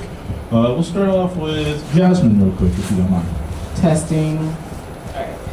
So hello everyone, I'm Jasmine Bridges. I am the sales manager of Cartel, and I'm a sales coach. If you don't know, I'm the creator of the soft close method. It's pretty much a quick intro. Ooh, I like that. Testing. Hello everybody, how you doing? My name is Elijah Porter. I'm in the credit space, so I've been running a credit repair business for the last 3 years, and I also do mentorship too as well, so yeah. Good stuff. Pass the mic to my guy, Rob, right there. Rob, do another intro just in case anybody wasn't here earlier. Absolutely. The room definitely looks fuller. Everybody had lunch. Everybody's happy now. Hopefully you're not sleepy. Rob, the credit guy. I help other credit repair businesses and funding businesses scale past $50,000 a month. Awesome, good stuff. What's up, y'all? My name is Tito Durje. I teach people how to do sports betting. I also run a software company, and then I also teach people how to run their business and scale. My name is Evan Rugen, Bowery Boy on Instagram. I help you get access to money. I help you make more money. Awesome, good stuff, guys. We all just make a quick round of applause. Let these people feel at home. Cool. So I'm gonna ask them a couple of questions. Oh, and don't let me not introduce myself. My name is Levi. I do a lot of different stuff. I got a few questions for these guys that I think that you guys could get some value from, but I also want to give you guys the opportunity to ask any questions from them. So Jasmine is the GOAT at sales, literally the GOAT. She's coaching people every day. Elijah, top of funnel king, top of funnel content king. He knows how to get people into the universe. This guy right here, transparency out the wazoo. Whenever people come to his stuff, they're able to see his transparency. So any questions you have for any of these guys? I don't know Robert Tito as much, but was blown away by Rob's presentation earlier and super excited to get to know Tito as well too. But any questions you guys have, write them down, and I'm gonna give you guys an opportunity in a second. But I'm gonna start with Jasmine. Jasmine, whenever you're reviewing people's sales calls that you're managing, what's like one of the number one things you see that they're doing wrong on sales calls? All right. Yeah, so when I'm reviewing sales calls, which is pretty much like every day, one of the things that I look at is really the discovery. So a lot of people, they'll say these days, you know, the typical, where are you from? Just to me, that's BS, right? I'm not a naturally friendly person unless I really know you, so I like to be really genuine on the call. So since we're in B2B sales for, like, let's just reference Content Cartel, I ask questions like, you know, hey, how you doing? I saw you were in blah, blah, blah, let's say business funding, most of our clients. How long have you been running your business? Or what made you get into the business? People love talking about what they're passionate about. That's a genuine question. I'll ask that, and then it's like, okay, let's go ahead and go into the discovery and ask more questions. But all that, you know, fake rapport, to me, where are you from? It's not genuine for me. So I like to listen to tonality. I like to listen to pacing and work with the closers on that aspect of the sales call. And then also providing the sales team with as much information as possible, because the more that your team knows about the offer, about the founders, about what you all do, about the fulfillment, everything like that, the more that they're able to speak with confidence on the actual sales call. And the more information that people have in trust recession that we're in now, the better that you're able to close, which is why, I mean, my close rate is the way it is, and it's why the team is as successful, because of the fact that they have more information. We go through, you know, a lot of training daily. And yeah, that's pretty much what I say. I love it. I got one follow-up question for that. You said we're in a trust recession. I love that. I've heard that several times said by different people right now. At the end of a call, whenever, and I also heard you say you're the founder of the soft close method. I love that too. Yeah. Nobody likes being hard closed. At the end of a call, what do you, whenever you review, you know, calls from your closers, what do you see that they're doing right and what do you see that they're doing wrong at the end of a call? For instance, you know, you said it's a trust deficit. Maybe that means, you know, booking another call with them, you know, the next day or, you know, after they have time to review. What are you seeing? Because obviously, you know, it's not always a one call close, right? Sometimes there's a sales cycle.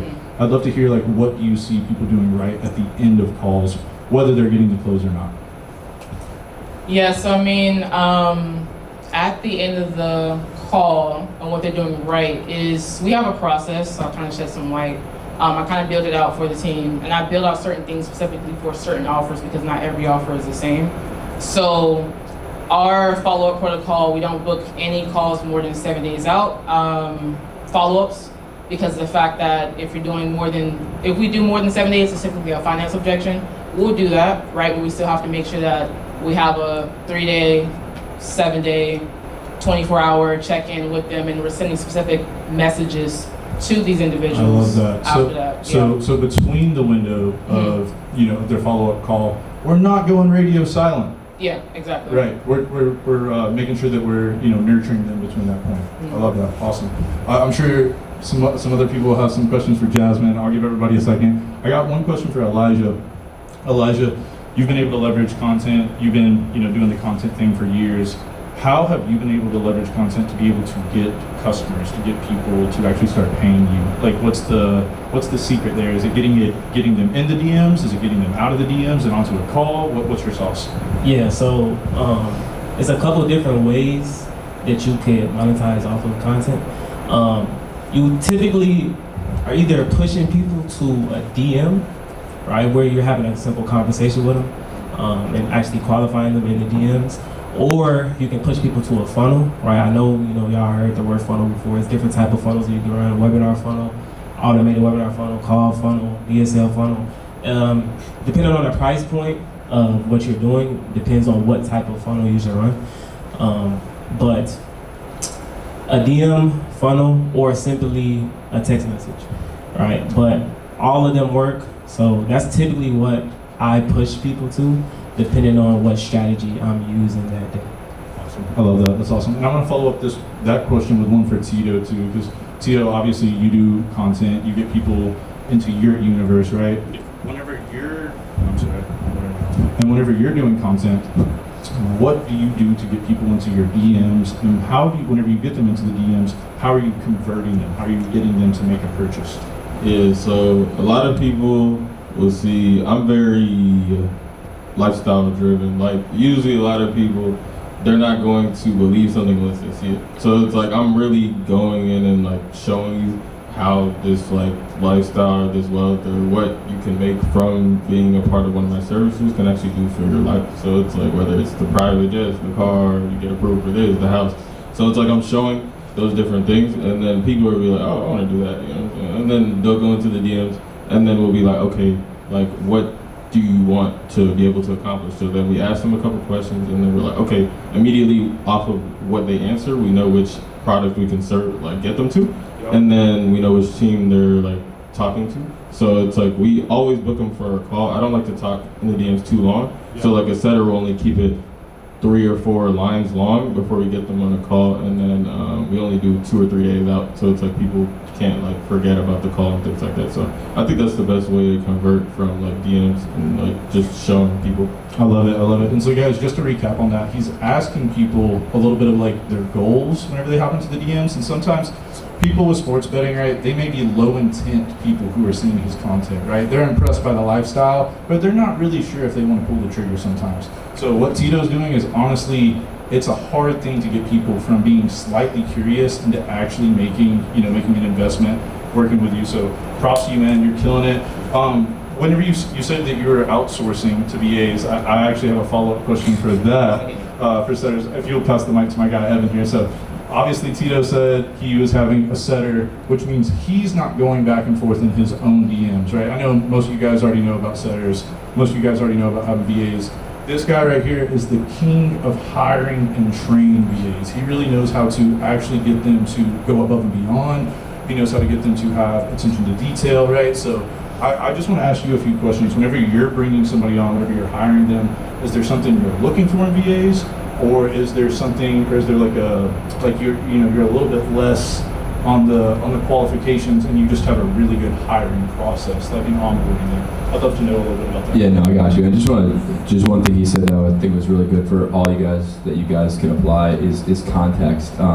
It's like almost what I said before about like you sell someone a steak and then 5 minutes after you try and sell them another steak. You hear what he said is he asked them what they're trying to do. It's like you need to solve problems that people actually have. Otherwise, you're not helpful. So good shit. And then in terms of VAs, yeah, well, I had a scenario years ago when I hired one, and I think I got up to like 4 VAs, and they're manipulating the screen, just being so useless. And I'm like, oh my god, it was truly driving me crazy. And maybe you guys have had that experience before as well. But what you have to do is, hey, where are you from? Houston. Okay. So if you meet someone from Houston, you probably have some stuff, that you have some similarities, right? Contextually and culturally, I'm so far away from a Filipino that I could, or a Brazilian or Colombian or whatever, that if I say something, it can get translated in a weird way. So what I did is I just brought in a guy who's like a really, really competent guy. I'm like, hey, your job is hiring everyone else. So he finds the sound, and then everything goes through him. It's no longer, they do not have access to me. There's people on my payroll I've never even seen anymore. Filipinos have crazy names. It's like we hired a Eugene and a Marcy and all these random people. But I guess the name of the game there. And by the way, they're printing. Like we have this one guy Marcy who's worked with us for years, and it's got to the point he's such a big part in our company. I'm like, I don't hate to lie, I don't like doing that, but you have to start telling people like you live in America. Like he's a very key. And as a result, like, I just checked my phone. He just got someone a $60,000 loan. With SoFi, which is just funny to think about. But what we were saying is, so what you guys can apply is if you want to hire a VA or a Filipino or anyone for that matter, I would find someone else culturally and have them find the person, have them go through that person, right? I love that. Yeah. So there's a little more accountability there too. Yeah, I love that. And then so obviously like you're building a company culture whenever you do that. Yeah, it's actually a company. A lot of people, and I don't want to call anyone out, but it's like, you have to ask yourself, am I running a campaign or am I running a company? Sure. We have a company, I have $250,000 a month in payroll. That hurts, but it's needed. I love that, man. And yeah, and so guys, obviously, we're all trying to figure out how to get the most out of our investments, right? And I think right here, this dude just kills it whenever it comes to outsourcing, because whenever he outsources, he gets more of his time back, and he's able to, leverage other people. I love that. I'm just gonna say they keep having babies, so I'm in the Philippines like 3 times a year. Like, please, it's like you're like the guest of honor. I'm like, okay, 30 hours. I'm going there tomorrow. Here you go. I'm ready to fly over to the Philippines myself. That sounds fun. Rob, I had one question for you. Whenever you spoke earlier today, you talked a little bit about follow-up. You said an incredible thing. I think if people didn't catch this earlier, you said follow up with your leads or somebody else will. And I just love that. I thought that was so good.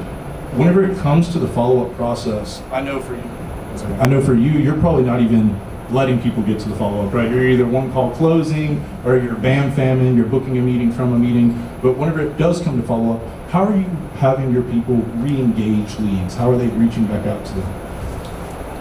Taking notes is one of the most important things that you can do, because if you're making 100 calls, even if you're making 20 calls a day, there's no way that you are going to remember every single detail in every single conversation. And a lot of times, these people are going through so much, right? Because they have bad credit, they've been denied. Everybody has a sob story, right? And the fact that you just remembered one detail, like my dog actually just had a surgery. So somebody would say, ask me about my dog. I'm like, yo, you remember that? Like, that means a lot to me, right? And so people really feel that. And now all the other credit repair people that are calling them, that just separated you. Sure. They just ignored everybody else because of that one single detail.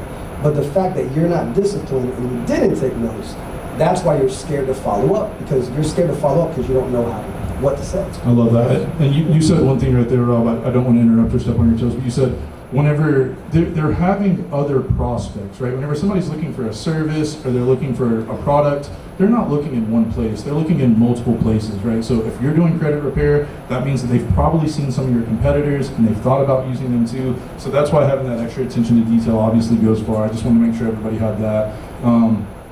Does anybody have any questions? I have time for like 3-4 questions. If you guys just let me know, I'll bring the mic back. Awesome, good stuff. I just want to know when Evan's going to change that picture.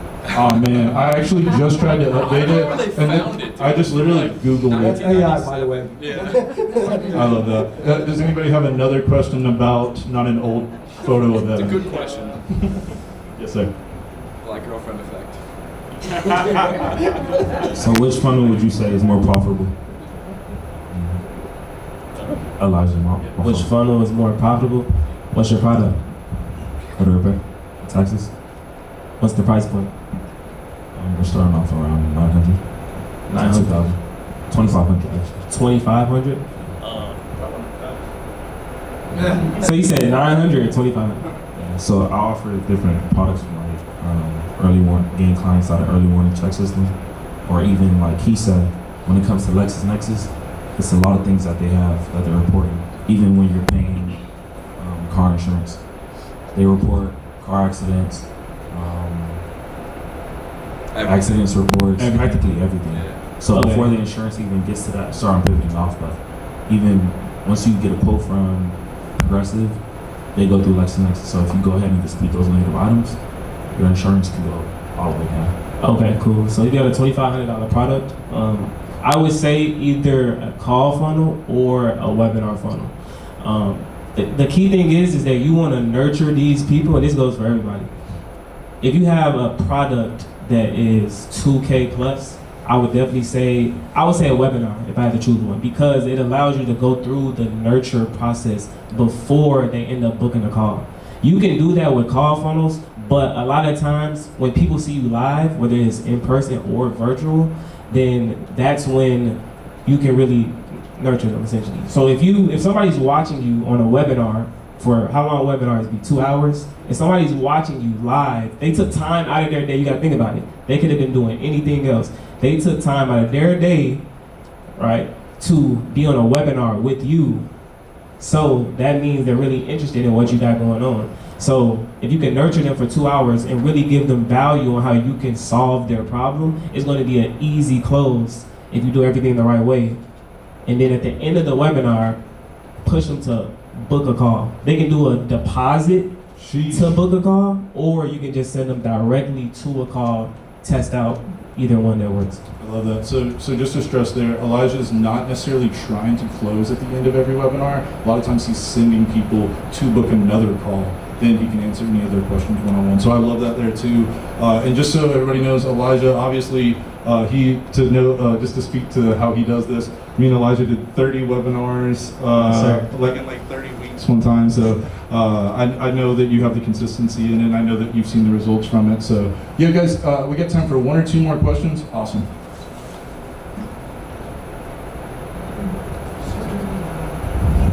I have a question that I always wondered. You use different formats, Instagram or TikTok, and TikTok you gain followers fast. But I see the more followers you have, do you actually get paid just for followers or posting them? No. For having that many people follow you? I see people make money off the followers. Yeah, we'll pass that to Tito or Elijah, one of the two. I would say don't focus on making money off the content. Now, if you do make money off the content, that's just a plus. You're getting paid to get leads at that point. But focus on creating good content so you can push people to a funnel and qualify them or disqualify them so you can sell them an offer. I wouldn't focus on making money off the content, but if you do, that's just a plus. Yeah, because obviously, guys, content that converts isn't always content that goes viral, right? Obviously, we want to make content that actually gets people to make a purchase, but what about you, Tito, whenever it comes to it? Yeah, to me, followers and dollars are not directly correlated. I mean, I know people with millions of followers that make no money. So it's and I know people with 500 followers that make 200K a month. So it's with that, I would say definitely don't focus your energy on getting followers. Focus your energy on making good content, and then the followers will come later. It just comes off of your content being good. So it's I would say focus on that. I love that. That's awesome. We got time for one more question. Let me just add something real quick. Yes, please, Rob. And actually, the brothers who were up talking earlier, they said something that was very valuable. I always do this as well, is always have a call to action. Whether it's in the description, one of my favorite things to do is specifically my stories every single day. I always have a link. Because thinking about it, you're giving away all this valuable information, but you're not telling them what to do next. So having that link where they can go to your funnel or go to your DMs or whatever, now you can kind of trap them for a call or whatever it is that you want to do. I love that. Always have a link on the story. That's a big tip. I would just say what I do that works instead of putting the link on there, because Instagram, again, they want you to stay on the platform. If you put the link there, it's demonetized. You don't get as many views. So what I do is, and I don't even like to say link in bio because I feel like Instagram will pick up on me saying it.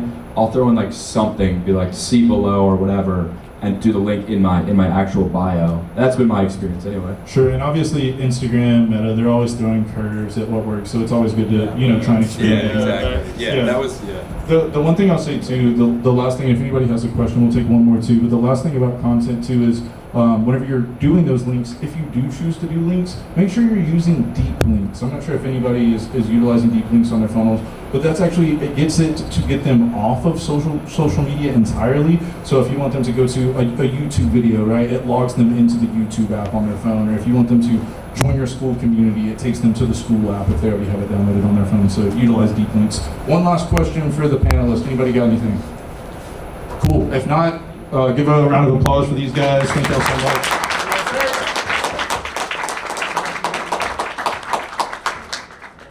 Yes, sir. Pass it off my boy Timmy. That was a lot of valuable information. I actually wanted to know what a deep link actually is, because that's something I don't know what it is. But thank you guys so much. You guys can go ahead and exit the stage. And if you want to, take a chair with you too. Take it out back. Take it out back. That's how you do it. One chair. Yes, sir. Thank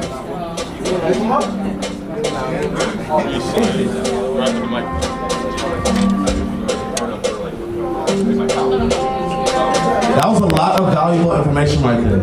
I think we need to do a little bit more panels too that have me engaged. I saw you guys all engaged. That was very good information. Thank you for that information. Sales!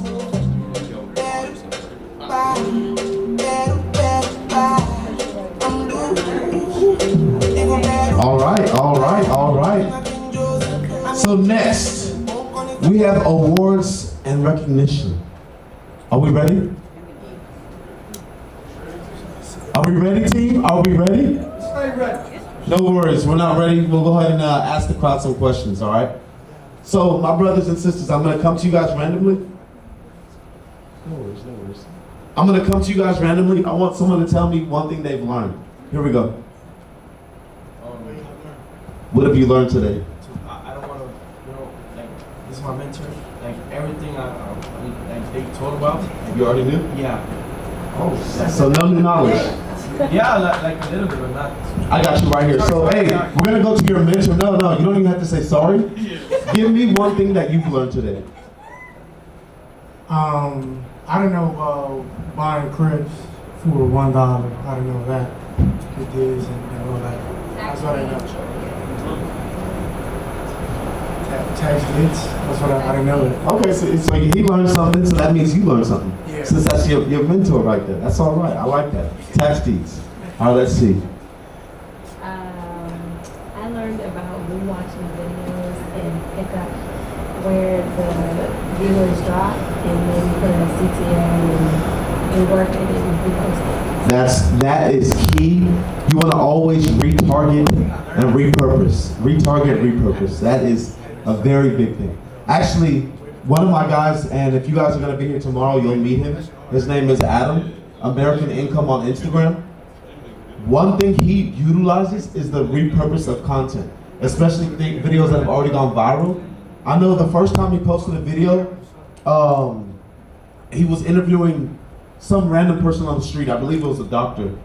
He's one of the type of guys that says, hey, what do you do for a living? And basically he gets the amount of income that person makes over a month or over a year. And those videos do very well for him. Well, he had posted this one random doctor, and the first time he posted the video got like 500,000 views. Then, the second time he posted, that same video got like 2 million views. Literally, he posted it again, and the video got like 6 million views. Then he posted it again, and it got 10 million views. So it's crazy how not only did the same content that we already, literally I hit him up, I was like, bro, why do you keep posting the same video? And he's like, brother, do you not see what's happening? Like the video is getting more and more views. And that's very powerful to me. So repurpose, reuse, retarget, that'll all hit at the same time, at some point in time. Yes, sir. Real quick, I'm gonna just ask a quick question. What we're about to do is we're about to do something really cool. We're about to give a lot of awards to people who Man, they're blowing up. People who got 50, 100, a million followers. You got shit! God damn.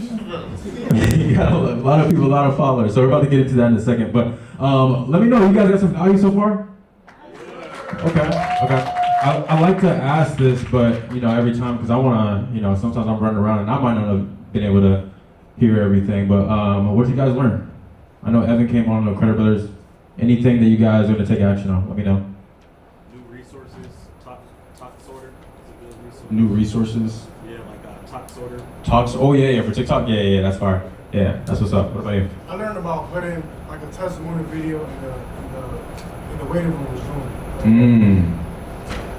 I heard that one too. I was like, hey man, this, I'm gonna have to do that one. That's good. All right. Anything else?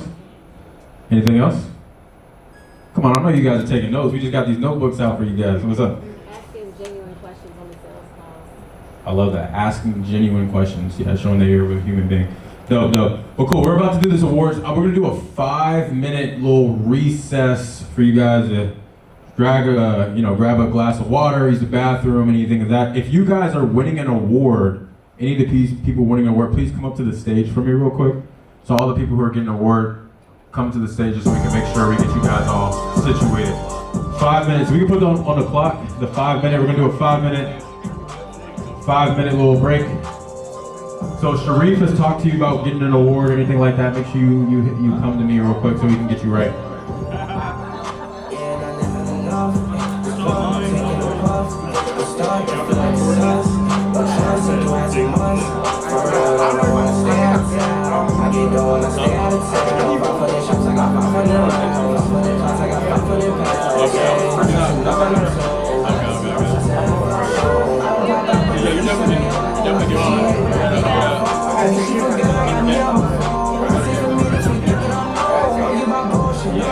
Hey, can somebody get Sharif for me real quick?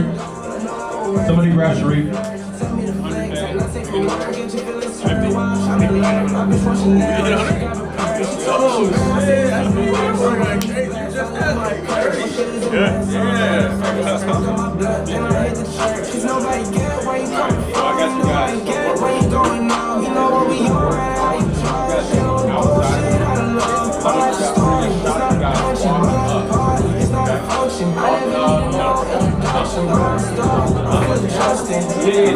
One at a time. We'll call you guys. You guys will call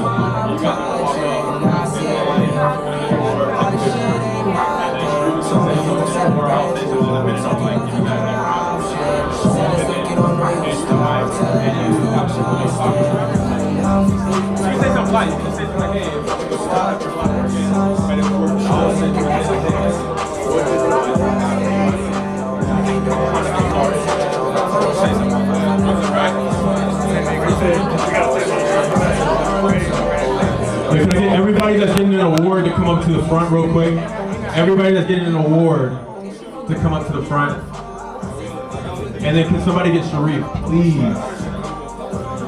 Ty, you're getting a award, right? 100K? Okay, that's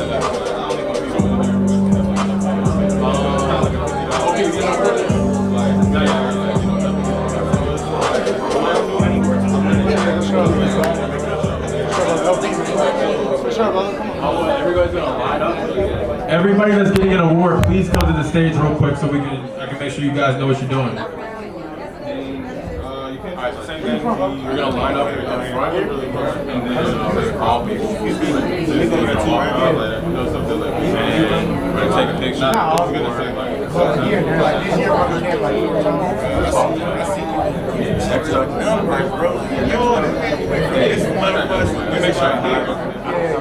We're going crazy, bro.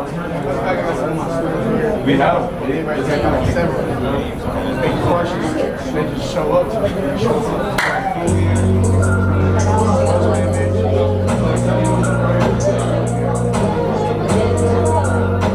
The internet is a little fucked up.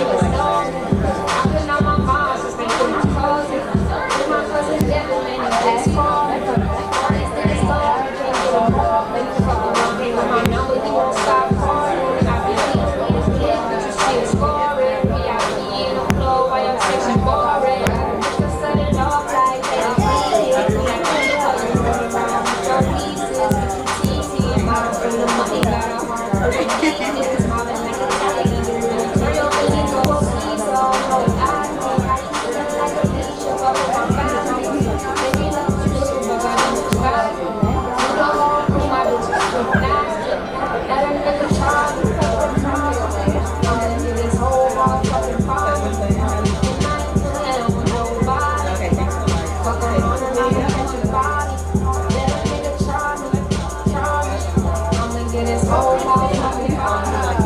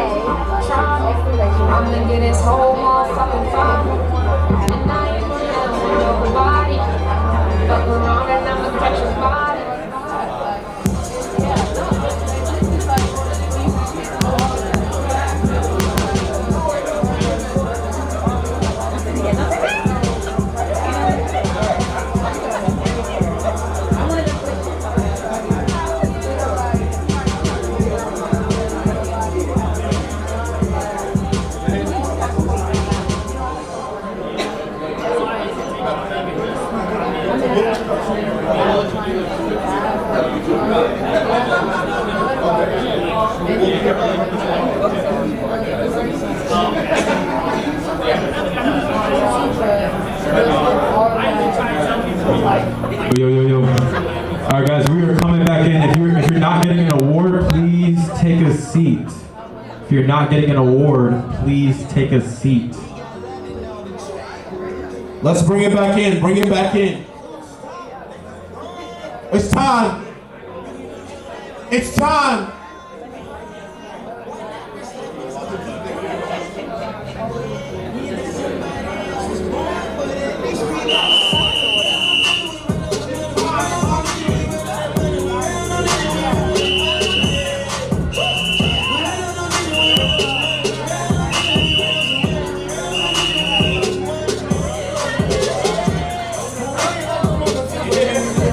Please take your seat. If you're not getting an award, please take your seat. Nigga, I know! You're on the mic, Timmy. You're on the mic.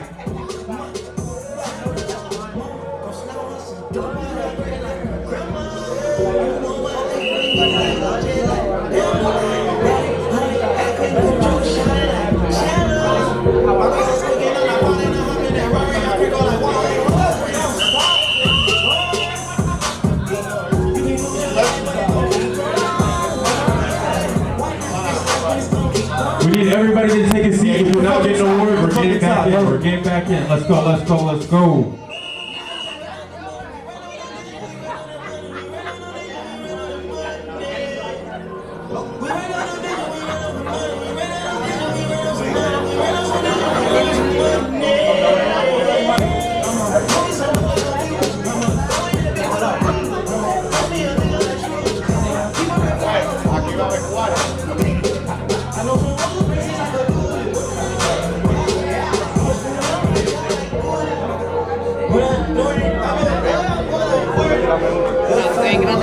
Con los zapatos, tiene que enseñar los zapatos. ¿Y por qué creo que tiene los zapatos? Me gusta cada uno de más cosas. Mañana yo venía de vengo entero. Ven. Alright, if you're not getting an award, please take a seat. We're about to get started. Take me through that. Take me through that. Take me through that. Take me through that. Take me through that. Take me through that. Take me through that. Take me through that. Take me through that. Take me through that.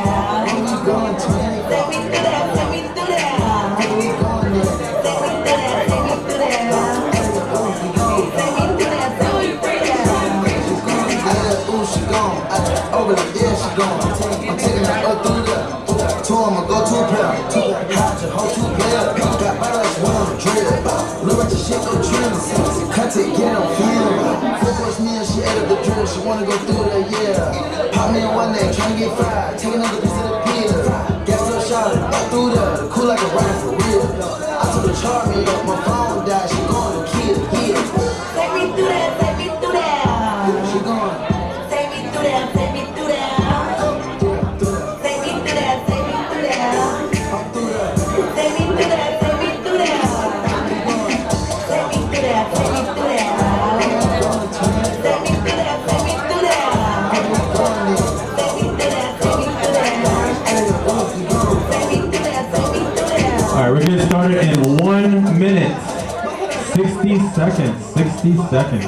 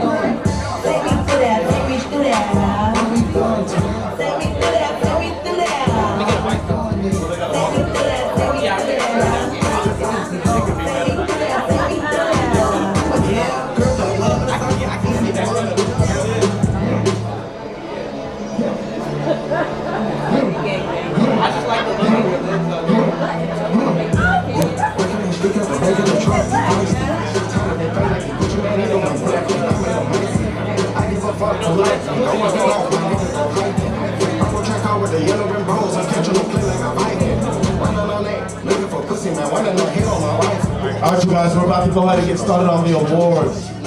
We're about to get started right on the awards. This has been such an amazing day.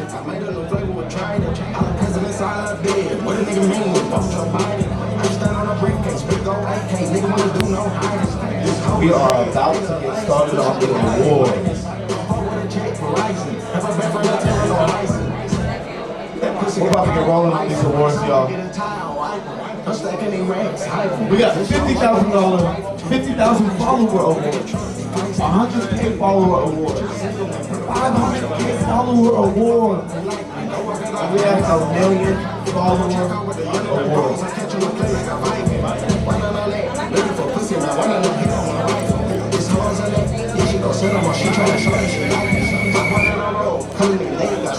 Alright, we're gonna get going. Let's get it. It's time. It's time.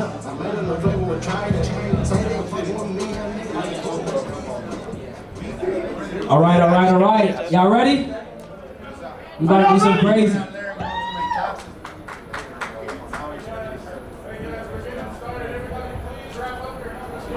Alright, we're about to get going, guys. We're about to get going. I know we got some people happy in the back, got an awards, but we're about to get going. Real quick, we're gonna do something really special. As you guys can see these awards, there's some people who've been working with Sharif very, very closely, working with our team very, very closely, and they're going crazy, right? As you can see, we have 50,000 followers, 100,000 followers, 500,000 followers, and even 1 million followers. And if you know, we live in what we like to call the attention economy, right? And if you have that type of attention, it's obviously going to equate to bringing a lot of revenue for your business. Would everybody agree to that? Yes. Yeah, absolutely. Otherwise, you wouldn't be in this. Right now. Real quick, I want to say, y'all know we all about content, so I don't see our cameraman right here, so we gonna repeat what we just said to get that clip. You know what I'm saying? Lock in. You gotta get the content. Gotta get the content. Content is currency, You know what I'm guys. saying? And we gonna shoot some ads up here too, though. We going crazy. Yeah, you know we gotta do that. We gotta do that. But cool, we're about to bring on a couple people. I'm gonna do the announce. I'll just go through the list of everybody, and if you guys in the back just listen up for you as I call your name, and then we're gonna keep it going. Can we get a little bit of light music in the background while they're walking? Maybe congratulations or something. Yeah. Hey, put on congratulations. Congratulations by Post Malone. He might not have it. He ain't a DJ. He got a playlist. All right, cool. All right, first person we're gonna bring up is Khalil Young. Don't clap it up. It's Khalil. Khalil Young. Khalil, get up here, man. Khalil Young. That's why I told y'all to be ready, man.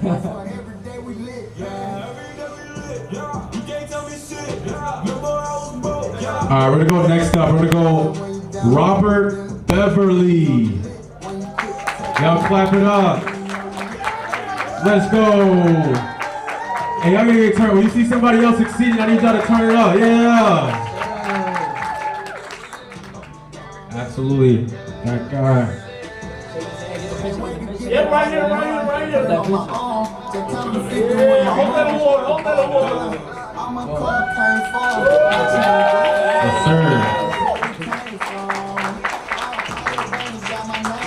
Now I want to say, Robert, he been going crazy over the last 2 weeks, man. How many followers have you grown in the last 2 months? I think at least 60K. 60K followers. Organic or paid ad? Organic. Let's go crazy. All organic. When he tapped in, he was at He was at 16,000 followers on IG only. IG had 13,000. 13,000. Where you at on IG right now? 100K. Yes, sir. 100K on IG.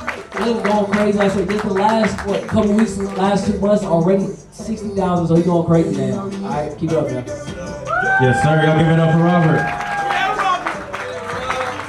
Yeah, I swear, Robert was just at like 30K like a couple weeks ago. I swear to God.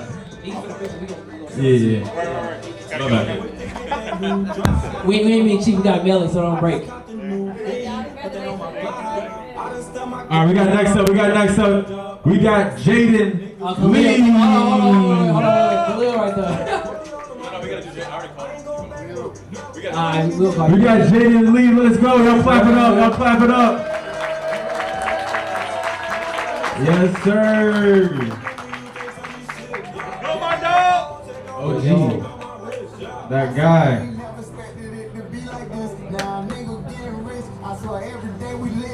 got? Hold on.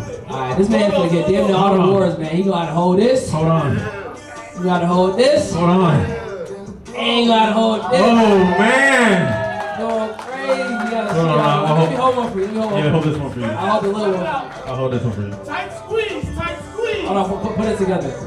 Alright, Jaden, let him know. For the first, how long did it take you to get 100K followers, man? It took me 21 days. 21 days. And who taught you this? You taught me. And from 100K to, let's say, 400K, how long was that? It was 6 months from 100K to 400K. Wow. Did you have any experience with content at all prior to this? No, I just started. We didn't pay him to say this, y'all, okay? We really do this, all right? And I remember at the time, did you have a business at all even? No, content was my business, so I just started content and my business at the same time. Yeah, I recall Jaden, when he first tapped in, he literally was like, yo, he barely had enough money for the program at the first, right? So he hopped on a call with me like, bro, I'll do anything, man. I get paid this week, bro. I'll send you my whole paycheck. I'm like, bro, all right, like, you know what I'm saying? I can tell he had the same exact spirit, the same energy that I have. So I worked out a payment plan with him and was able to go help him grow and scale his social media to the next level. He didn't have a business, so social media was the business. He was getting sponsorships, right? Because with social media, with content, there's a lot of different ways of monetizing. So even if you don't have a business already, it can help you still make money. That's literally what I did when I was first starting. So that's exactly what he did. And within a few months, I literally see this man move to Thailand. He literally just went and got a high rise in Thailand. I'm like, every time I look at his story, he in a different country every single week, man. He's going crazy, right? Congratulations to that, man. Let's go, Jaden. Wow. Shout out to that boy Jaden. Wow, Jaden.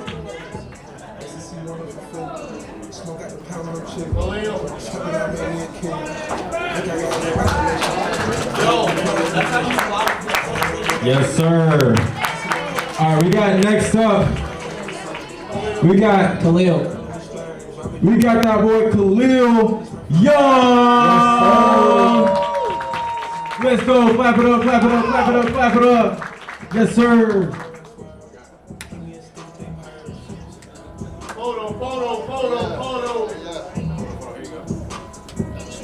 Yes, sir. 50K for a show and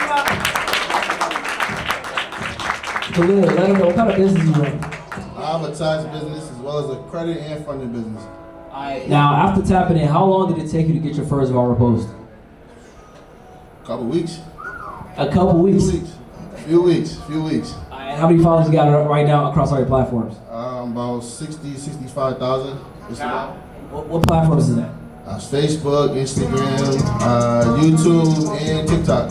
Now, do those views convert into real leads for your business, or is it just random people who didn't comment, who didn't engage, who didn't even DM for your services? Real leads. Instagram was definitely the best one, though. I bet. And then for book calls, what's that looking like? Say one more time. For book calls. That's about, I say, at least 5 daily. It's about daily calls. Going crazy, yes sir. Yes sir. All organic, 100%. Go crazy. All organic. Shout out to him. Clap it up, clap it up, clap it up, clap it up. Let's go. All right, next up we got that man, Josh Borshade, otherwise known as Bam Josh. Y'all clap it up, clap it up.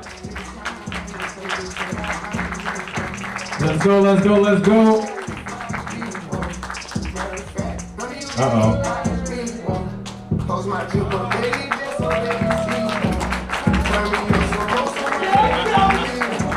That boy too smooth.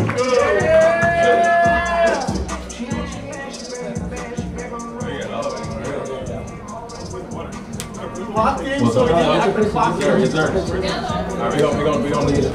All right, photo right here. Hold your plaque. Proudly, too. Like the family. I got this. We giving this man a lot, you know what I'm saying? So we gonna have to hold this. Hold it. Hold this one. Yeah, you hold this one. Actually, you know what? I'll hold this one. And yes, sir. Here we go. 3, 2. We're rolling out. Good job. What's in the devil? My goodness. Hold up the million while you're talking. I ain't gonna have Josh up here too long. I think he a little shy, man. He's still a little camera shy. He got 1 million followers, but he's a little camera shy still, right? All right, guys, before you tapped in, before you got the help, how much experience do you have with social media? So I had 0 experience at all, and I really didn't know what I could do with it, or like what type of potential I had. I just knew I didn't want to work at McDonald's for the rest of my life. Man, clap it up, yeah. And at the time, what was you doing? I think you was in college, right? Because he DM'd me like, yo, I'm in college right now. I want to drop out. My parents forced me to go to college, but I don't want to do this no more, right? Yeah, so I was playing basketball to get into college. I was a major in psychology, but I didn't want to be a psychologist. I didn't know what I was going to do. So getting into social media, it gave me a lot of freedom. I didn't know what I was going to do. Like I said, I didn't want to stay at McDonald's. I got hurt playing basketball, so I was like, okay, I need to do something different. So I hit up Sharif. I was his friend from really high school, so I just hit him up. I was just asking him like, hey, I see you doing good. What are you doing? I was just coachable and just listen to what he said. Go crazy. Yeah, y'all clap it up for him, man. Clap it up, 1 million followers, man. We go ready to. I go in the jungle and I got a coat. I bet I come out with a man. Do this shit for the fam. Clap it up, clap it up, clap it up. We're gonna keep it going. We're gonna keep it going. We're not done. We're not done. All right, we got Tilly. Let's go. Clap the hands. Let me see the hands. We got Tilly in the building.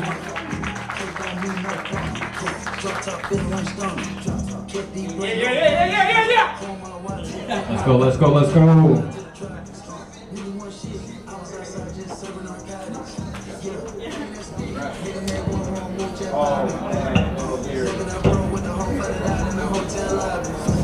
Yeah, it's gonna be fun. Here we go. 3, 2. Yes. Absolutely amazing. Absolutely. Now, how you feeling? I'm feeling great, thank you. All right, so she flew all the way from Canada just to come receive this award right here, man. Clap it up for her, man. All right. Now, when you joined the program, how long did it take you to get your first barter post? It took about a few months. Yeah. All right, and what was that? What was the views looking like with the first barter video? It was about 16 million. And that's the power of social media right there, right? Because it's like, as long as you're consistent, and a lot of people is not being consistent long enough. They don't have the right strategy, they don't have the right systems. If you're doing the right thing over and over again, you're executing the right information. When it hits, it's gonna hit. When it hits, it's gonna hit, right? I be telling people a lot of the time, Instagram, because for her, what we did, we started off on Instagram. With Instagram, a lot of the time, when you are starting a brand new account, they keep your account shadow banned a little bit, right? They may suppress some of your videos depending on some of the content you post, and they may suppress some of your stuff. But you stay consistent, use the right strategies, you still go ahead. Now, let them know, how many followers do you have right now? Around 80K around. Wow. All right, so that means the next event, she getting this award, y'all. Yes. Yeah, right? Yeah. We'll get this Coming by soon, next coming quarter. soon. Coming soon. Close it up. Give it up for him. Give it up for him.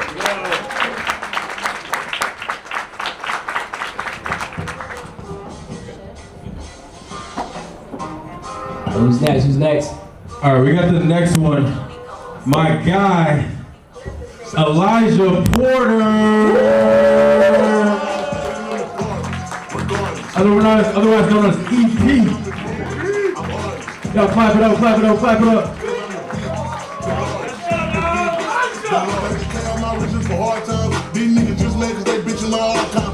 Let's go.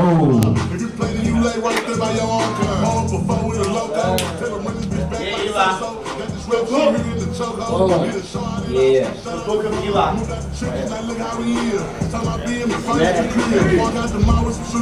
Here we go. 3, 2, smile. Chin up. Nice. Alright, y'all. Now, Elijah, let them know, man. Before. Hold it. Alright, so before you start executing information, how many followers do you have, and what was your business revenue looking like? Before I tapped in with you? Yeah. I had like 5,000 followers, and I was probably making around 5K a month, I would say. Okay. And how much money was you spending ads at the time? Back then, I was probably spending $20, $50 a day. Cool. All right, bet. And how long did it take you to get your first 100K? It took me 4 months, 120 days of consistent posting. I went from 5K followers to 100,000 followers with the information my boy gave me. Wow. Let's go. Clap it up real quick. And let them know, what was the calendar look like? Like, we don't want to just talk about virality, right? We don't want to just talk about followers. What was that look like for your business? One of them calendars was booked out. They was booked and busy. And I actually seen my first $200,000 liquid cash in my bank account because of the organic content. Going crazy, going crazy. And now across all your platforms, how many followers do you have? Roughly like 350K. All right, so yeah, that means he closing in on this one, right? Yes, sir. Coming soon. All right, bro.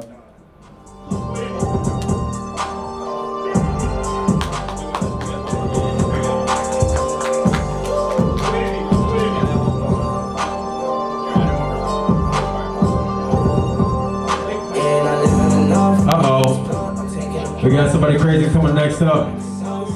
We got that man, Dane O'Connor. Let's go. Clap it up. We call him Big Dane. Let's go. Yeah, yeah.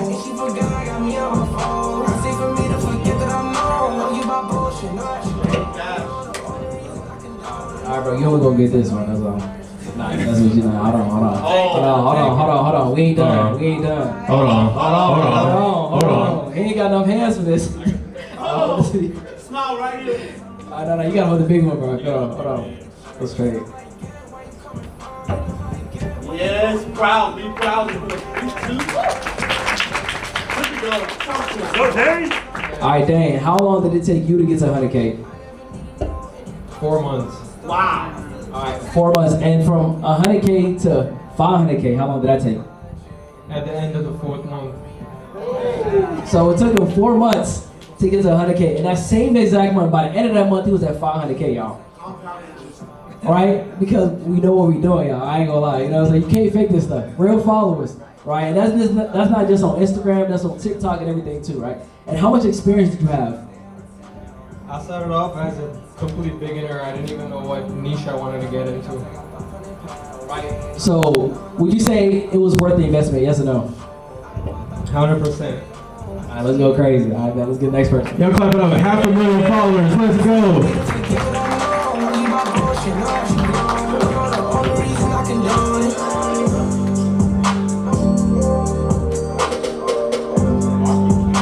Let's go, Dane. Yes, sir. Clap it up. Hey, y'all gotta get used to clapping. All we do is win around here, man. All right, we got next up, Jonte Charles. Let's go.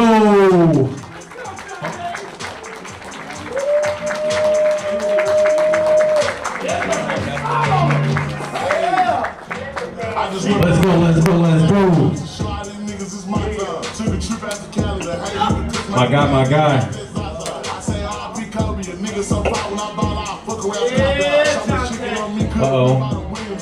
Uh-oh. Yes, sir. Right here.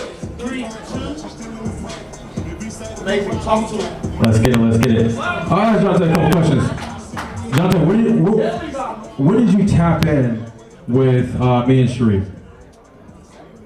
December of last year. December of last year. And when did you first hit 50K followers? Probably like 3 months in, maybe. 3 months to 50K followers, okay. And tell everybody, what do you do? So I teach people how to make multi-6 figures in the tech space. Multi-6 figures in the tech space. And would you say that you work a lot, you're pretty busy with your time, like you work a lot? No, I do webinars. In your actual job, would you say that you're pretty busy and you work a lot? Yeah, my real job, yeah. So I guess what would you say for anybody who feels like they're too busy for content? Nah, TikTok and Instagram make it way too easy for that. Just do a little formula from this guy and you're good to go. There you go. What's the revenue looking like right now? What's your best month so far? About 40. Yeah. 40,000. Let's 40,000 a month. Go. Get it.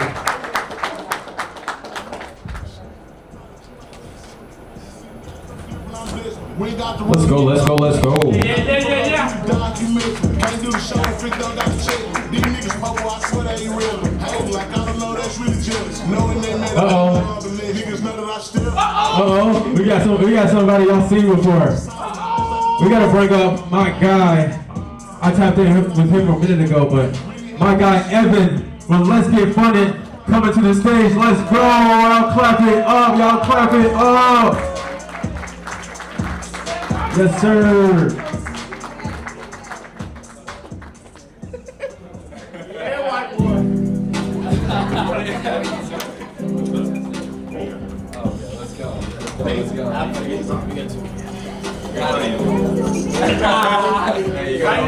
Right here. Three. Right here, my bad. 3, 2. Talk to him. I don't know what should I say something? What do you guys? Yeah, hey, I guess what do we initially lock in? When do we lock in? Oh man, probably like a year and a half ago. Yeah, truthfully, like, you know, a lot of this success is from these two young guys right now. Let's clap it up for them, but don't clap it up like a long clap up, like a long time. Like too long. Keep going, come on, keep going. Come on. Got a couple more claps in here. Hey.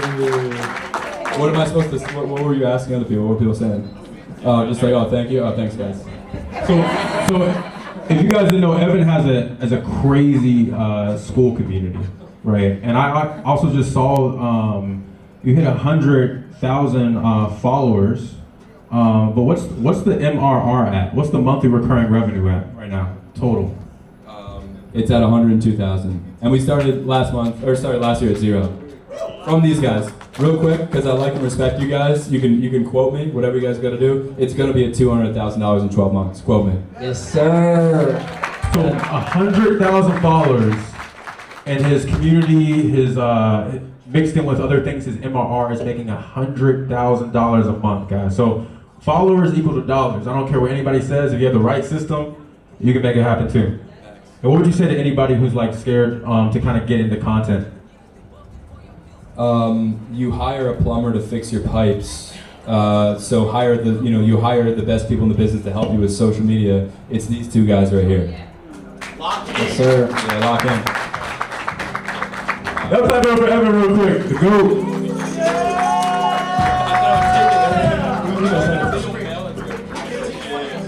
Oh shit. It'll be at the New York. Take your time. It'll be sitting there. Alright. Next up, we got Ty, otherwise known as the Delete King, coming up. Clap it. Oh!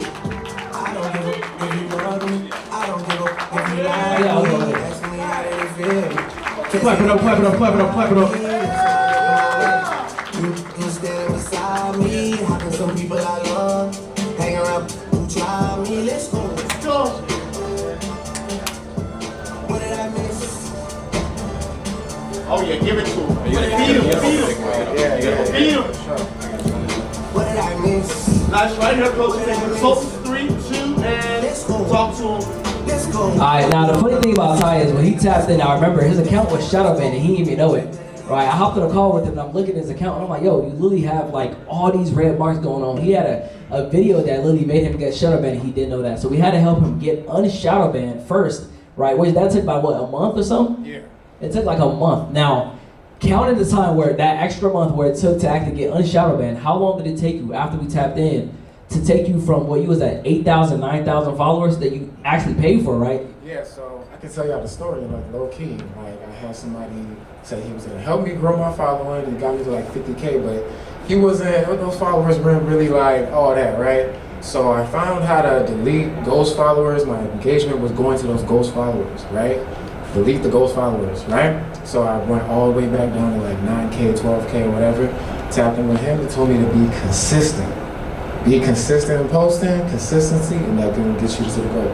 Then I got unshadow banned, and then it started to blow up, started going viral. Just like he told me it would, yeah, I stuck to the plan, so.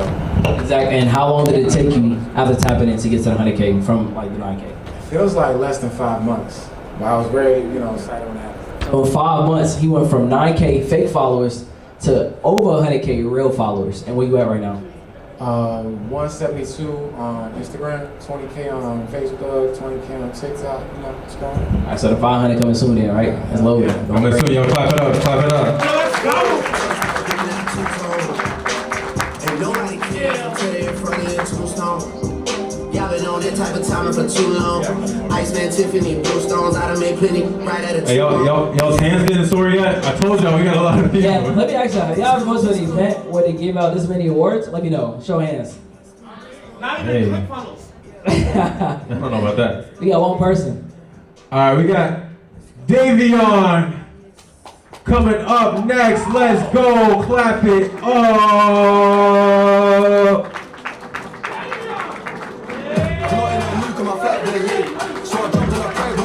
Uh-oh.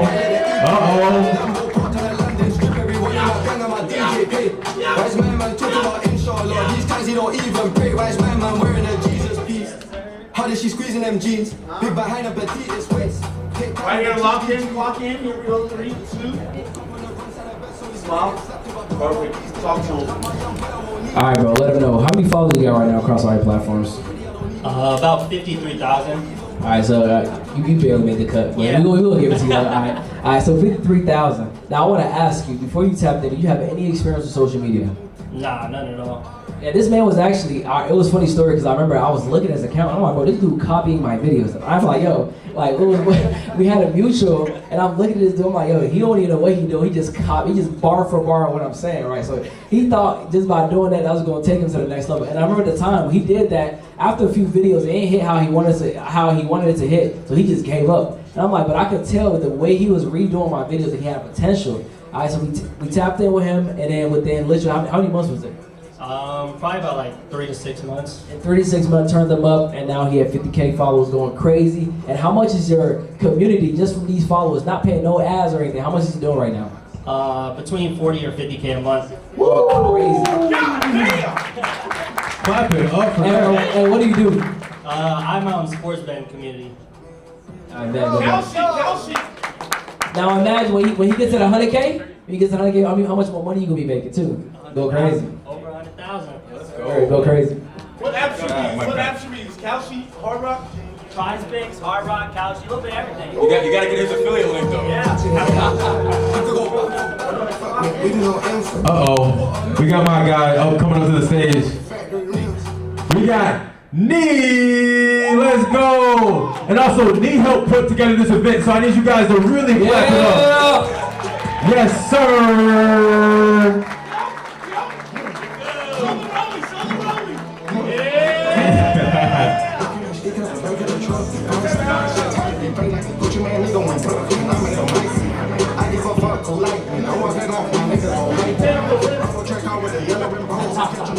Here we go. Smile and 3, 2, and seize. Very good. Very good. Talk to him. All right, man. So let him know. How long did it take you to get your first viral post? My first viral post was 1 month. I bet 1 month. And how many views did you get in that video? 100,000 views, and I actually didn't know. He was the one who called me because I was working my 9 to 5, and he called me and he was like, "Bro, you just went viral on social media." Go crazy. Now, how much? Actually, you know what I want to say. Just like Ty, this man also paid for a fake account. Actually, no, it was real followers, but he bought somebody's account, right? But he was losing those followers because he was not the person who was running that account before that, all right? I'm always against those type of things. Like, don't buy fake followers. If you buy an account, okay, if it's a real account, but don't buy fake followers. You can get this overnight. I done got 100,000 followers in a week. I done got 100,000 followers in a couple months. I done got 100,000 followers in 1 month. You know what I'm saying? So it's like there's no need to pay for these fake followers. If you know what you're doing, you stay consistent, you have the right strategy and system, you will get there without a shadow of a doubt. All right, so appreciate that, man.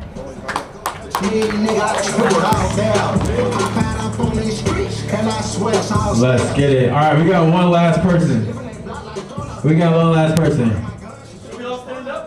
Stand up. Yeah, why Everybody stand up. not? All right, we got the guy with the master plan. I'm gonna bring him up to the stage, otherwise known as Lee Andro.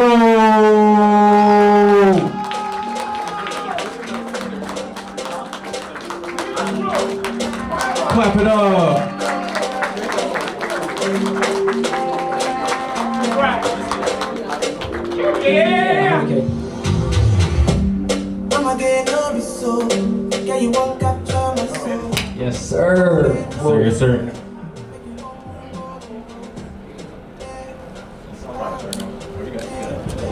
Here we go. Smile right here. And 3, 2, and season.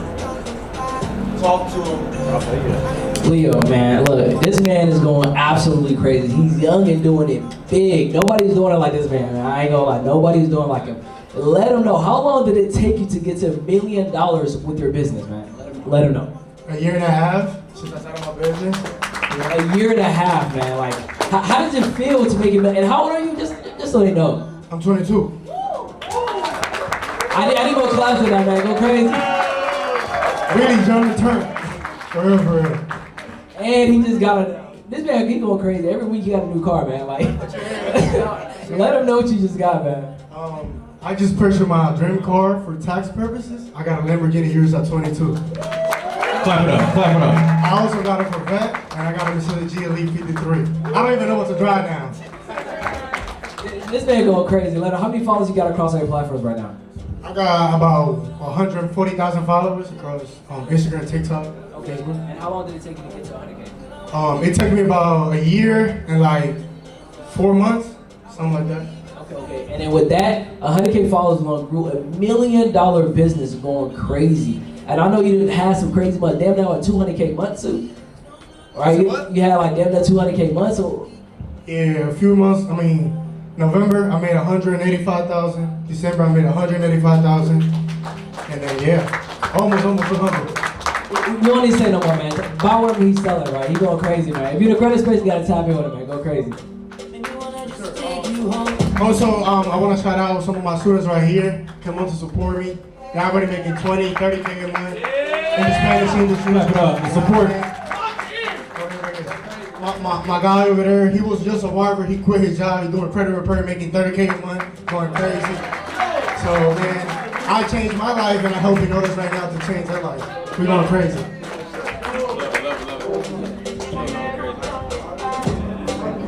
Hey y'all, the crazy part is, this is not even everybody. These are just the people that actually showed up to the event. Alright, we still gotta mail out more people, you know what I'm saying? People who's getting all 3 of these plaques. You know what I'm saying? We got people who getting the 50K, 100K, 500K going crazy, right? So, yeah. Alright, we're gonna do a little transition. Make sure you guys take your seat. If you guys got to work, make sure you take your seat. We're gonna get back to more value.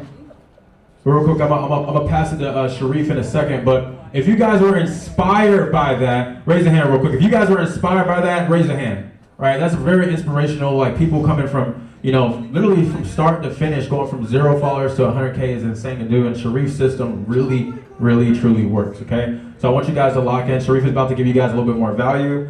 So I want you guys to make sure you guys are tapped in on that. Let's make sure we get everybody in here and take a seat. Take a seat. Real quick, clap it up if you're having a good time. If you make some noise, you're having a good time right now. This is just day one. This is just day one, man. We're not even, hey, this is just day one. Wait till day 2. Wait till day 2. All right. Man, who's enjoying it so far, man? Once again, this is day 1. We wanted to make sure that we host it, even though this is our first real big event. We wanted to make sure that we are giving y'all all the value, all the game. Now let me know, are you getting value so far? And we just beginning, because tomorrow is going to be even crazier, y'all. We have some of the best speakers. We're making $5 million a year. People making $7 million a year. Some of the great speakers. We make sure we bring the best to make sure we are educating y'all on everything you need to do, because of the fact that it's not just about information. It's about, that was a lot of them. Hold on. It's not just about information. It's about, there we go, because information without implementation is useless. Like Elijah always say, I'm going to stand up for him, right? You know what I'm saying? Because a lot of people get information, comes to masterminds like this, y'all got the notebooks, but who's actually going to execute information? Who's actually going to put in a plan of action, right? And the reason why we're doing this in January, because everybody's motivated in January, right? But motivation alone is not good. So we want to make sure y'all get in a room so y'all can actually start implementing. That's the number one thing we want, right? All right, so who here wants to be up here next? Get one of these plaques. Let me know. Show hands. You up there? Yeah, you close in on a 50. I know you coming in. You gonna get that. She closed in on her 50. I think you got what, 10K left or something? All right. Who else want to be up here? You receive one of these plaques. 100%. 100%, right? So y'all have to understand, I like to think of content as digital real estate, honestly, because of the fact that, you know, I've seen some people that I met here today where they told me even, yo, I've been following you for the last 2 years, and they probably never purchased any of my products and services, but guess what? They paid to be here today, right? So even though they've been following for the last 2 years, just today, they're now actually tapping in, they're coming here, they're trying to see what's going on, they see me for the first time, meeting Chris for the first time, because of the fact that the content I posted a year ago, the 100K followers I grew, the million followers I grew, right? All of those things compound over time. If you're making the right content, you can drop a piece of content from a year ago that goes on to bring you leads for your business years and years to come, right? And that's exactly what we do. We help people not only grow their following, to build a massive personal brand, to also create content that brings you leads, even if you're not consistently posting. After, of course, you get to the 100K, 200K, so on and so forth, right? So like I said, content is a piece of digital real estate, because you can drop a piece of content now. Yes, it might start bringing you leads, but guess what? A month from now, 2 months from now, it might hit even harder, start bringing even more leads, right? Now, here's the thing. I feel like I've noticed that the reason why people fail at content is because of these reasons. Okay, this is all, okay, cool, there. Reason number one, no system or strategy. All right, a lot of people just go in, you start, hey, let me just first record. Hey guys, my name is so-and-so, I do credit repair. Yo, what do I say about people who say, hey guys, what do I say about that? If you're my program, you already know. They don't care, like, that's perfect. You know, they don't care about you. You say, hey guys, my name is, they don't care about you, and guess what? You don't know what you don't know, right? If you're going somewhere and you don't know the direction of how to get there, you're gonna put in a GPS, y'all. You don't have the GPS, you don't have the right system and strategy, and that's why a lot of people fail. The next thing is inconsistent posting. Now let me ask you the question. How many of y'all this year or last year set the goal to start posting every single day? You already missed a few uploads. Clear, you slacking, man. Oh, you in a program where you can't be doing that, man. You know what I'm saying? A lot of people, that's their issue right there. They tell themselves, I'm gonna stay consistent, I'm gonna do this. Yes, it takes a lot more than consistency, but it's a key thing, because guess what? A lot of the platforms, they reward you for being consistent. So if you're not being consistent, the most simplest thing you could possibly do, why would they keep rewarding you? Why would they want you to keep growing? Why would they want to keep pushing you to more people? Because they want people that's using their platform, that's posting consistently.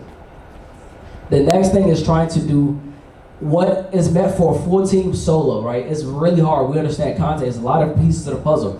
Understand the hooks, understand retention, and all these different components. It's a full-time job, yes, 100%. So if you try to do it alone, it's gonna be a lot harder. You need a system, you need the right team. So you need to build a team in order to help you with your content. Otherwise, it's gonna make you stagnate in your growth, right? Now, I've realized there's a key number when it comes to social media, it comes to growing your followers, that completely changed everything, right? There's a key number I realized once you get to this follower number account, pretty much everything, getting an abundant amount of leads is a lot more simpler, right? Having people that's nurtured, people who know, like, and trust you is a lot more simpler once you get to this magic number.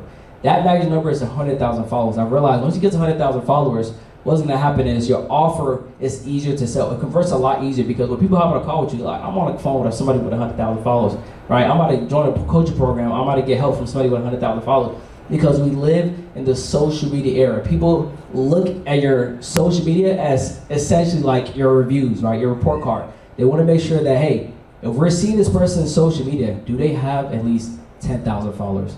Do they have at least 50,000 followers? Do they have some reputation so I know they've helped people? That's just what it is. We cannot escape that. So if you don't have your social media looking right, people are not going to trust you. So having your social media is a key factor in building more trust with the audience, meaning guess what? When they hop on a call with you or your sales team, they convert a lot more easier, right? Now, another thing is people stop questioning your brand. Once again, because, hey, this person got 100,000 followers, this person got 1 million followers. I can trust them a lot more because of the fact that I know 100,000 people have trusted this person, right? So it really just goes a long way just building that trust with the audience, even if they don't already know you. And once again, if you got 100,000 followers, that's way more people than just only a few hundred followers who's gonna see your content. Guess what? You have 100,000 followers. Every single time you drop a piece of content, is reaching out to a lot more people. It's touching more people. Even if you're not dropping content every single day, they're going to reach out to you organically.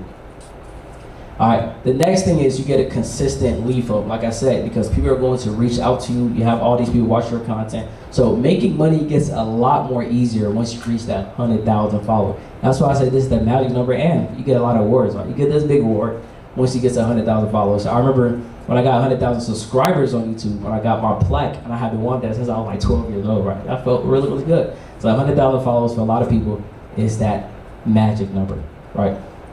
All right, now who here is getting value so far? Y'all understand what I'm saying? Everything I'm saying makes sense? All right, so once again, everything changed after you get the 100,000 follow mark, right? Now here's the best part, right? So if I could guarantee you 100,000 followers, is this something you'd be interested in? I don't think that was loud enough. If I could tell you today, I can guarantee you 100,000 followers, would you want to know how to get this? Or maybe you might be at 50,000 followers right now. You're like, man, I can get to 100,000 quick. Maybe an additional 100,000, so 150,000 instead of just 100,000. Would you want something like that? Yes or no? Yes. There we go. I like that. All right. So me and my team, we've talked. We've reverse engineered everything it takes in order to get to 100,000 followers, and we're trying to help everybody, as many people as possible, grow and scale their business this year. But we want to take a select few people to help them work their way to getting their first 100,000 followers, build the right team, have the right systems so they can be guaranteed an extra 100,000 followers for the business, because that's going to change everything further, right? So we put in a plan of action to help you get to this goal this year, right? So you just saw proof. You've seen literally, what, 10, 20, 15 people come on stage, get their awards, and that's not even everybody, y'all. There's still people we have to mail it to, people who was taking trips right now because they're making too much money, or they want to take a little vacation, right? So people who literally couldn't make it here, but they still going to get their awards mailed, and they're going to receive it. We're going to get those pictures. It's going to go to the Content Cartel account as well too, so make sure you get those pictures, right? So we have an opportunity, an offer to give a few people who wants to work closely with us, right? Now, the only reason why we only give this to a few people, because I'm going to be working hands-on with these people, make sure they're getting my undivided attention, hopping on calls with these people, literally helping them step by step in order to guarantee the success to get to at least their first 100,000 followers, or an additional 100,000 followers. Right, so this is literally the most insane offer we ever created, right? And we're calling it the Go Viral or Die Trying, right? Who can guess where we got that from? Okay, here we go. All right, we got it. 50 Cent, we stole that, all right? Yeah, all right. And with that, with the Go Viral or Die Trying, here's exactly what you get. All right, you get 60 done-for-you scripts every single month. That's a total of 720 scripts every single month. You're gonna get 60 done-for-you edits every single month, totaling also 720 edits every single month. All right, so we're scripting the content for you. You record it, you send it back to us. We edit 60 pieces of content every single month for you. Now, the reason why I picked the number 60, right, because it's 2 videos every day. We looked at some of our top students. Why did they get to 100K followers in 1 month?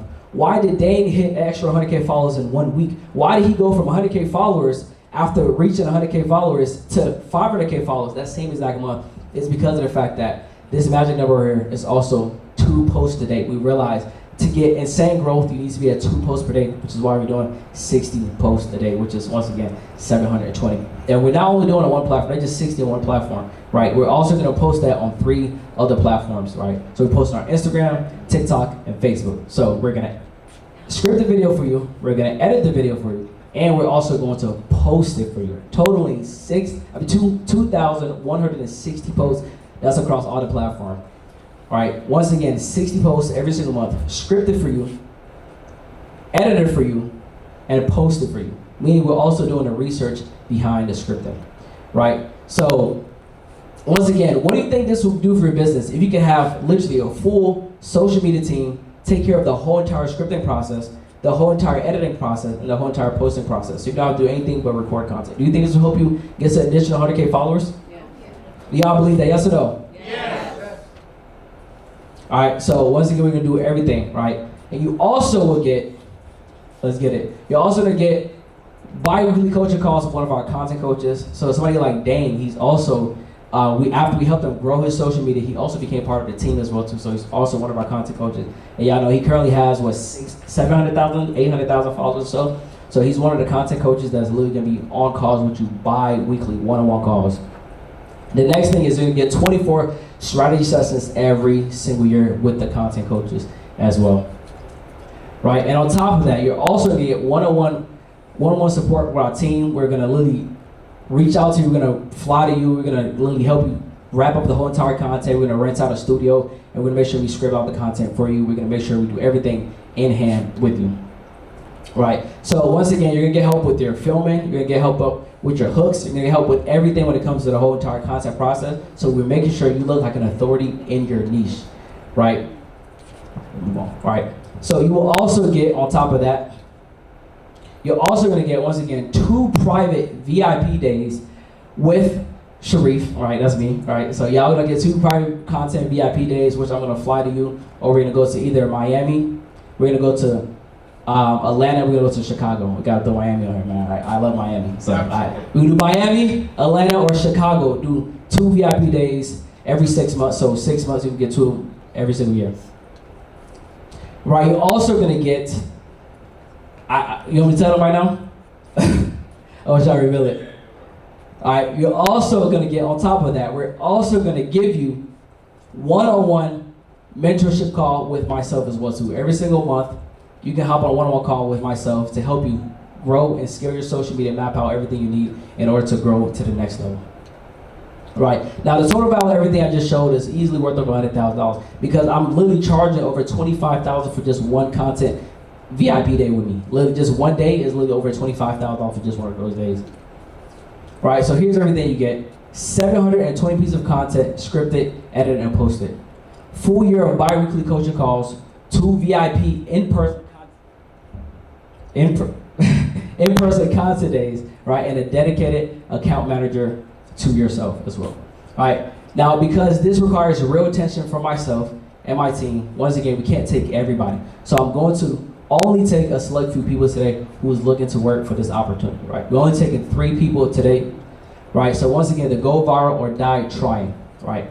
So, but instead of paying $300,000, that's not what we're charging today, right? We're doing only $45,000 paid in full today for people who want to go ahead and get access to that. So you can go ahead and scan that. All you require today is only a $5K deposit today only, right? So you can go ahead and scan to get access to that. Today only, once again, you can talk to Jasmine in the back, you can talk to Alexis, you can talk to Tolu, and we're gonna help you grow and scale to the next level as well too, right? All right, so this opportunity, once again, we'll only give it to a few people. So like I said, we're guaranteeing you 100,000 followers, or we will continue working with you for free. Right, you're also gonna get, as a bonus, if you do a pay in full today, we will also give you a full podcast shoot with myself, where we literally go to a podcast studio, we set up a whole entire podcast session, and I'm gonna help you film your content, and we're also gonna do a podcast together. I'm gonna drop on my account with 200,000 followers on YouTube. And on top of that, we're gonna do a collab post on my YouTube channel, because YouTube allows collabs now. And on top of that, we're gonna do all the clips and drop it on my Instagram account and do a collab post, so it's actually growing your account because of the podcast as well. Right, so you're also gonna get 1 speaking slot on our next event, right? So once again, you can go ahead and scan that. All the people that's up here on the stage today, you're gonna also get a chance when we do the next one, you come up here and be one of the speaking slots as well too. Right, you're also gonna get, as a paid in full bonus today, a done for you funnel of your choice. So whatever funnel you need with our systems and strategies, we're gonna make sure we build a strategy out to you, and we're gonna build the funnel for whatever you need, right? So you can go ahead once again, scan that too, right? So you get everything as a pay in full bonus today if you go ahead. So scan that to go ahead and lock in your 5K deposit, and you can also talk to one of our team members, like I said, Tolu or Jasmine, and we will talk about the payment plans and how we can help. All right, so investment only today. All right, so I'll open it for any questions you guys have so far. No, it's not working. Mic check. Yeah. All right, so we're gonna open up for questions, but really quick, I want to give a shout out to the team member real quick. Again, Tolu, raise your hand. Everybody look back here. We got Tolu, Jasmine, and Alexis. Any questions that you guys have about that, lock in. As we said, 100,000 followers guaranteed, right? What can that do for your business? I want you guys to think about that. What can that do for your business? What is the value of 100,000 followers, all right? The value of 100,000 followers to some people is 100,000 a month. Okay, so that's a really big thing. The value of it for some people might be even more. All right, but I want to open it up real quick for any questions, but also in the back, and we can play some music and stuff. We're gonna break off real quick, and then we're gonna do a little bit of a, I know we're probably going out. I know some people are going out tonight. So we're gonna talk about that a little bit and everything. We're gonna break off. Any questions you guys have, go ahead and talk with the team in the back. We're gonna do a little break off, but I appreciate you guys. Everybody going crazy. Y'all make some noise if you're having a good time real quick again, yeah. Woo! Awesome. Let's get it.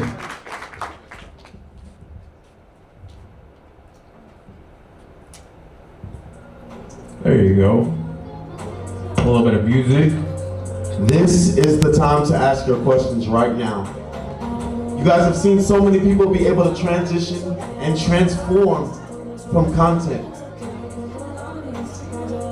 And like one of my mentors always says, your transaction will directly lead you to your transformation. Your transaction will directly lead you to your transformation.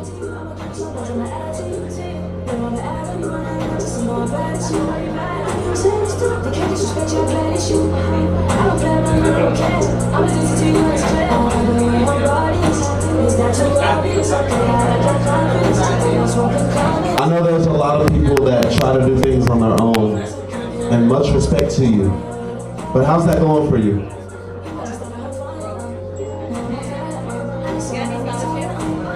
Come on. Oh, no, that's good.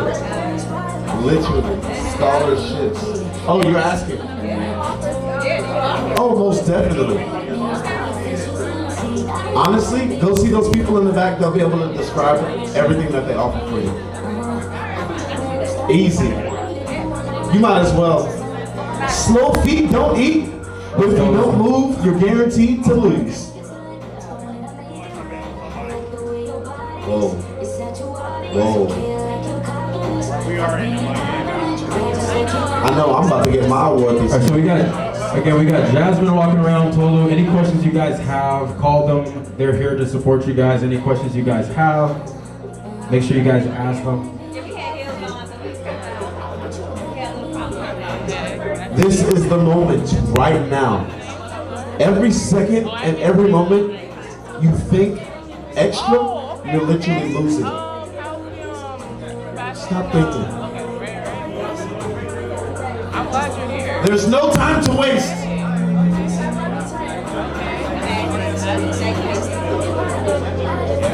But hey, everything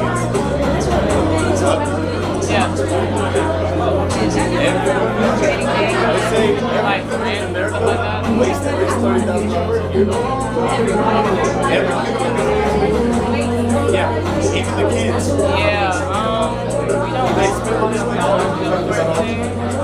they literally know what that's not saying that I call you how far you go with that much.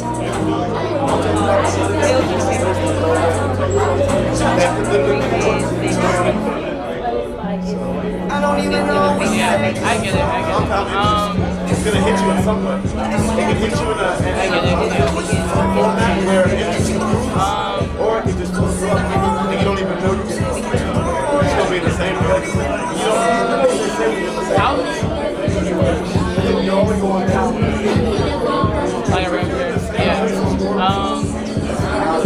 Have you all you gonna credit? I'm thinking for sure.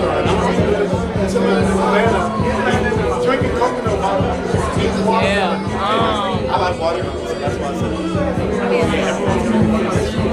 I mean, this is what I would say. Like, the best thing to do right now is just keep on working. Yeah, because I mean, you can't leverage what you do. They're gonna go down. We can do something. Down. Right.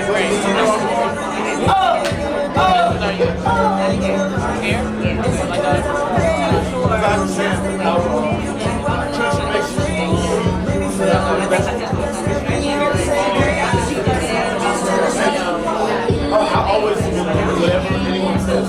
One thing that I realize is if you listen to everything that's what even people that don't like it, if you listen to that's the crazy thing about it. We give each other the best advice and we don't even Yeah, if I was you, with like your parents, when you do, like if you really know that make more money, and that's probably 50%. Yeah, I mean, I'm sorry. Yeah, I was just, I was just 15, maybe. if you ever did, I should. And like, and use that to like. You're actually. I need to know, right? I get it. Yeah. I'm definitely working on the weekend like usual. Niggas sweated past us, they doing too much. Haven't done my taxes, I'm too turned up. Virgil got the panic on my wrist going nuts. So if you try to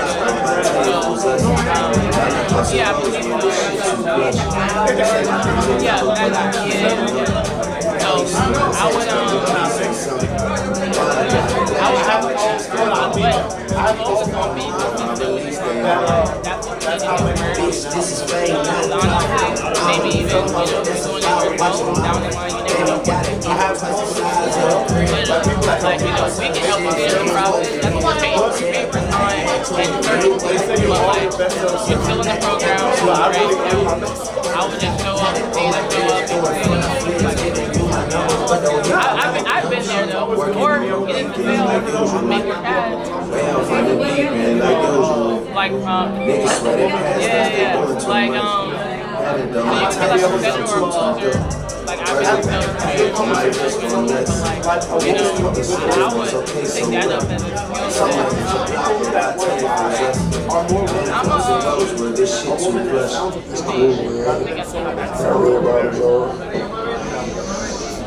Life is good.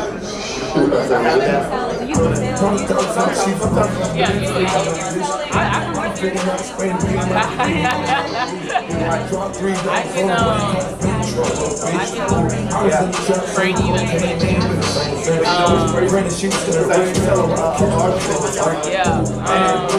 I always say that. That would be the best thing. And then you do it part-time, starting off, popping it up, whatever. Like, honestly, that's the best thing I would do for y'all. Like, really,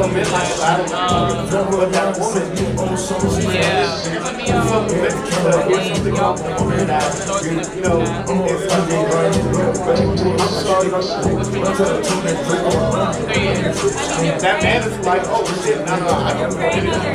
I mean, there's so many people that look I think all those that's why I would try reaching out to people that you might already targeted. But that's what I would do. That's the best way to get cash without having like continuous spending money to get cash or somebody else use their actions, leverage what you make it, put it in payments, make it happen. And now,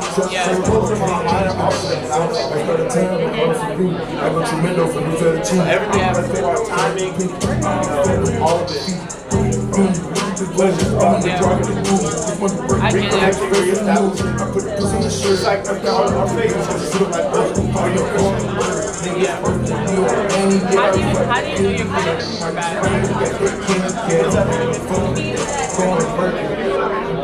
You're open to anything.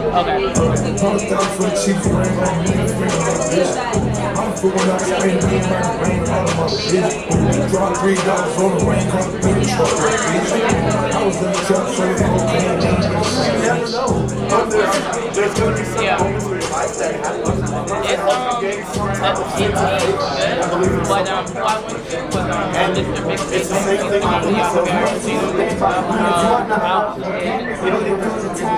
I paid them $500, everything off my credit, and after that, I mean, I was able to do what I wanted to do. He might even tell you. Yeah, he might even tell you.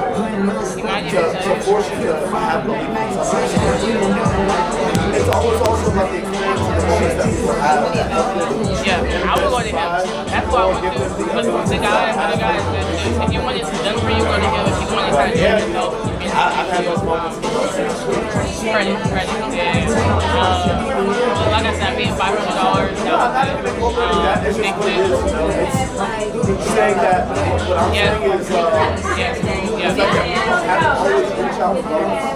let's say selling. He's helping people work. Like, all that. He's helping people work. I mean, that's not a problem. That's the guy. And I tried. paying for like That's on that person. he told me I have yeah, wife no, wife no, not women record anymore. No. It doesn't come back up, yeah. I think now every month they work with but I mean, yeah, yeah, I would and from there, he also shows me, how to keep trying to get yeah. Yeah, that's what That's all right. Because we're all growing. And we all function off of the thing. If you text me, we can yeah. That's the power of it. You know, if you he's not gonna have something work with him. Yeah.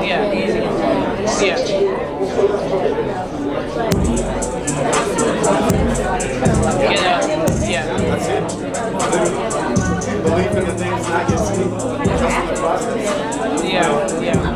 Seeing a vision. I mean, he's been there. He's been in the same shoes. I think maybe even not but yeah, he's been very similar to where y'all at. So he understands things about it. I mean, y'all are here for proximity. Y'all want to engage on stuff. You gotta be patient. That was my I'm here for y'all. I'm sure. So, but I've learned like patience is key. Yeah, so I'm very impatient. Why I got myself. So, yeah, I have to, right now I'm just write down the word social improvement. So I'm building a waitlist for that. So I'll call information for that. That we got whatever. But yeah, it's in the waitlist process. I'm making sure that everybody comes to my program gets properly yeah, but I'll have y'all text you all later on this evening, give y'all more details and stuff. One of the best movies I've seen ever. Yeah, let's stick to the plan. So you know how a lot of people have a lot of different and then you do what you need to do for yourself, and you're growing in content. But y'all can be consistent right now with whatever you're doing. You can even come on the coaching calls with her and you can actually see